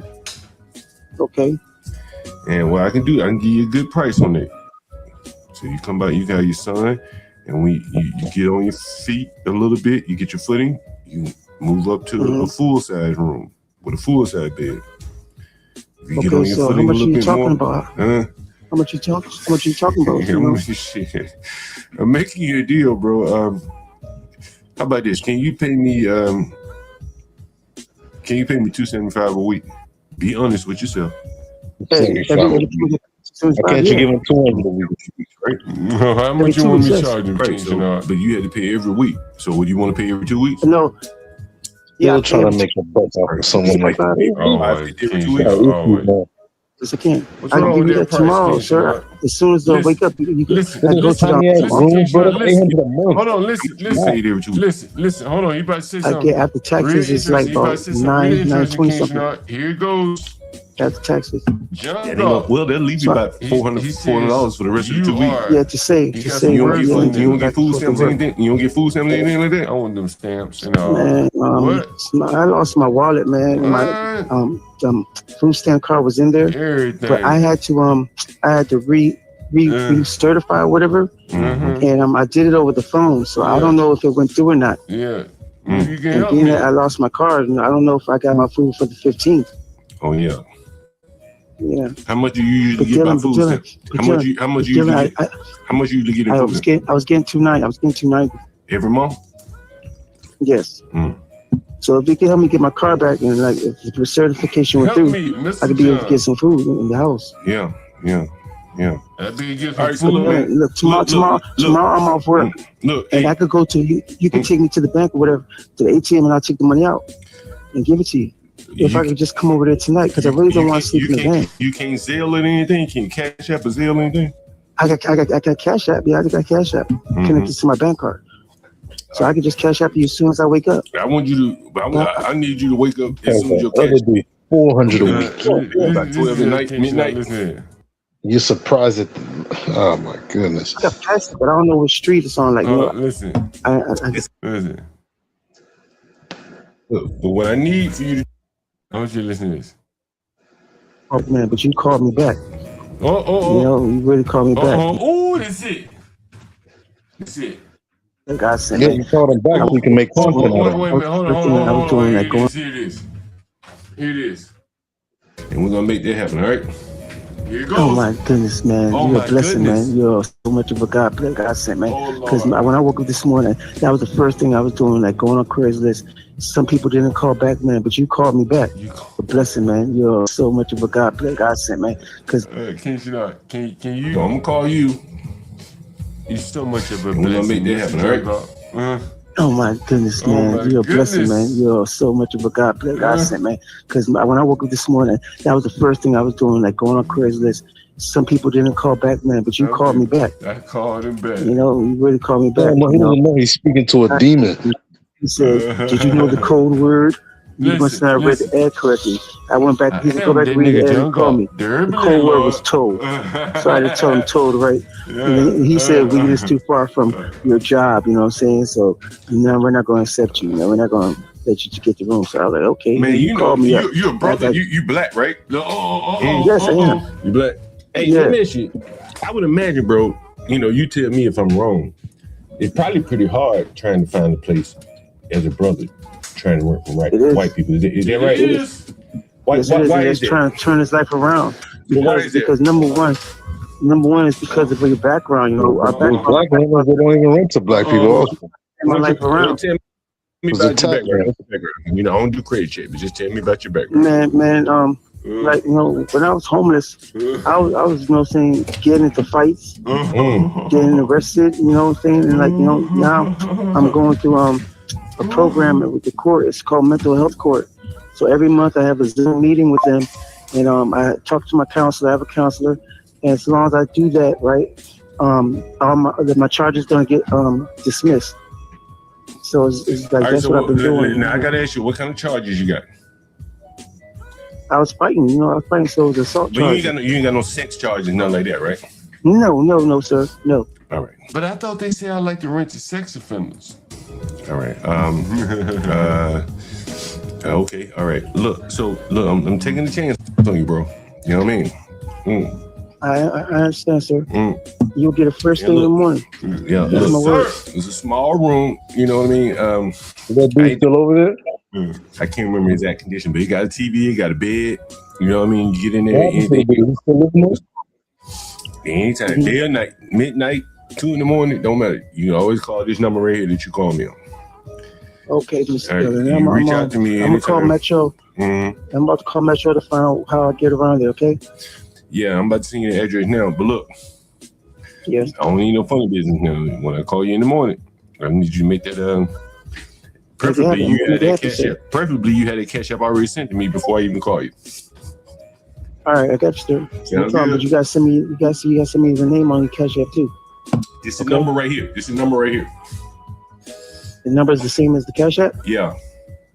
So just put in this number in my cash app. Yep. It's like that's damn. There's been so many clips. Look at this. This is my compilation I'm doing. And highlighting. The combo. Listen. You're just trying to paint yourself in a good light, man. That's all you're doing. Oh wow! So they have the students living in like Highfield's a long way away from Howard, man. No, it's a 40-minute shuttle ride. Van said it's impossible. Yeah, that's a long way. It's probably quicker to just ride the train. I know. So it's really not an option. I can tell you that now. It's not an option. So we're trying to weigh out, like if they change him, which they haven't said anything. And now again, the reason why I put this video in here of this Howard mother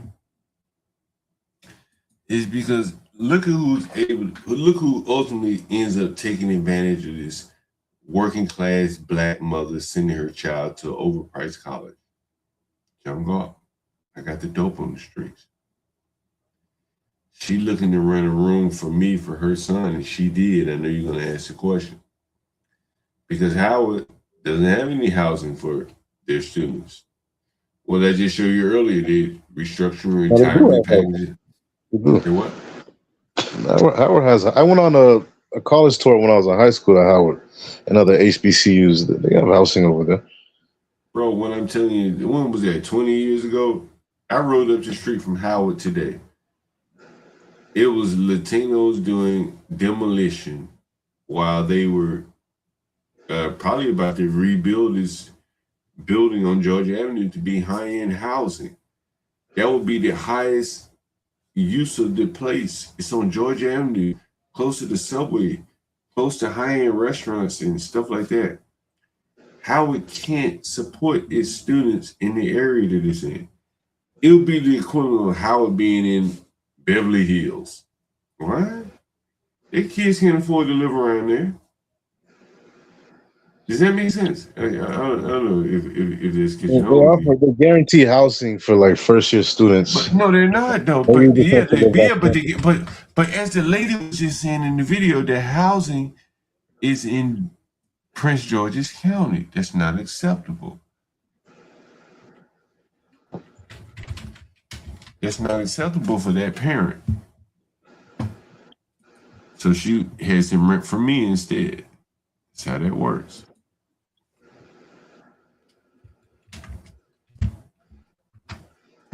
You get that? No. Anyway, there was a. Let's see, damn, how would I find it? Let's see. I think it's here. Let me flip on the channel. Well, yeah, let's talk about that dude, man. Like you said, Oh, we supposed to call him back. We supposed to call him back? You want to call him back? It's 12 o'clock. It's up to you. But listen. You know what I think is gonna happen? He's stalling out until Friday, right? Because he's probably looking for a lawyer, or probably figuring out what he can do. He's gonna take you to court, right? And then he's gonna try to wait a month. You know, the courts are gonna take a long time, right? He's gonna try to get that month that he finessed out of him. You think this low IQ black got the mental capacity to take me to court and follow up on all his court dates? So I'm telling you, what you should do. Who knows, right? What you should do is just give him the 900, the 800. You know, because again, you finesse that. You're honest with you, so you know you finesse him. You think I finesse him? He can easily go to court. If you can get a good lawyer, he can explain to them like the payment terms that you had him on. You know, you didn't give him a lease. That's expected. Is a lease required? No, but you know slumlords, bro. You know they do that month to month shit. They make up their own rules and shit. Why do you think people do that? So they can do the type of shit that you do. If you're looking at like A-class property, crazy. And nothing is in writing. Nothing. So it's like, I don't know. You could probably, you may even win that case to be exact, because there's no lease. In fact, you could you think I might win it? Make up your own lease. You think I might win it? Is that what you're saying? You think I might win it? You think so? Man, that was a while back. I went up on. If he has a bad lawyer, if he doesn't have a lawyer, you may win it. Oh, you think so? What if he got a lawyer? You think? What if he got a lawyer? A while back. Hold on. A while back, I went up on this guy's channel. Let me see if I have it. It's gonna cost you more to evict them than just giving them the 800 back, man. You think I'm going to evict him? Look. Listen, a while back. You're gonna take him back to Africa, as you say, right? You remember that, boy? I ain't used that in a long time. You've been listening to me. You've been listening to me for a long time. If you remember that, a while back, I went up on Chris Haskins' channel, turned the whole party out. To help other people. As always, Jungle here. What the lady say? What she say? You know, I appreciate that totally, because John was keeping it real, first of all. That was But I appreciate videos, honesty, transparency, totally. That was. And you know, that's the thing about it, is that we have to be willing to be. It's war. To speak up, to help other people. As always, Jungle here, making appearances from time to time on other panels. This time it was a real estate panel, real estate investing. Dan Barrero and Chris Haskins is the Chris Haskins platform. So I made an appearance maybe about 15, 16 minutes into the show. Man, you know, I've been a landlord about 30 years ago, man, and I saw something, I experienced something the last couple of weeks ago I'd never experienced in my life. I had a tenant, and I rent rooms in DC. Oh man, you are war veteran, dog. I used to Section 8 all that, bro. I used to do Section 8 all that, bro. Man, I got one thing today. You gotta check my channel out, the Urban Land on YouTube. The Urban Land Clips. Yo, bro, you gotta, if you're gonna pull me up, pull up my back door. You can pull up YouTube channel, Urban Landlord Clips. Google a search for urine. It's gonna be a good one, bro. It's gonna be real good. I think it'll probably be on my pull up either channel. Pull it up. And so I'm gonna tell you. I'll give you a preview of what you're gonna see. I'm just gonna pull it up myself. I'm gonna check it out. I had a tenant leave 1,000 bottles of urine in Gatorade water bottles in his room. 1,000 bottles. It's on my screen. Literally 1,000 bottles of urine. And the crazy thing is, he's one of my best tenants ever. You probably scammed him. He's one of my best tenants ever, bro. And I was talking about business about it. I was like, would you rent him? Only reason why somebody would do some shit like that. Wow. I really did get on, man. Like, you said the guy, he like, wow. I guess he pulled up at this point. Again, this guy has 100,000 subscribers. John Galt just comes up and look how I take over. Much worse than, a lot of times you just want people to come and pay. They want and he did do that. I had to give him credit for that. He paid consistently because he was a security guard in DC. No lack of overtime for a security guard. You looking at the urine? No, why was he urinating in the bottle? I don't know. I don't know.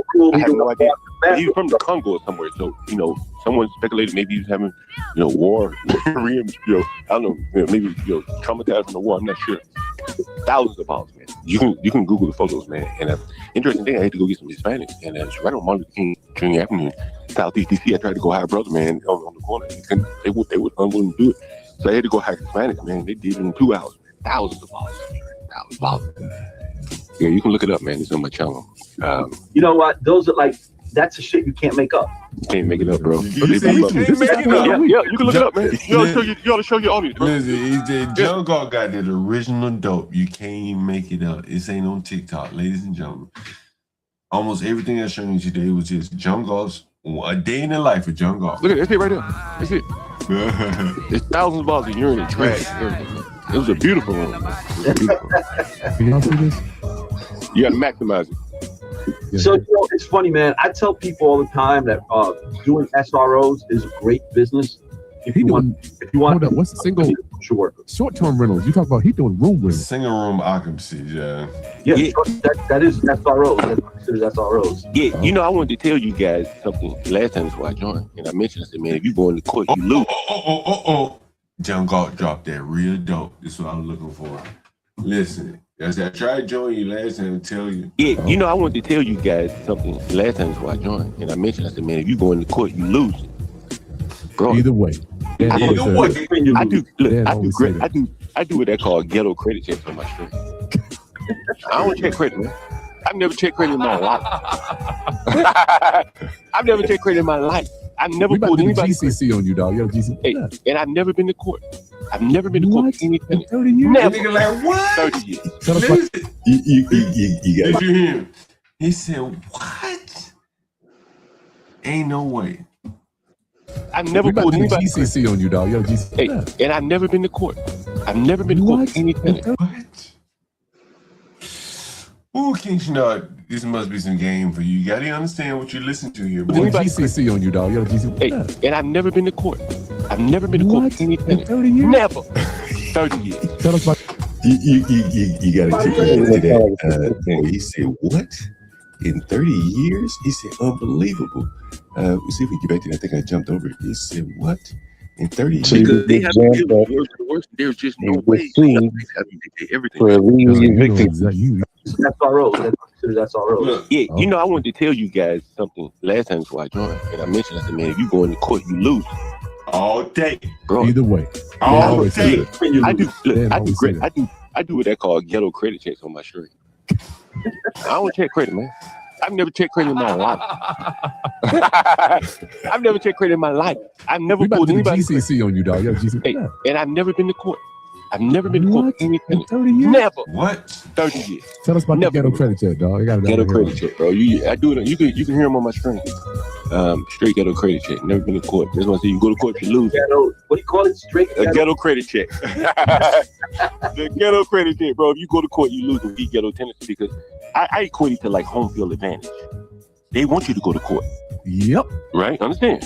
And so if they want you to go to court, I wish I would. So if they want you to go to court, why in the world would you take them? Exactly. You understand what I'm saying? Like, I don't take them to court, reverse psychology here. Hell no. Like they have to take me to court. And why they gonna take me to court? Because they ain't paying rent. They'll never take you to court. They want you to take them to court. That's the game. You have to John, understand. you know exactly. You are a war veteran. You're a war veteran, He dog. knows that I know. Is this the only one? I got another one on here, but it looks like the room is just full. I can't see the bottle. Man, hey, man, you can you maximize. You'll see it. At some point it'll clear up. You'll see it. You got to maximize screen down there. Maximize. Oh, this right here. Yeah. Too cheap to go to take them to court. You can go to Too cheap to where you see. you easily scam them. Man, it was I think about 80 bags, like contractor bags. Oh, How I flip out there. There you go. So you see this, bro? He in the don't. That's a room that he was I renting. bought a house one Get it, time. man. Get it. The line was called up, and the guy was opening peanuts. But it wasn't in the house. And This is 100,000 an African subscriber channel, and John Galt just comes up and he does his thing. With the Yeah, but what are you gonna do if the dude gets a restraining order on you? What are you talking about? The dude that you caught earlier. Bro, don't you think I already thought of these things? You know, I put my TVs on the wall so they can't knock them down. You know, and I think that's the best business model. People appreciate what they get if you make it nice. I have people that come in black and white and say, you know, I like your places. But that's what I would do. You know, very few. I would make everything. Man, but hey, but see, hearing this, hearing that, just one of the reasons why I like, one of the reasons why I prefer to deal with the high-end single-family homes. I ain't gotta worry about people leaving their inside liquids, inside recyclable plastic in the room. Because because you deal with folks with them high-end homes, they living that lifestyle. We're gonna get to this lady.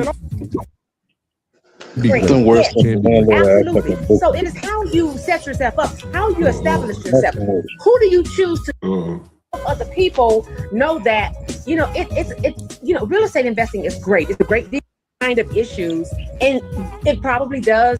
So I appreciate John because John was keeping it real. First of all, that was and John is clearly in a very different market than most of us. I'm in Atlanta. And a lot of people might think that, Atlanta is a market that experiences those kind of issues. And it probably does to a small. King Chanel, you really call this black? I know they up watching my TVs. Don't you know these blacks up watching my TV? He said he was shitting outside, King Chanel. You think this black is up watching one of my TVs right now, shitting and pissing in my toilet while he 2 weeks behind? He ain't behind shit, bro. You know it. He's not behind anything.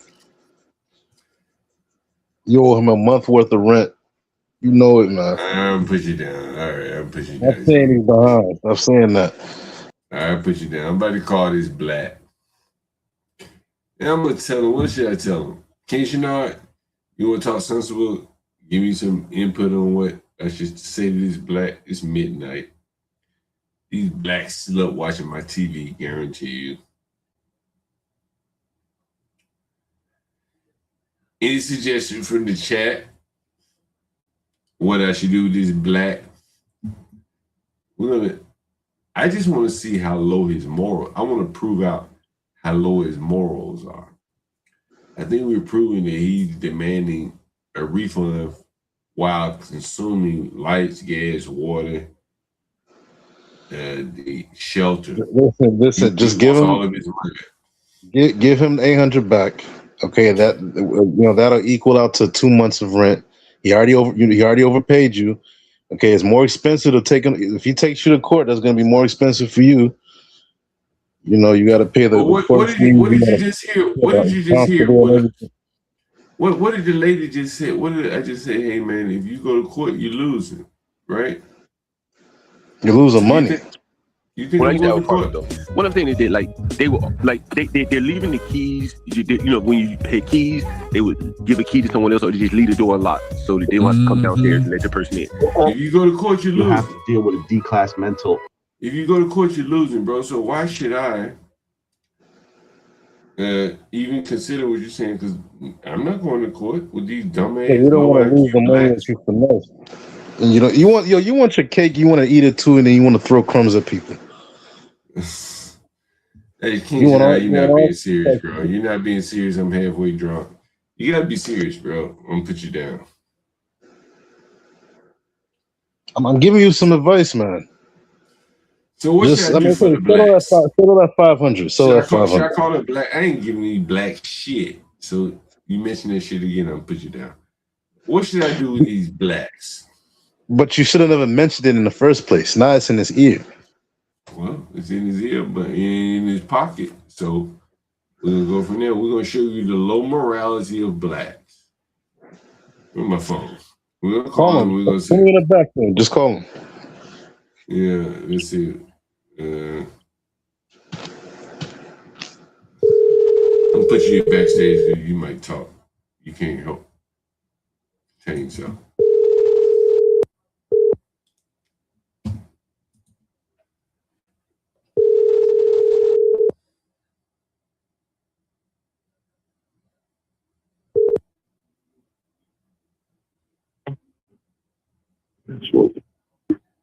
Hello? Hey, what's up, man?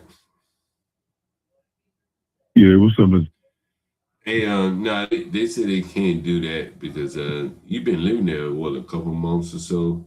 No, I haven't. How long you been living there? You know. So what they said? How long you been living there? Man, you living here, man. First you do last conversation, you said now you said we've been living here for a couple months. Well, I said a month and a half, 2 months, right? You've been living there 2 months, month and a half. Couple months though. Right, month That's and not a a half. couple months. Okay. Let me blow my nose here, man. Give me 1 second. God damn. Man, blow my fucking nose, man. Allergies killing me. But no, in other words, they say they can't do it, but what would be the amount you need to leave tonight or tomorrow, since it's late? Tomorrow, what's tomorrow? 1,200. For 2? 1,200. That's damn near half of what you paid your whole state, right? Most definitely. You wanted to leave overnight. Well, I want 1,200. But you're already behind on your rent, no? Oh, we violated the rules and laws. So you don't think you violated the rules and law by not paying as agreed? No. Yeah, if we would have started, if we had a written, if we had a contract, we ain't had no written contract, and then if we were owners who we supposed to pay. So it's like, man, you can't give us 1,200. You can't do nothing. Police are involved. You owe us. You stole money from us. You scammed us. You made us think. Really, us. You made us think that we was renting from the owner, paying to you. Like, if you know law, my nigga, in trouble. You keep pressing us out. If you ain't trying to give us 1,200, scammed us. You stole money from us.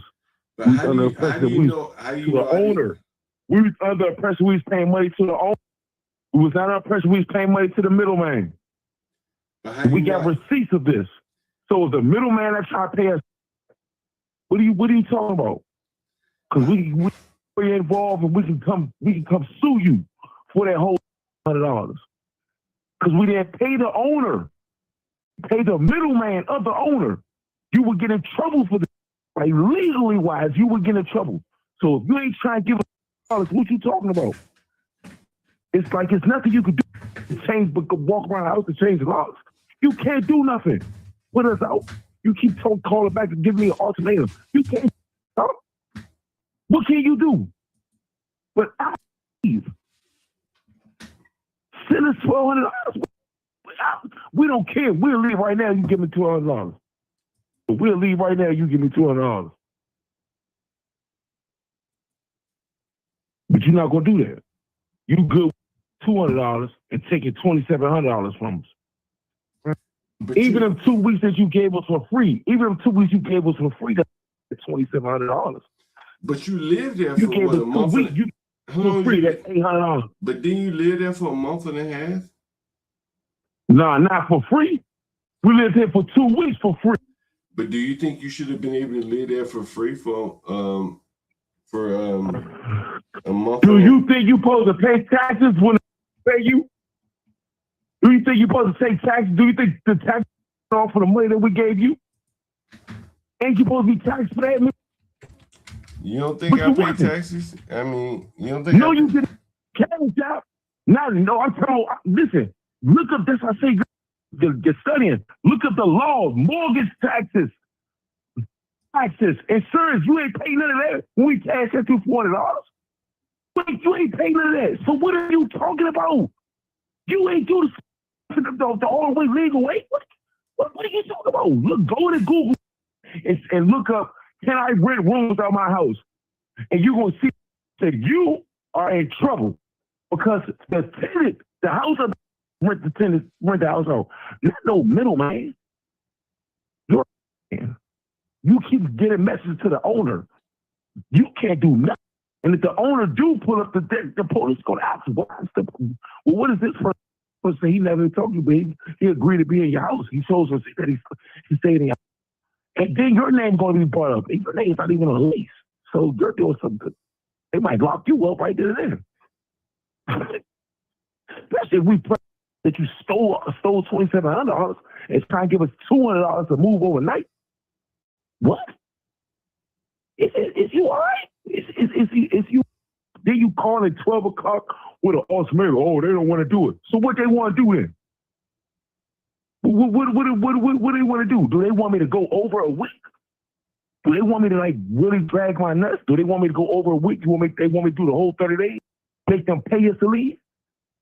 Do they want to do that? Do you want to go there and delay that mess to them? Do they want to do that? Do they want us to do the whole 30 days? Because we just want to leave anyway Friday because ain't no AC or nothing down here. It's hot. It's torture trying to go to sleep down here. So what do? We could really go through torture and do the whole 30 days and make y'all pay us to leave or leave on Friday. Yeah. Or you can give us our money back tonight. Or you can give it tonight and we'll leave. As I said, man, I was just relaying but the you probably message. spend that money. I'm just spend relaying that $2,700. I'm just relaying the messages to you, bro. You understand? And I'm delaying the message back to you. Yeah, no problem. Anyway, thank you, man. All right. Oh no, ain't no thank you. But you need to be on edge because if you call me again, I'm telling you, I'm gonna get some law type of stuff involved because now you took money, you stole money from us, you scammed us. Because we thought we was under pressure, we was rent to the owner, not John, not even the owner of the house.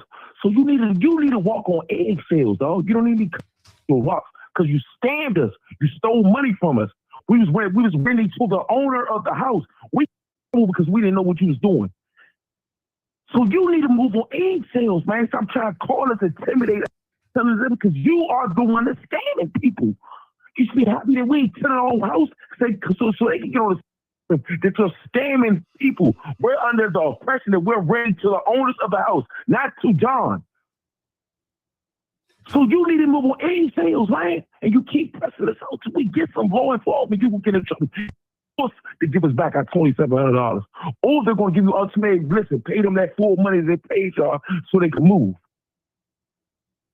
But you're not going to do that because you already bucks offering $200. So it all bucks so that you $700. That's why you pressing us out because you don't got no more money. Yeah. So like, man, you need to leave us. Yeah. You don't got no truth. You don't understand it. It's facts.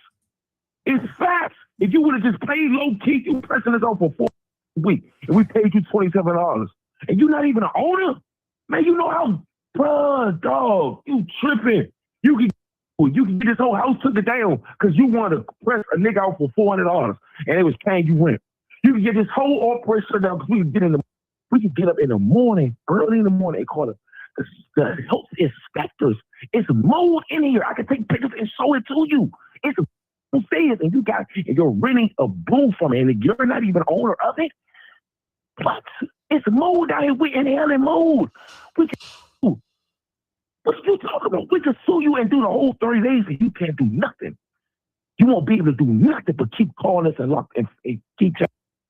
We can stay here the whole 30 days, and you won't be able to do nothing because you scammed us. We was under pressure. We was paying the owners. We was under pressure. We was paying ex-roomie.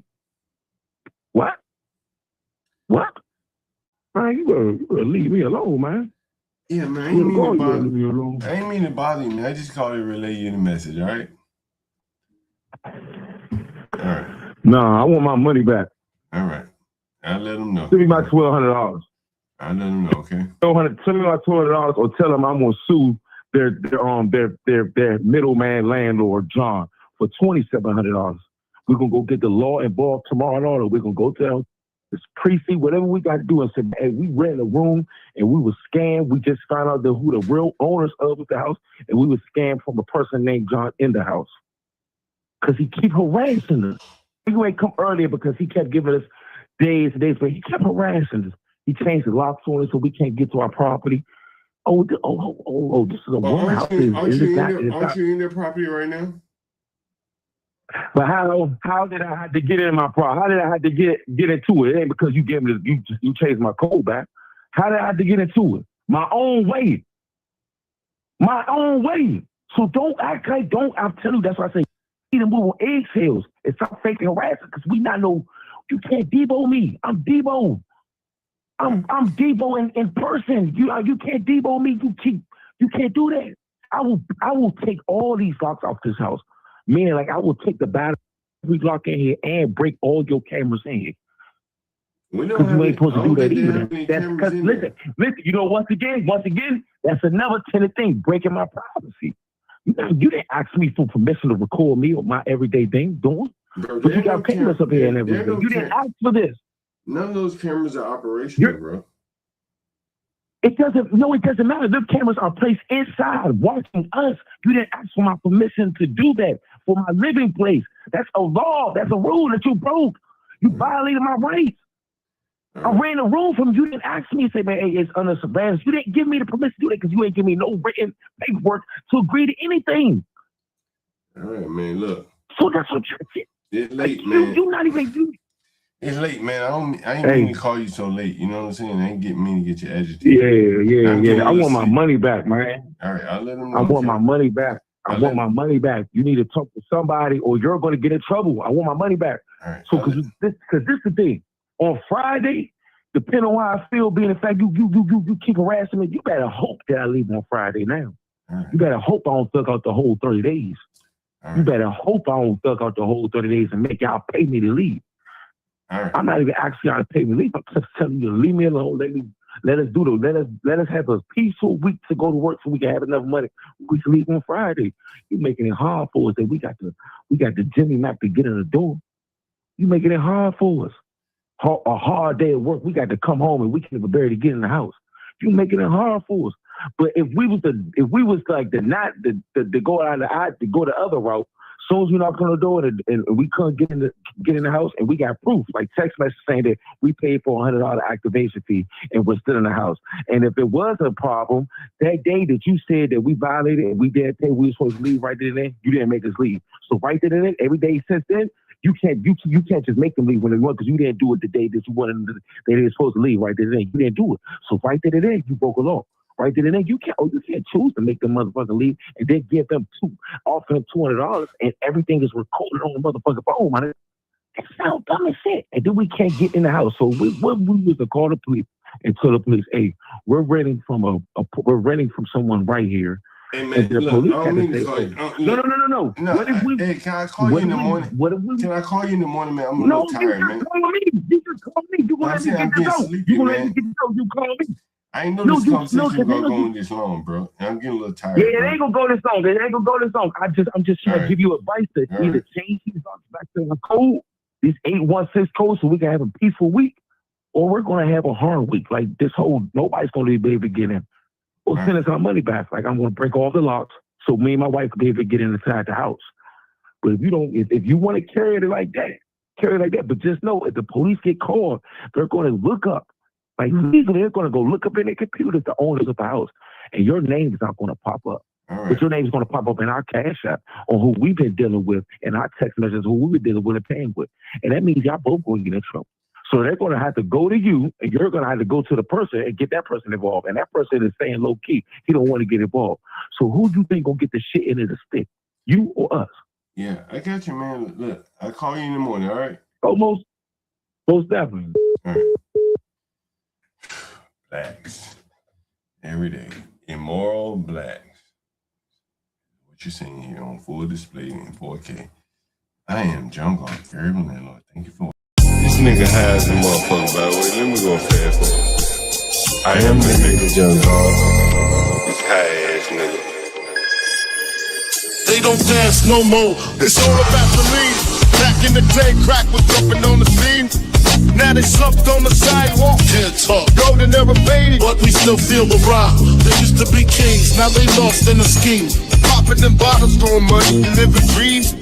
Now they zone out and mumbling, fumbling. No rhythm in the city, the whole shit crumbling. They used to rock the house, they was riding through the streets. Remember there was dancing, sliding to the beat. Now it's poison in their veins, ain't no pulse on the street. Guess it's over now, they accepted the back in the day, the rock had them wild and free. Different story now, they got no energy. The new drugs got them slow with the hit unload. Out close and they don't dance no more. Rock used to be jumping, type shit they was on. Now it's lights out, guess the thrill is gone. I am a nigga. I bring it to you rough, rugged, and raw, nigga. They don't dance no more. It's all about the codeine. Back in the day, they was rocking on the scene. Even dancing in the rain. Now they nodding off. Shit just don't hit the same. I am that nigga.